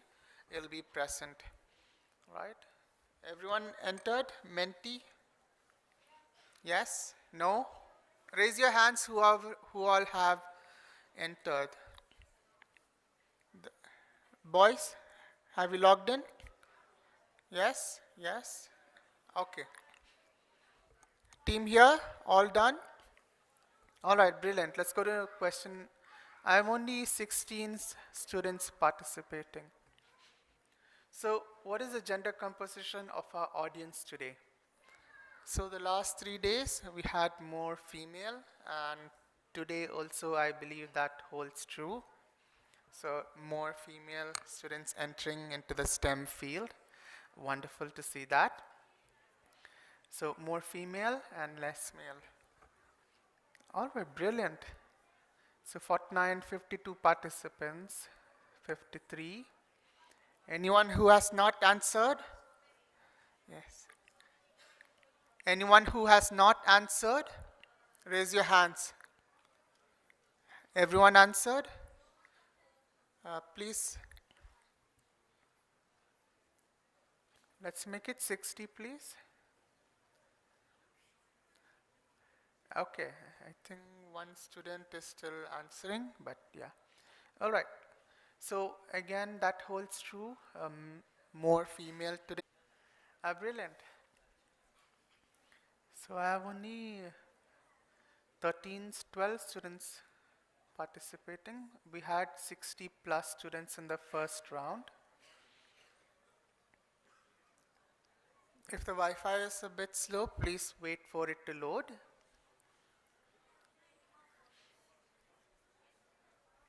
Anyone who has not answered?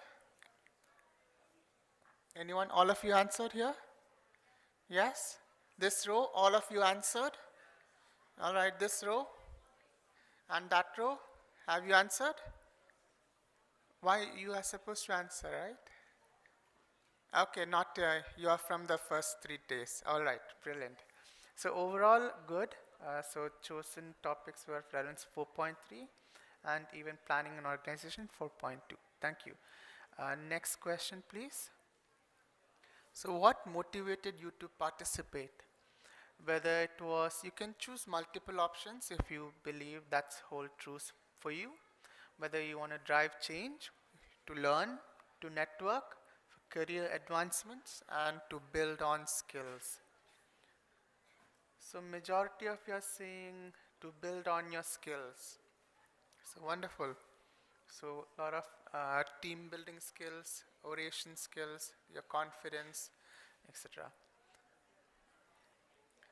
Thank you, students. And secondly, all of you are saying to learn. So a lot of diverse perspectives, and you are able to learn from each other. Thank you. Let's go to the next question. Based on the motivation, so based on the previous answer, so those who said you were here to build your skill, what aspect of the event helped you achieve these goals? Experience, you gained experience. All right, everything's suit. All right, please take it seriously. The interesting topic, being able to share my knowledge for careers, helping build CV. Uh, Scroll down, please. Having diverse participants, presentation, experience, awareness, to build communication skills, teamwork, further your knowledge, improving skills to be confident, to get to the next level and protect our ocean. All right, thank you. Next question, please. What did you take away from today's experience? So what was your takeaway? So what did you learn today? What was your experience? Knowledge built to last. Experience, enlightened, preparation is key. The power of voice. Yes, voice has power. The ocean connects us all. Knowledge, and it's okay to be afraid, but you participate. That's how you build your skills, right? You don't have to be afraid. You're here to learn and grow. Power of humanity, knowledge, good experience. Smallest voice carry power, improving skills. Awareness is important. Developing our personal skills. Okay, brilliant. Let's go to the next one. Winchester School, please, can you quiet down, please? Winchester, please quiet down. Thank you. Next. Thank you. Now, please take this seriously. Every year, we take your feedback, and from the feedback, we select the topics for next year. So for next year, please suggest 2 topics which you think are important. So think of all the environmental issues. We know who is answering. Please take this seriously, your university students. So think about COP16, which is going to happen in Saudi. Think about COP29, which is happening. Think of UAE is having its year of sustainability again. So a lot of events happening on an environmental and global scale. So a lot of you said recycling, AI, global warming, urban planning, world peace. Okay. Retrofitting, impact on of war on environment. So a lot of social elements. AI and environment, urban planning. All right, renewable energy, awareness of health, someone said, impact of life, net zero targets, pharmacy and the environment. All right, so the medical field and its impact on the environment and protection of fauna, animals. All right, brilliant. Thank you. Next question, please. Are you familiar with EEG's programs? So we have the inter-college public speaking competition today. Are you aware of any of our other programs? So last 3 days, a lot of you said yes, most of you said no. Today, most of you are saying no, half almost. So those who are not aware of our programs, we have a lot of programs from afforestation, waste management, Clean UAE coming up. So there is a lot of options. The platform is diverse for you to participate and leave your impact on the environment, a positive change. So please feel free to reach out at the registration desk, and we'll be glad to help you participate in other programs. Next question. For those who said yes, I think 21 of you said yes. What other programs have you heard of? Those who said yes.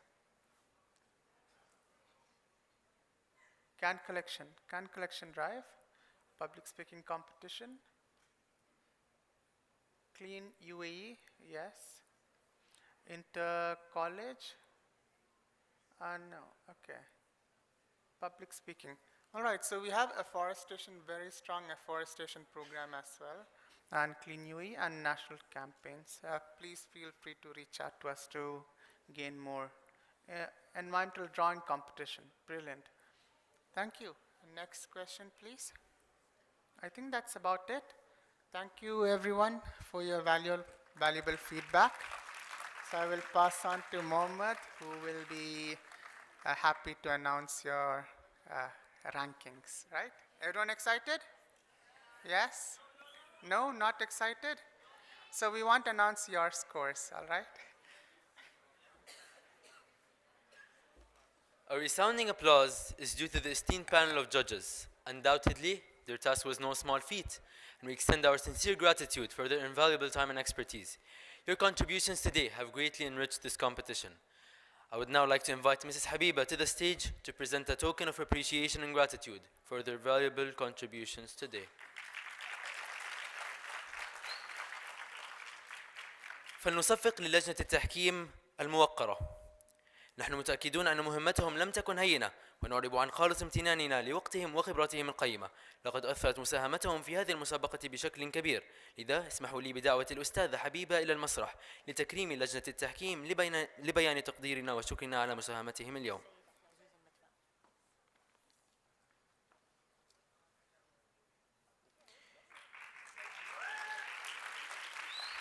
As well as السيد عبد العزيز المدفع. Professor Dr. صبيح قاطع قصاف, Infrastructure Lead Engineer MENA Hyperloop TT. Engineer Yusuf Al-Ahmed Al-Raisi, Municipalities Expert MOCCAE. Engineer Sina Tabrizi, Chief of Outreach and Events, Office of Director General IRNE.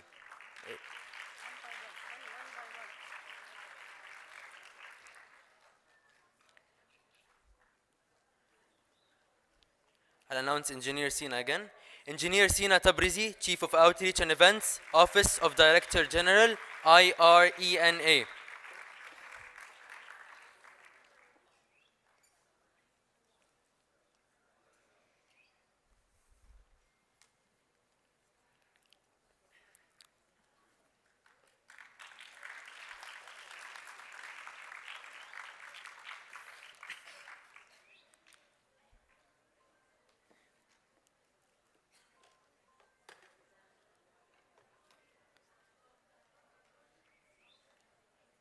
And lastly, Mr. Ashraf Kredi, Founder and Director General of AKST Consulting.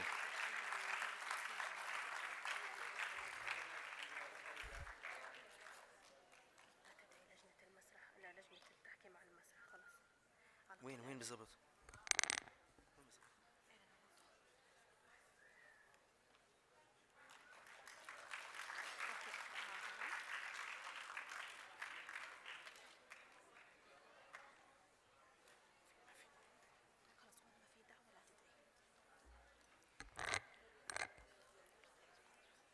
A resounding applause is due for our esteemed sponsors and supporters, whose invaluable contributions have greatly enriched this competition.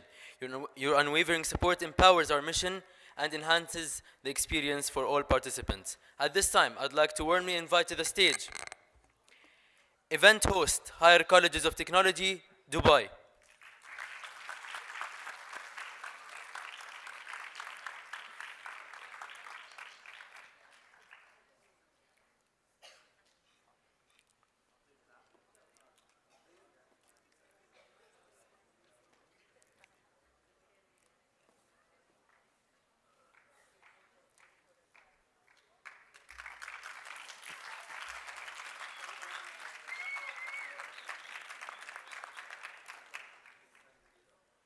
Co-sponsor, UBS. Thank you, UBS. Sadly, they cannot attend today due to their busy schedules. Support sponsor, McDonald's.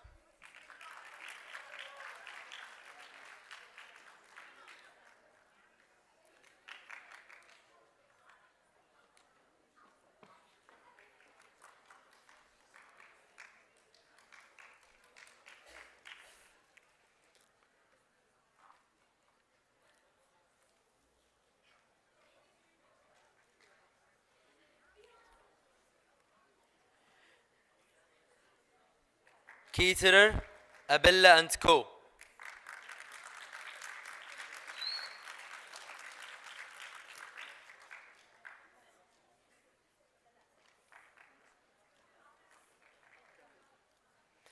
Supporting entity, American School of Creative Science, that came on board to be one of EEG's academic members.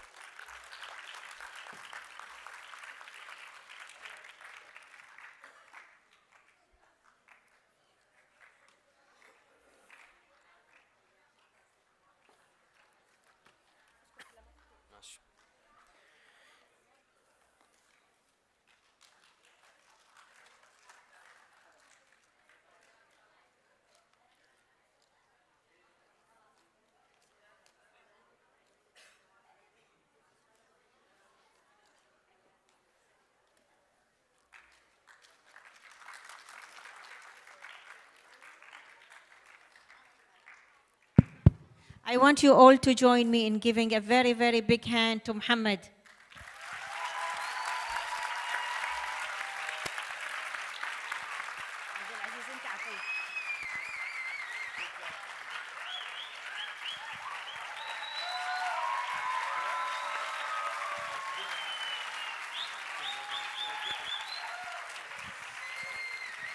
We had two wonderful boys that were with us doing summarization nicely, sitting quietly in the corner. These are all just secondary school boys, guys, they did an excellent job, and I'm very proud of them. Abdurrahman Musa.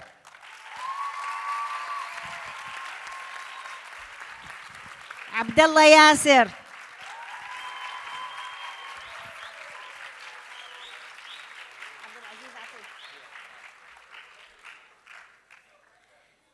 I want to thank a very special girl. Where is Nada? Nada is an intern at Emirates Environmental Group.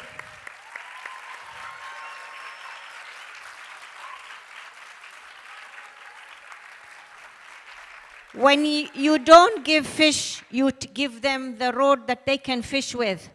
This is a young lady who is very capable, and I'm very proud of her, and I'm very confident that she will be a very distinguished person as she goes into her university and graduates, inshallah. Nada.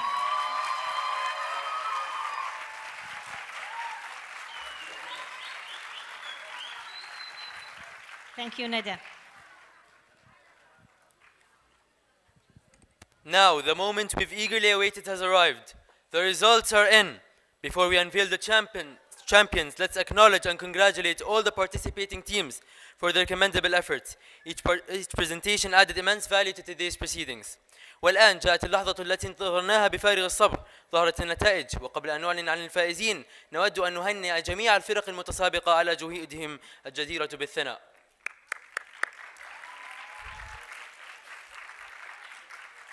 We will begin by announcing the runner-ups and the victorious three teams in today's topic. I'm delighted to invite, okay, she's already here, and the esteemed members of the jury panel to join us on stage to present the trophies to our deserving winners. Jury panel, please.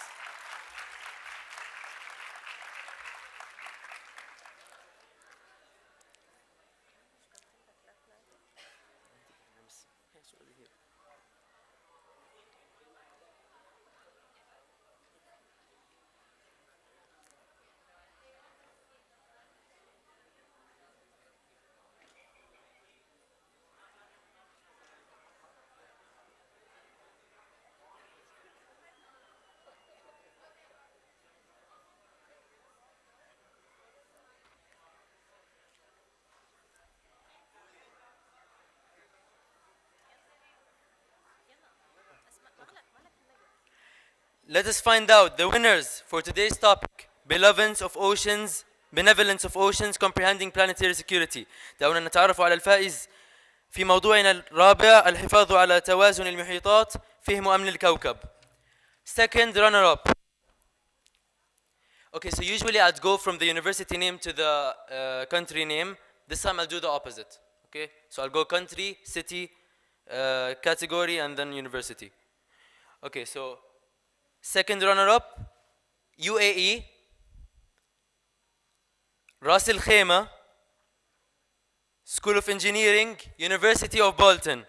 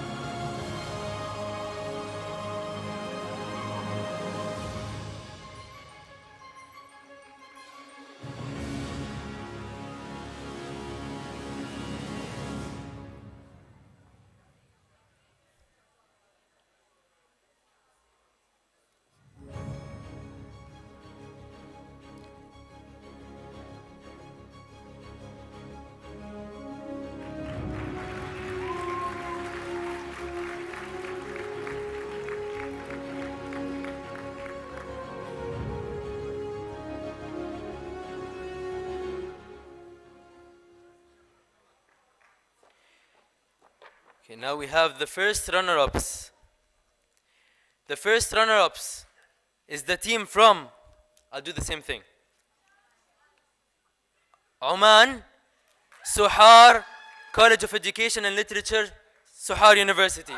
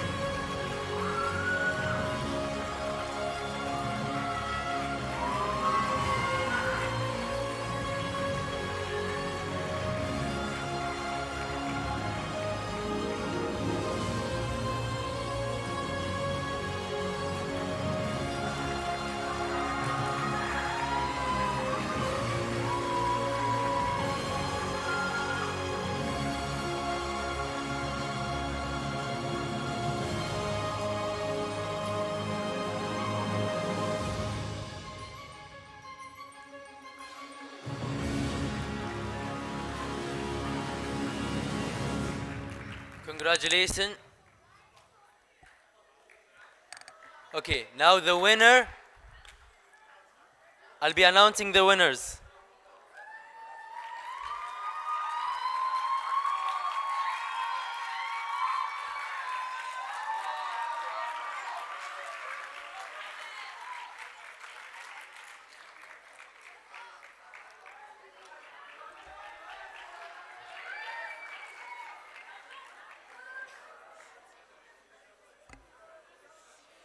And finally, the winner for the fourth topic is the team from UAE, Sharjah, Department of Clinical Sciences, College of Medicine, University of Sharjah.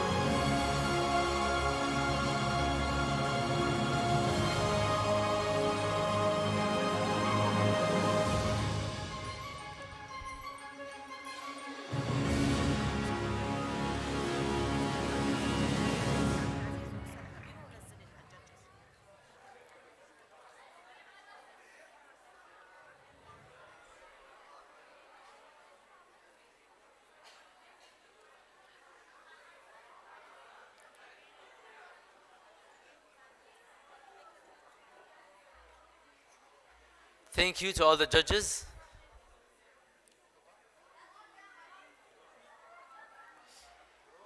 لا لا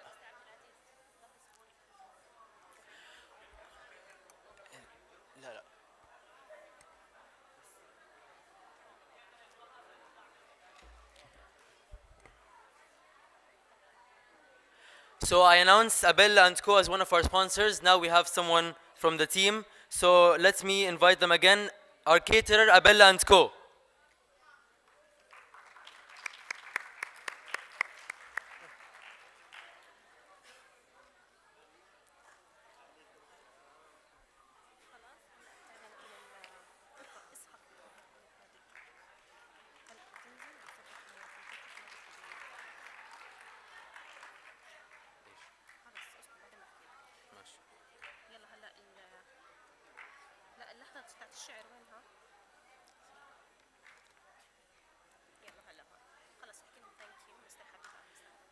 Thank you, Ms. Habiba and Mr. Abdulaziz.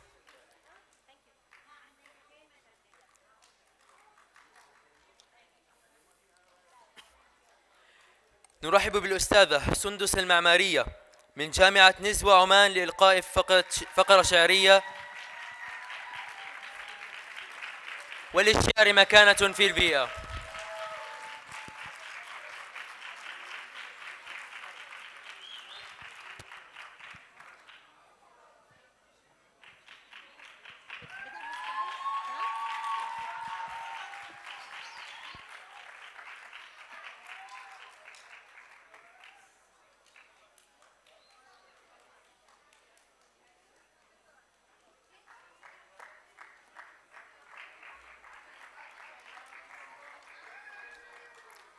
بسم الله الرحمن الرحيم. بناء على ما تم ذكره سابقا عن البيئة البحرية، كان لا بد لي أن أذكر هذه الأبيات الجميلة للدكتورة شفيقة وعيل.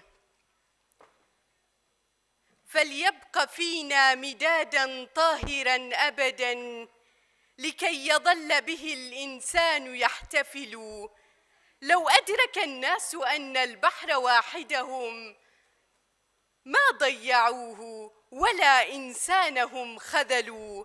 فالبحر أمنية الأطفال في دمنا، فيه اختبأنا كهولا والمدى طلل. فيه اختبأنا كهولا والمدى طلل.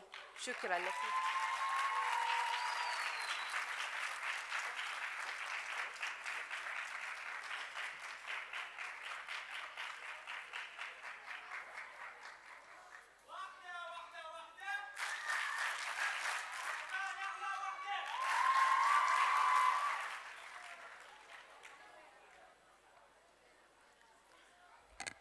شكرا للأستاذة سندس.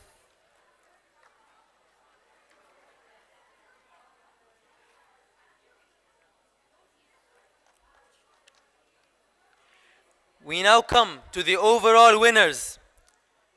Let's see who has won the most points across the 4 days in the International Environmental Public Speaking Awards.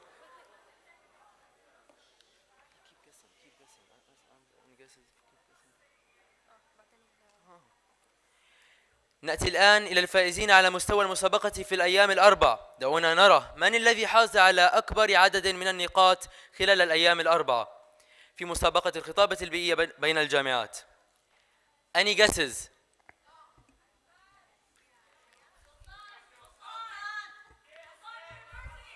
Okay, keep guessing. In the meantime, let's enrich our event with the vibrant talents of GEMS Winchester School Ras Al Khaimah. They graciously join us to deliver a performance that adds a delightful touch to our celebration. Get ready to be captivated by their exceptional talents and artistic expressions in honor of this momentous occasion. Please join us.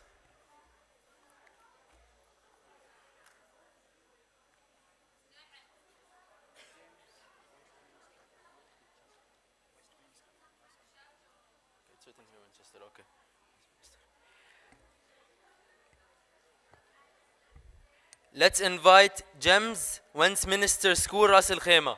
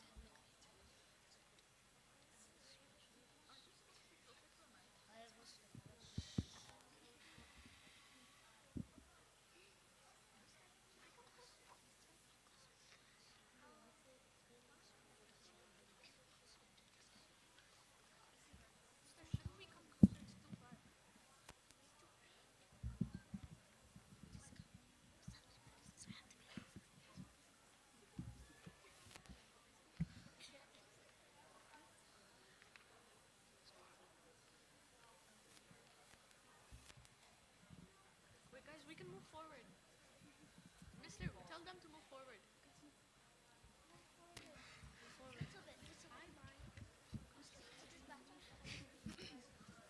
Mister, put it back.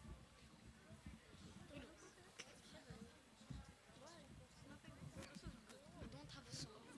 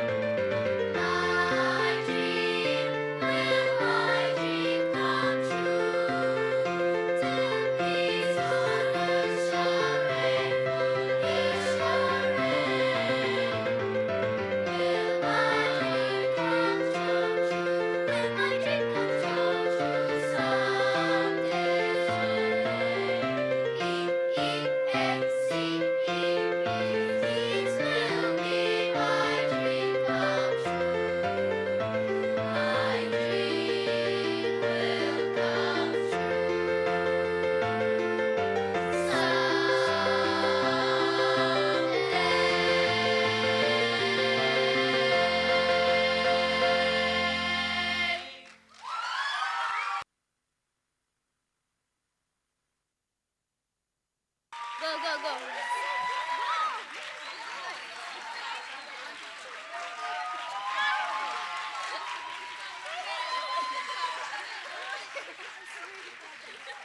That's ridiculous. That's ridiculous. Thank you.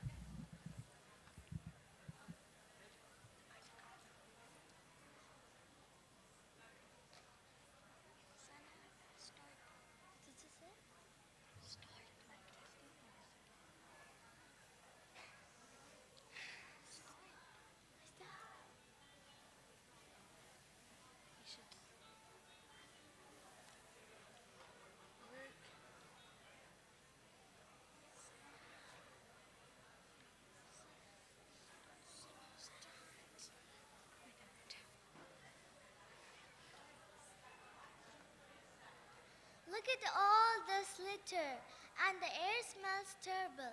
It seems like nobody is thinking about how to protect the planet anymore. Well, we just can't sit around and watch. We're the green team and we have a mission. Yes, it's time to take action, show everyone how they can help the earth. Let's start with our first lesson, reducing waste.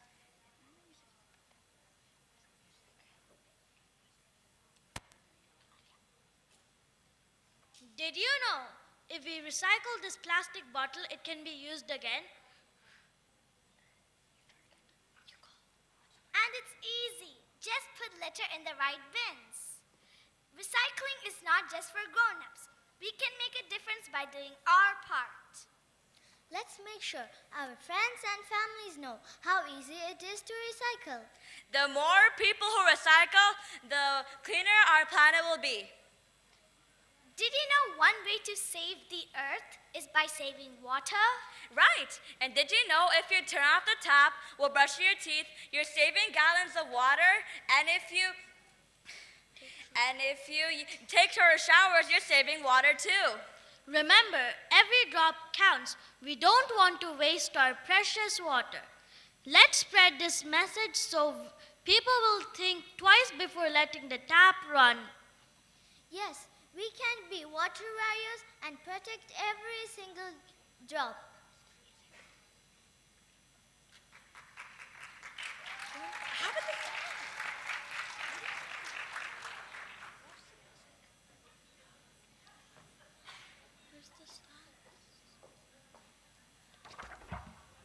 Thank you for this amazing performance. I invite Mrs. Habiba and Mr. Abdulaziz on stage to thank this amazing group. Dance?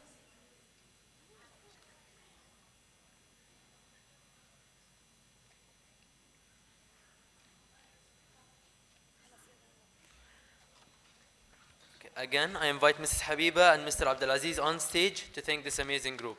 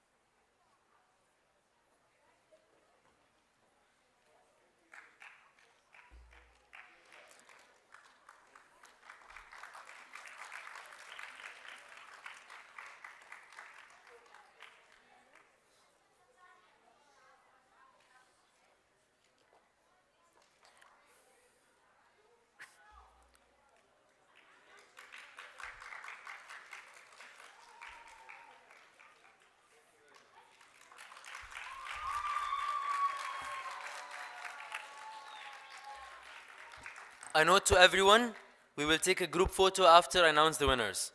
Okay, so please be ready. Don't leave. Okay, after announcing the winners, there will be a group photo, so don't leave.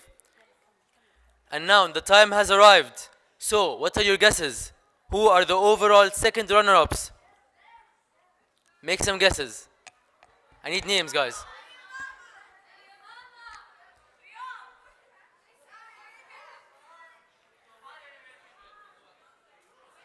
Okay, okay.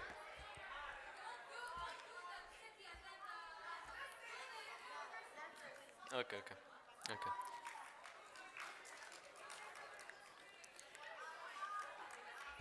Second overall runner-ups is the team from University of Sharjah, College of Medicine, Department of Clinical Sciences, Sharjah, UAE. Topic 4, Benevolence of Oceans, Comprehending Planetary Security.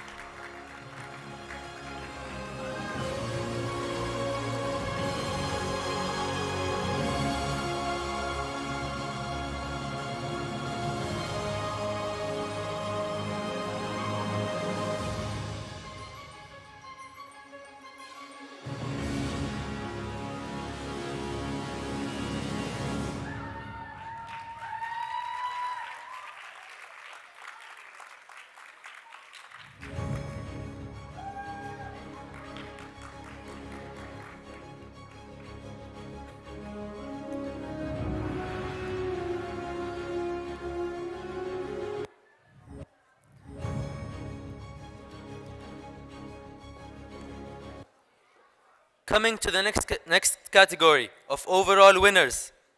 What do you think? Who are the first runner-ups of the 24th Inter-College Environmental Public Speaking Competition?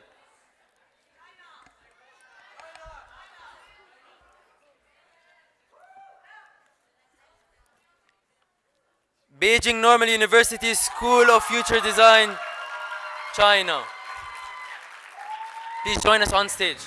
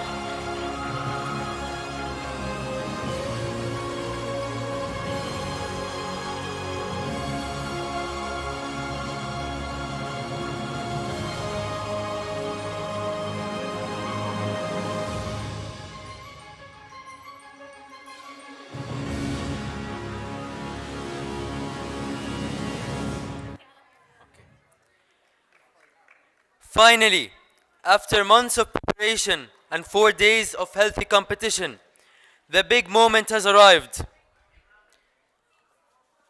Finally, the overall winner of the 24th ICEPSC, who will take home the much coveted rolling trophy and keep it for 1 full year, is the team from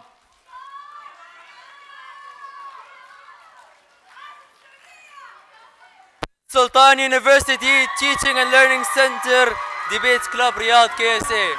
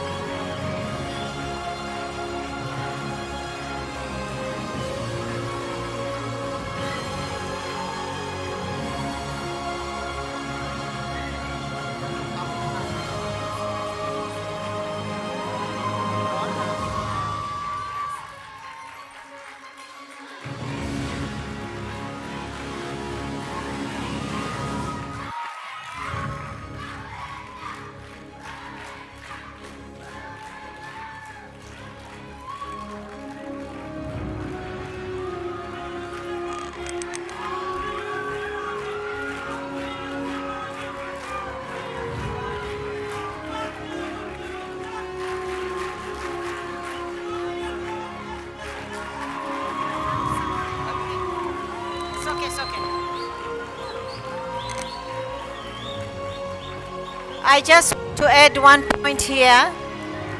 Sultan University has won this award for 3 times. So they take the crystal, the overall drawing trophies, find a new home at Prince Sultan University. So that's another big hand for them. Congratulations. I would like to invite every single person in this auditorium to join us on stage for the group photo. Let's make it a memorable event. Every single person in the auditorium, please come for a group photo. Give us the honor of putting you all on our social media. This is the last day of the 2024 campaign. Please join us, all of you on stage. EEG team, please join us. Faculty members, please join us. Best Mafi Dai. Faculty teams, EEG team in the front, please. Volunteers, everybody, faculty members. You can stand on the steps one by one. Guys, the scores will be displayed after the group photo. Scores will be displayed after the group photo.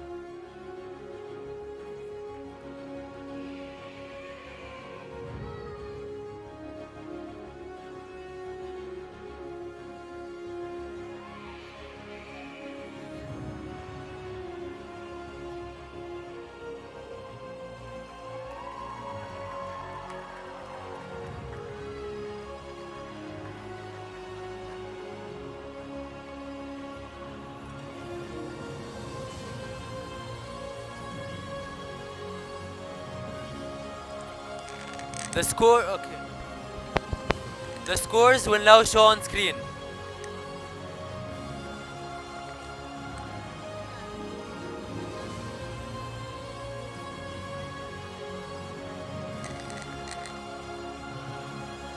As the results will be shown on the screen, I would like to take this opportunity to thank each and every one of you for participating in this program, for enriching this program for us. For those who came from out of the UAE, I would like you all a very safe trip. I hope you enjoyed UAE and look forward to see you next year, inshallah.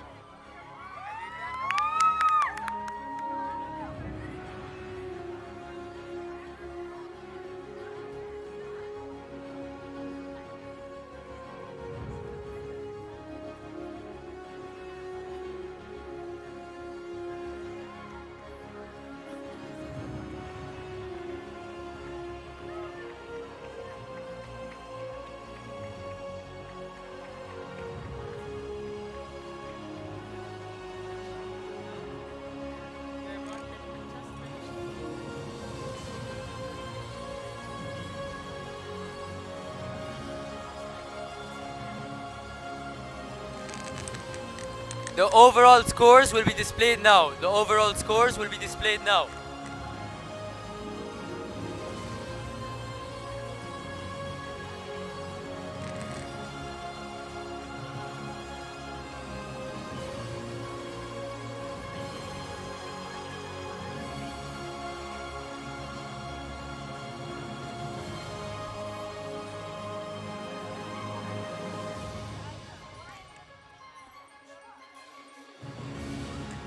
Varun, where are the results on the screen?